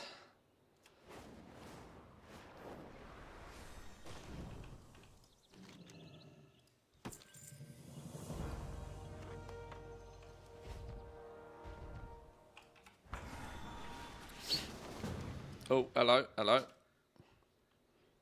you have an invite? I should point out you also need to be in the zone, which otherwise it won't work.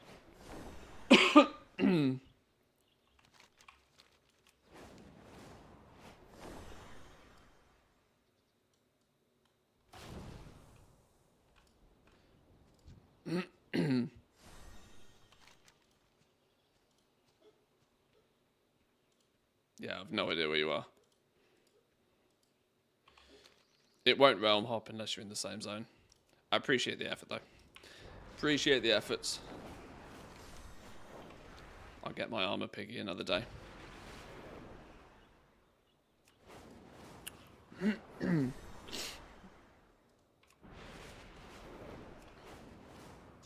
how far are we? 131? Not many more.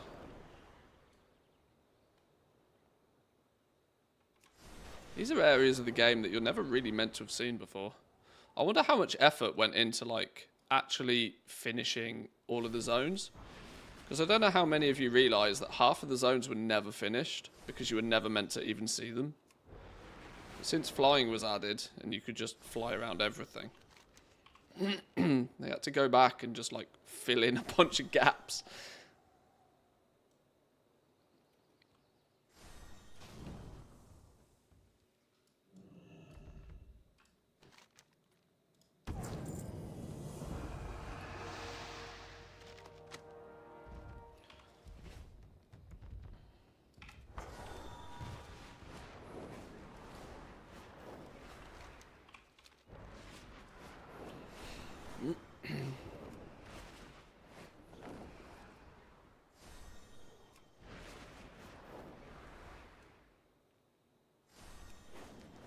For a 20-year-old game, though, still looks alright, doesn't it?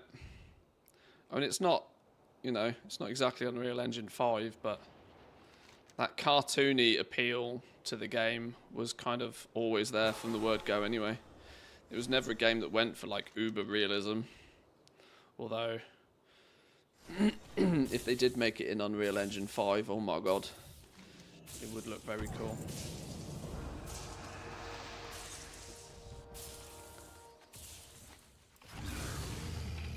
Preach did a little video the other day. I don't know how many of you would have watched it. Preach did a video the other day, like a retrospective of season 1 or something. I can't remember what he called it. But he made quite a good point of the call for like a WoW 2 has been on the cards for so long now. And realistically, even if they were not to do anything different with the game other than to build the game from its entirety on a new engine, a new, more up-to-date engine, I think the game is getting to the point where it's almost non-optional. Because there's only so many band-aids you can put on something before you've basically redesigned it from the ground up anyway. And that kind of feels how WoW is now. It kind of very heavily feels like it's been fixed and fixed and fixed and bodged and adjusted and fixed and fixed and fixed again. That at what point do they just turn around and go, you know what? Why don't we just take a year or two, throw a team of people at this, even outsource it if they need to, throw a bit of money at it to just rebuild the engine from the ground up. I know game engines are not cheap things to develop, hence why, you know, things like Unreal Engine exist in the first place. But I would imagine if anybody can do it, and if anybody's got the funds to do it, fuck, sell another pissing Dongboi. New game engine, pay for itself. Literally paid for itself in 24 hours, I bet.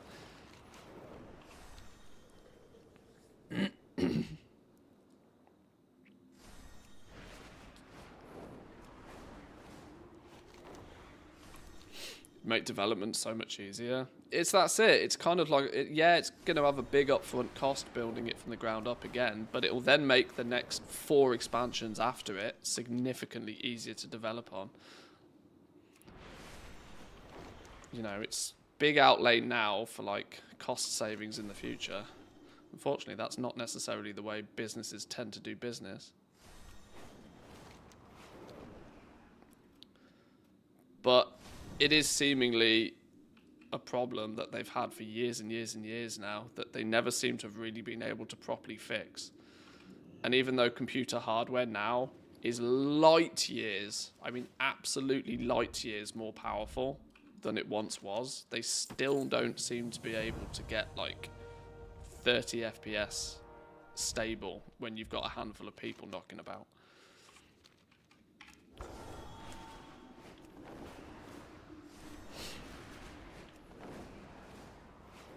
And if you've got streamer / enthusiast level hardware, you know, 120 FPS should be like literally your default.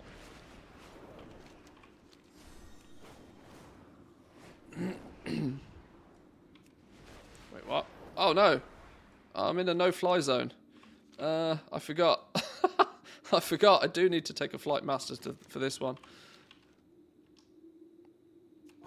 I'm not allowed to fly in there.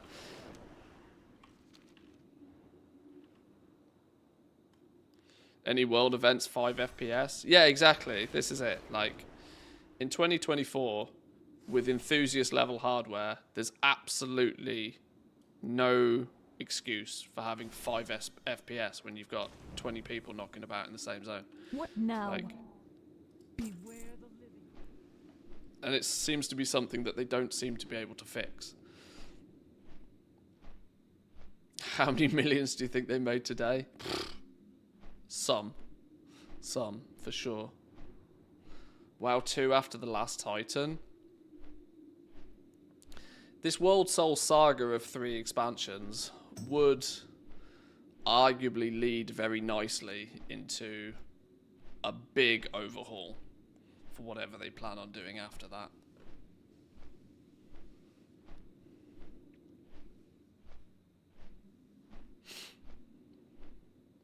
Got up to 50,000 coffee beans. What do I do with those? 50 times hello emotes. Yeah, I know. Sorry, I'm really poor with the channel rewards. I'm really, really poor with the channel rewards. It's historically been a problem of mine.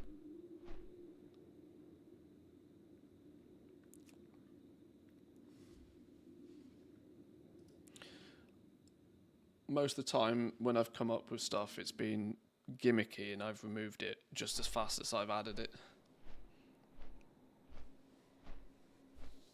There used to be a fun thing for 50k beans. Well, yeah, we don't talk of that.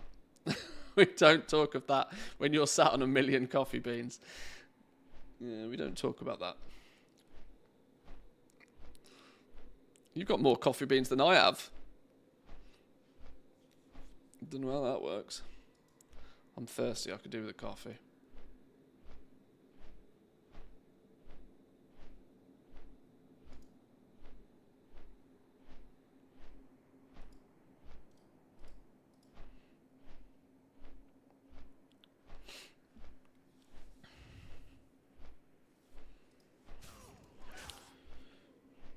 Right, we're gonna have to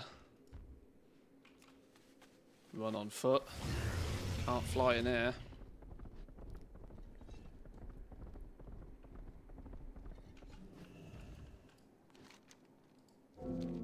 Wait, what? Oh. Got one in my bag still. Nice.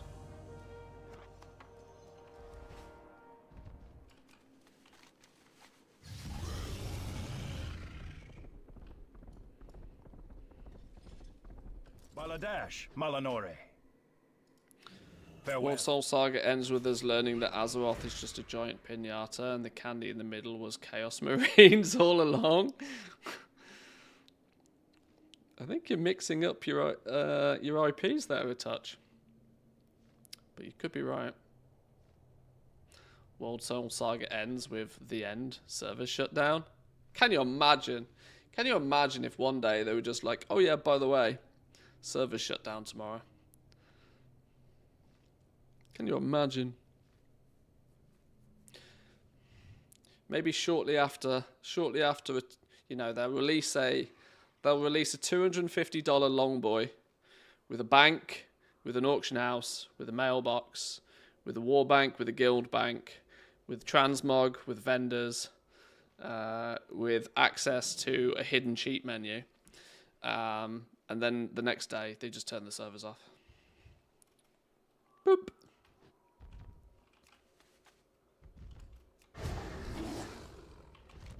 The ultimate rug pull.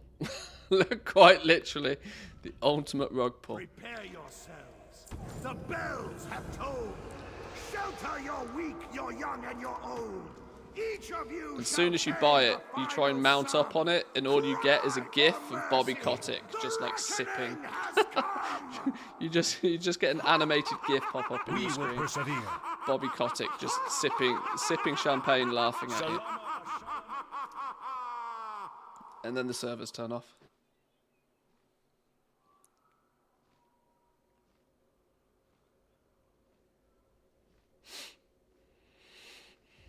Is Season of Discovery still kicking? Apparently. I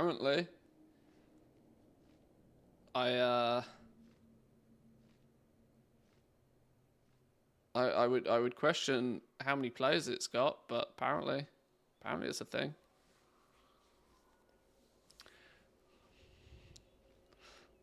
I'll take things companies never say for 400.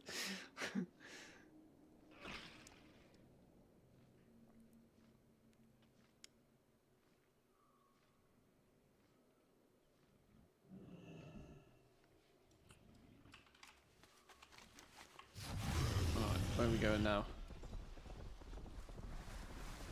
In here? Ta-da! Candy bouquet. Whoa, hang on. No, that's not the right one. 147, we're nearly there. Only need 150. Only need 150 on this dude.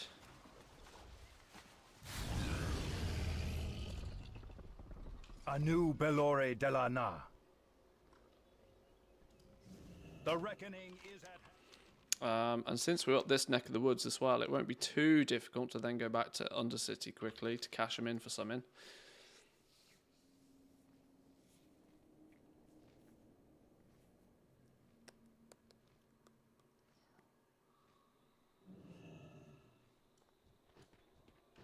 No, you're not who we're talking to. What's going on there?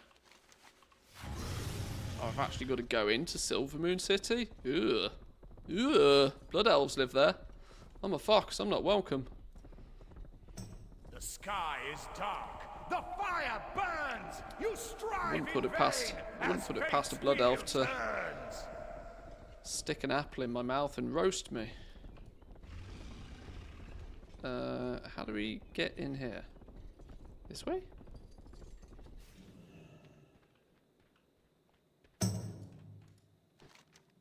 Yo, how did like 500 people just come online in one go?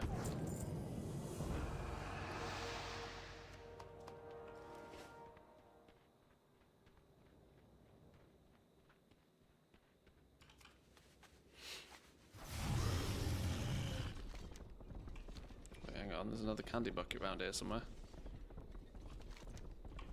Isn't that my 150 now? 149? Never lucky. Game hates me.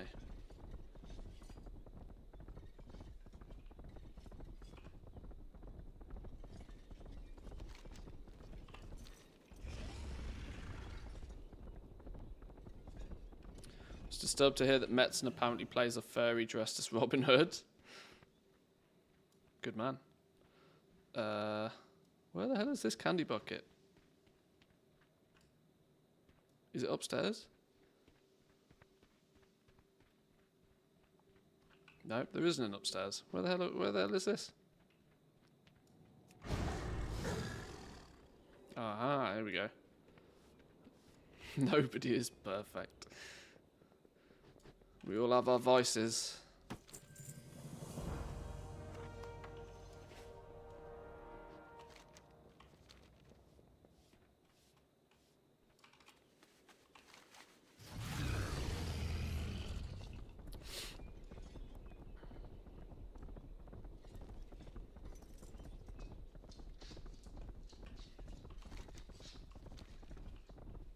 Every time somebody mentions furry Robin Hood, I have to go listen to the Odalali chicken song.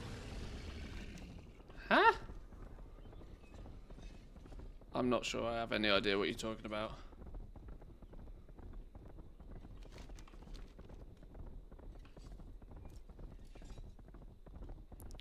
Are you referring to the song out of the Disney animated Robin Hood? State your business. I don't know what's going on now. Is at hand. What business have you? Be ready for any. The song the chicken sings in the Robin Hood movie. Oh, okay. It's been a long time since I've seen that film. I would absolutely 100% know it if I heard it, but it's been a while. Is the Zygo add-on free? They do a free version. The premium version is not free though. Free version gives you like leveling up to some point. I can't remember what it is, and a few of the guides.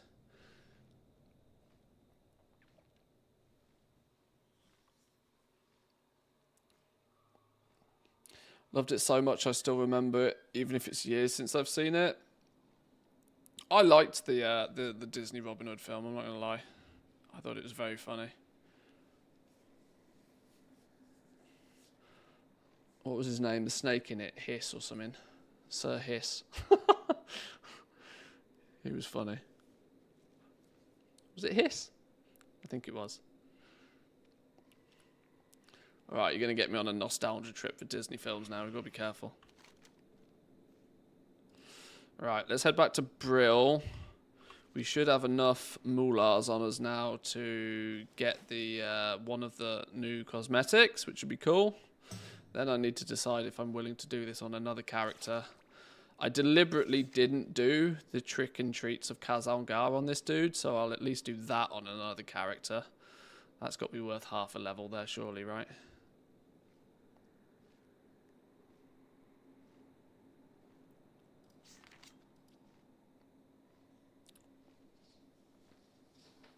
I usually get around to doing this like world tour for Tricky Treats once or twice a year, just because they usually add something every year that needs these Tricky Treats. But do the Kazalgao on a toon that I want to level up. Yeah, I kind of half regret doing this on my main toon because, of course, I'm already level 80 and I don't need the experience, but I could have just as easily done this on an alt that did need the experience. But I started and then, you know, I was already too deep before I thought about it.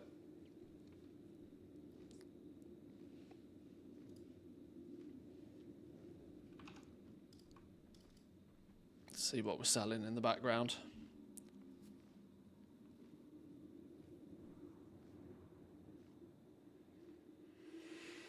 I think it's time for some food, though. I think that's probably this is likely to be a nice conclusion for the stream today. I think once we get here, we'll grab ourselves something with these tricky treats, and then I think it's time for some nosh. Have we been selling anything?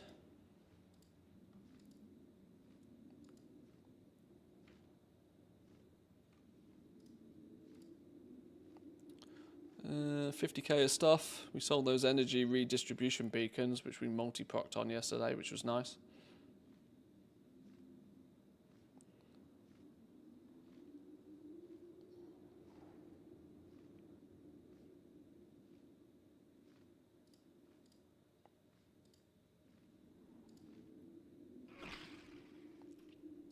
What's the price doing on these?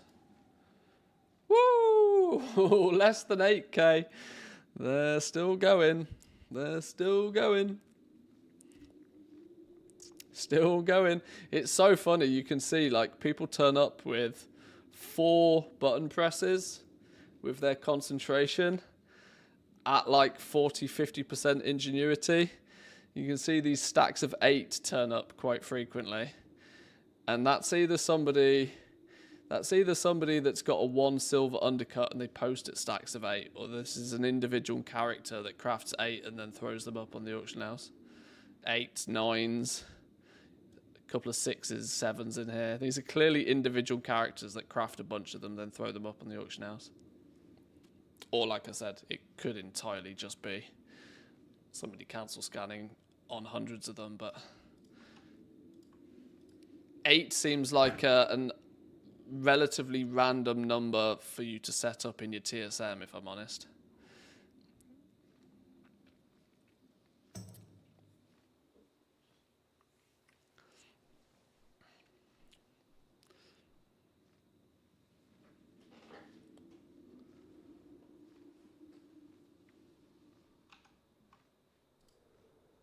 Question is do I want to throw a bunch of them out now at this sort of price?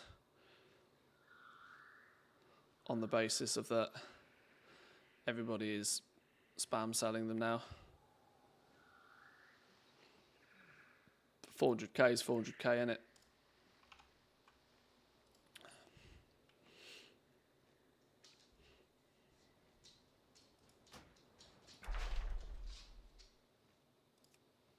Oh, down to nearly 400 now. It's dropping. Might be going back to normal. Who knows? Who knows?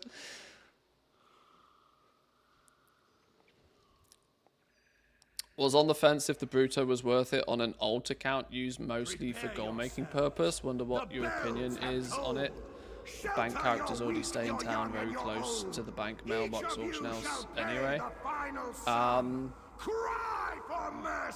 My answer to basically any question that has the word worth in it is that's not up to me.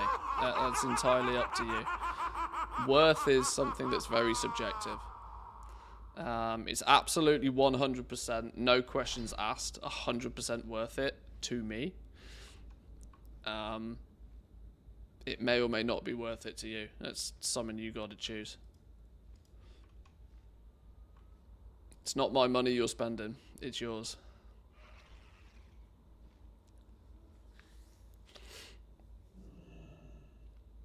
I was able to buy several tokens at about 225k on NA, selling them now for 345. Even with the $5 conversion, that's still a 20% profit.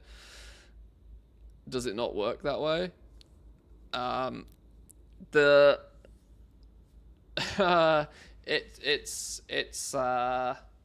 It's a little bit more than that because you've got to remember the conversion is 2 ways. if I remember right, it's about a 30% overall tax. You bought them at $2.25, you got $15 for them, but it takes you $20 to buy it back again.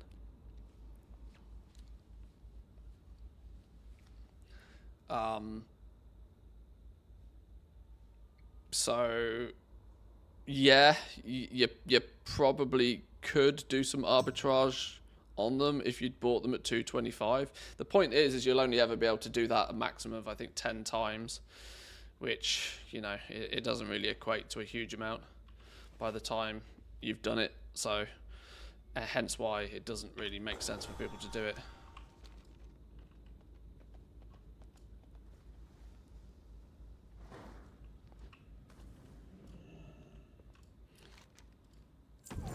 And it's only in very random scenarios like today where if you literally bought your tokens yesterday, the minute before they spiked, you might be set up to for a small win. Sky but is dark. The fire burns. You strive in it's vain. really as not worth fate's it. wheel turns.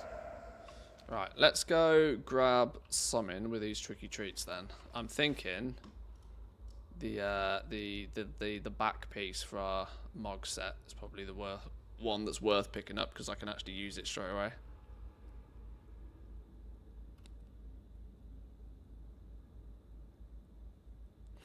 Considering the same for my petbattle.net, probably won't buy it as they all sit in the shrine near the vendors where they need to be anyway. Well, it's one of those, if you've got the gold on that account, then I almost feel there's no reason not to. What's the gold doing otherwise? Like I say, if you've got the ability to buy it with gold, then, you know, the equation, I think, is a little bit more straightforward. Like, is that gold doing anything else, yes or no? If the answer's no, then just do it. Right? I'm contemplating actually buying, because my NA account doesn't even have the War Within. I'm tempted to buy the War Within for my NA account and also buy it with my credit card, just so I've got it on my NA account for whenever I eventually play my NA account, which is more and more likely to be not an if but a when situation. That's what I've got to consider. Do I want to actually pay what is like $50 plus $90? I don't know.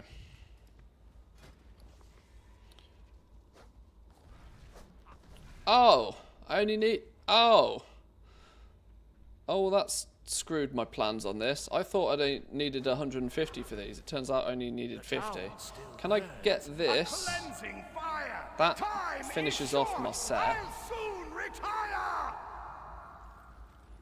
That finishes off the set. And then I can buy the Prowler's Faded Shoulder things on this dude as well.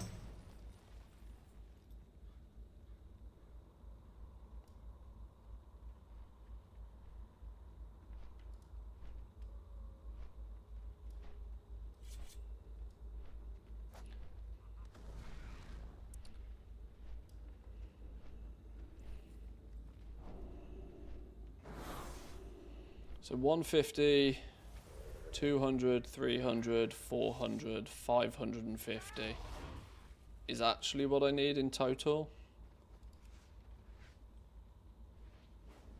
600, 700. Oh my god, I still need 700 in total to get everything that I'm outstanding. I'm just going to have to casually do some flying around for the next couple of days, aren't I? Maybe whilst the factory's growing, I could do a lap. Just jump from flight path to flight path whilst growing the factory, maybe. Right. What I want now, though, is that one. And I want that one.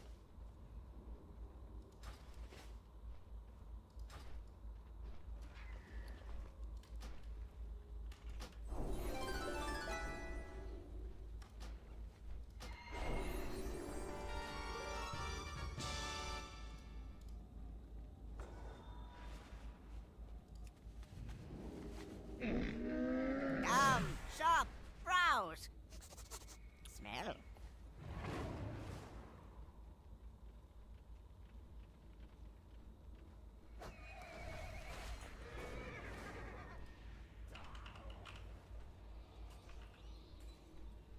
Fire consumes. You've tried and failed. Let there be no doubt. Justice prevails! There we go. I'm still not sure if the gun really works, but it's fiery at least. That'll do. Good fortune to That'll all do. friends of the Grummels. Right. My inventory is actually beyond gross. Many deals for a friend. I used of an the add-on Grummels. once upon a time Like to you. auto-delete all of this bullshit, but I clearly haven't got it switched on or set up. Oh god, the merchant doesn't want these. Are these all going to automatically disappear at the end of the event? I don't think they do they?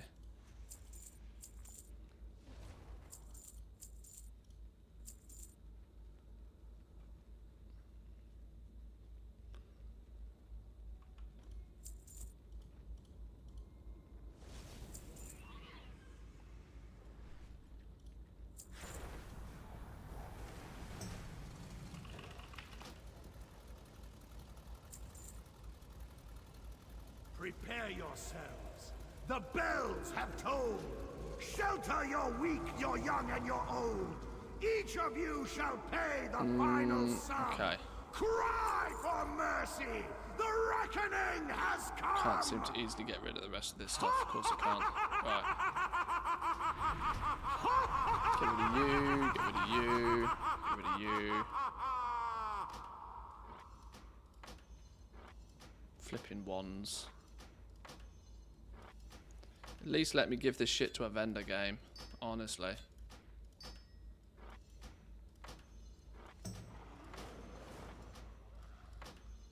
Another example of one of those little things that absolutely 100% is on some dev's list of things to do, but that dev has never made it anywhere near near to the bottom of the list to actually get this done. Because fuck it, people will find an add-on to fix it. Right, there we go.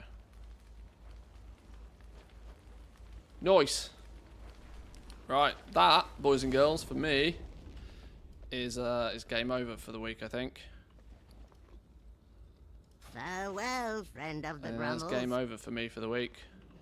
We are, I would say, looking fabulous, but hang on, get all my costumes off. We are looking fabulous. We are fully Halloweened up. Fully Halloweened up. Purple elephants in tow. With a big black Dongboi. Boom! Boom. What a beautiful sight. What an absolute beautiful sight. Well, thank you all for joining, boys and girls. I'm going to go get me some food. It is Friday, which means you probably will not see me again until Monday, unless I get really bored over the weekend. I suspect this is the first weekend I've actually been in the house for about 3 weekends. So if I actually put my brain into gear, I've probably got a lot of adulting I need to do. Which means you probably won't see me over the weekend, although you can come say hi on Discord. I'll be around floating on Discord all weekend. We'll be back on Monday. As fate's wheel turns. I have a sneaky suspicion that there's some sort of like secret finding event kicking off at some point with this 20th anniversary thing. I don't know exactly when that happens or what it entails, but if that lands next week, we'll have a little poke around with that. Or alternatively, we can have a little blast through Factorio next week. It was going to happen this week, but let's be real, we got far too busy with flipping long boys with anniversary events this week to have all of the focus on Factorio, so that might come soon. But have yourselves a wonderful weekend. Thanks for sticking by. Thanks for watching. I hope you had good success with this thing. I hope you got your scarab pet by now. I appreciate the lurks. I appreciate the follows, the subs, the bits, the primes, all of the good stuff. Thank you very much. Have a great weekend. I'll see you Monday. Peace.